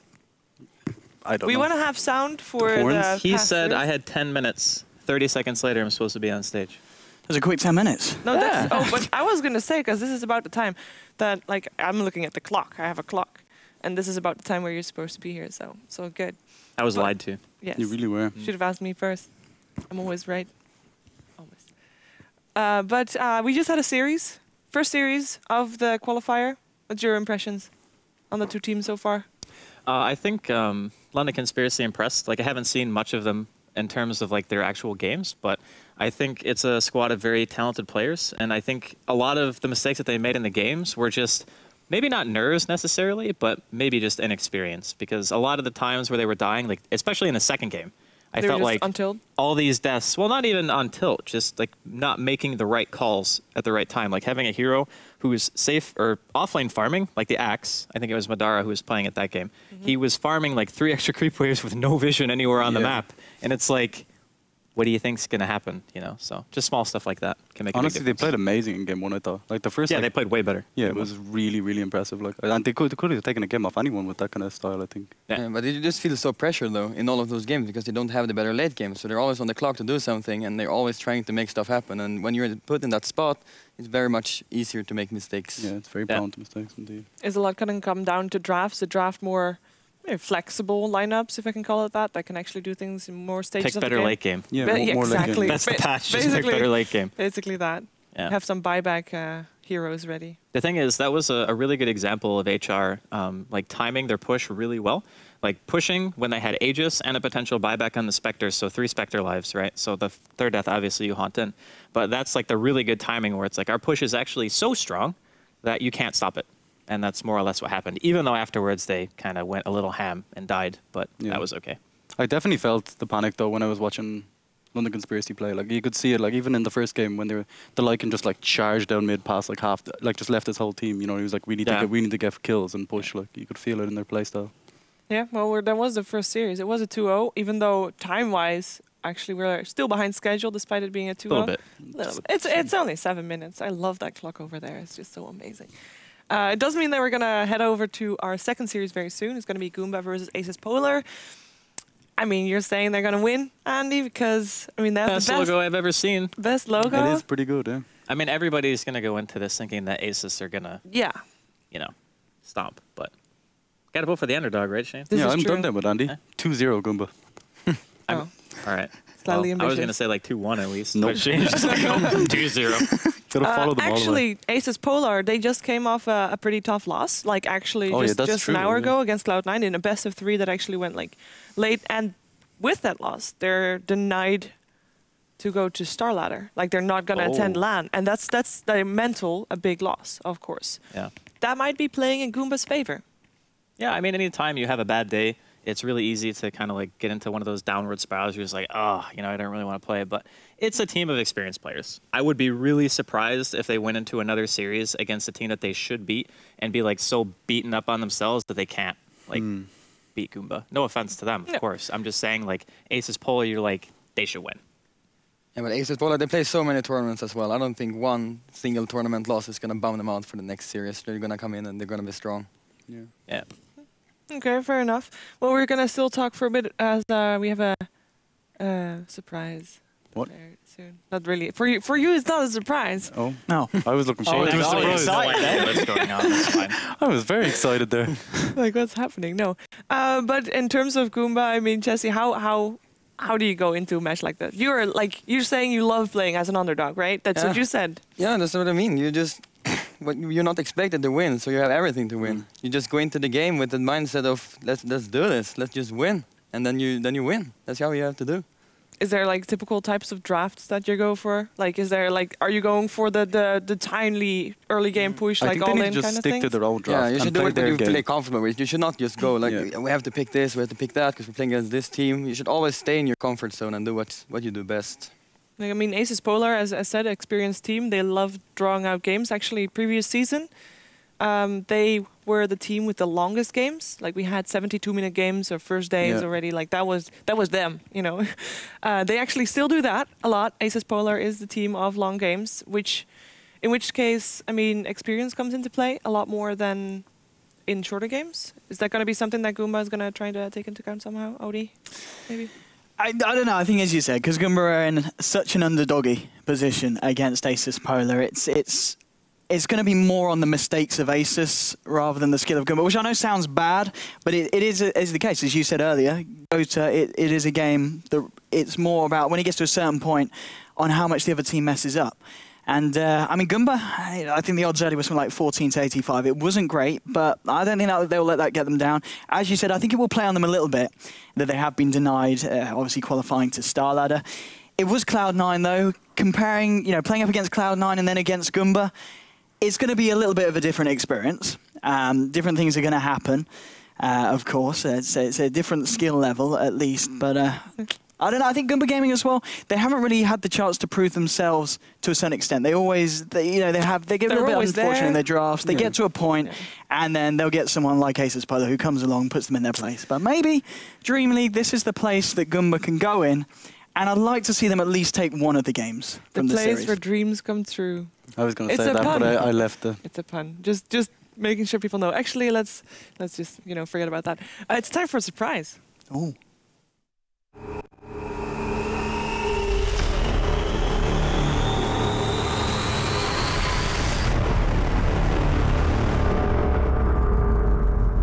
Well, hello there. Hello. Hello. Am I on? You are on. You're live. Oh, hey, we can see you. Awesome. That's amazing. I'm sorry. Amazing. Condolences. You look great. Yeah, right. Very flashy. How are you? How's it going? I'm good. Thank you. Been able to watch some of the games? Well, the series was a 2-0. Game was kind of unfortunate. Game 1 was unfortunate. Game 2 was a bit more one-sided than the first game, but both ended in wins for Hellraisers. Okay. I unfortunately didn't get to watch them, but I heard your post-game analysis, so I'm somewhat updated. Great. So, somewhat. Somewhat. So we have Goomba versus ASUS Polar. Yeah. What's your take on it? 2-0 Polar. Yeah. Clean and simple. Sounds about right. Yeah. Okay. I think it's hard to argue with that. Yeah, I know, but it's so sad. It's, you know, a team like, the cool thing for a team like Goomba going into a game like that is that they have nothing to lose, right? I mean, they have some really talented players, but everyone is expecting Polo to win. And this is the kind of match where when you're playing for a qualifier like this, you might pull out like a pocket strategy you've practiced, you pull out some weird heroes, and maybe you can make it work. I think the player to watch out for in the series might be EDE if he gets either his Sand King or his Earthshaker. Oh, fun heroes. He has a really good team fight awareness, and he is, like, since Dota 1, he's been playing Sand King and Shaker. You actually played with him, right? An MTW, but like before that, like the Wild Honey Badgers. No, also not. I don't think I've ever played with him, but I've played against him back in Dota 1. So, like, what's that, 5 years ago now? 5 or 6 years ago, I think. I'll take your word for it. He's played for a long time. RMN is a very experienced player, too. Then you've got Chill, Exist, and A Moment that are newer players, but they have some really experienced guys behind them, so... Okay, so looking forward to Sand King Earthshaker. I would really love to see that, actually. Spirit Breaker has been banned out. Synderen, any hero that you want to see particular, or is that the Eid, Sand King, or Earthshaker? I want to see them pick Undying. I think it's a hero that I seem to recall this team picking Undying once in a while. It might have been some scrims a long time ago, or maybe in a couple of officials. And I think that kind of hero is really good to pull out in a match like this, where Polar are an aggressive team that like to fight. And if you can force them into fights early game where Polar get a little overconfident, you have an Undying, you could start taking really serious advantage of that hero. So I think it's a good hero for Goomba, and it's a good hero against Polar. So I would love to see that. That actually sounds like a pretty good suggestion. And unfortunately, I have to cut us a little bit short because we are slightly behind schedule. So I have to say goodbye already. Oh. Unless anybody else have undying questions. Oh. We can't talk about the last series because you didn't see it. This is true. Yeah. I can give you my overall prediction for the qualifiers if you want to hear that. Yes, please. Before we go. Yeah. So I think you're going to be watching the favorites of the qualifier right now, and I think I'm actually going to make a bold prediction that Polar don't lose a single game. At all? In the whole qualifier? They don't lose a game. I'm going to predict that. I think they're stronger than the other teams by quite a bit. It's possible. I guess the team they'll be meeting in the finals for me is probably going to be Burden United. Sorry, not Burden United. What is that? Or it is Burden United, right? Yeah. Okay. No, I just jinxed I confused myself. So yeah, I think Burden United against Polar in the finals. Polar wins the two. Are the finals best of 5 or best of 3? Best of 3. So Polar 2-0. And they're going to go 2-0 all the way, and Burden United will have a 2-1 against the team they meet after Crucial. So Caller M5. That's my prediction for that. Do you guys agree? Or, well, I don't know if you have time to talk about it, but... Well, we don't have a lot of time to talk about it, but it sounds... I mean, in terms of ASUS Polar, I would believe that. I mean, they're on the roll. They're doing really well. They're playing really solidly. Winning the qualifier. Yeah, but like going all the way through. Going all the way through in the qualifier. I agree with that as well. And unbeaten. I wouldn't be too surprised by that either. I mean, I might give them one game. I might give Burden United one game if you say that they indeed meet them in the finals. Then I would still go for 2-1. Maybe.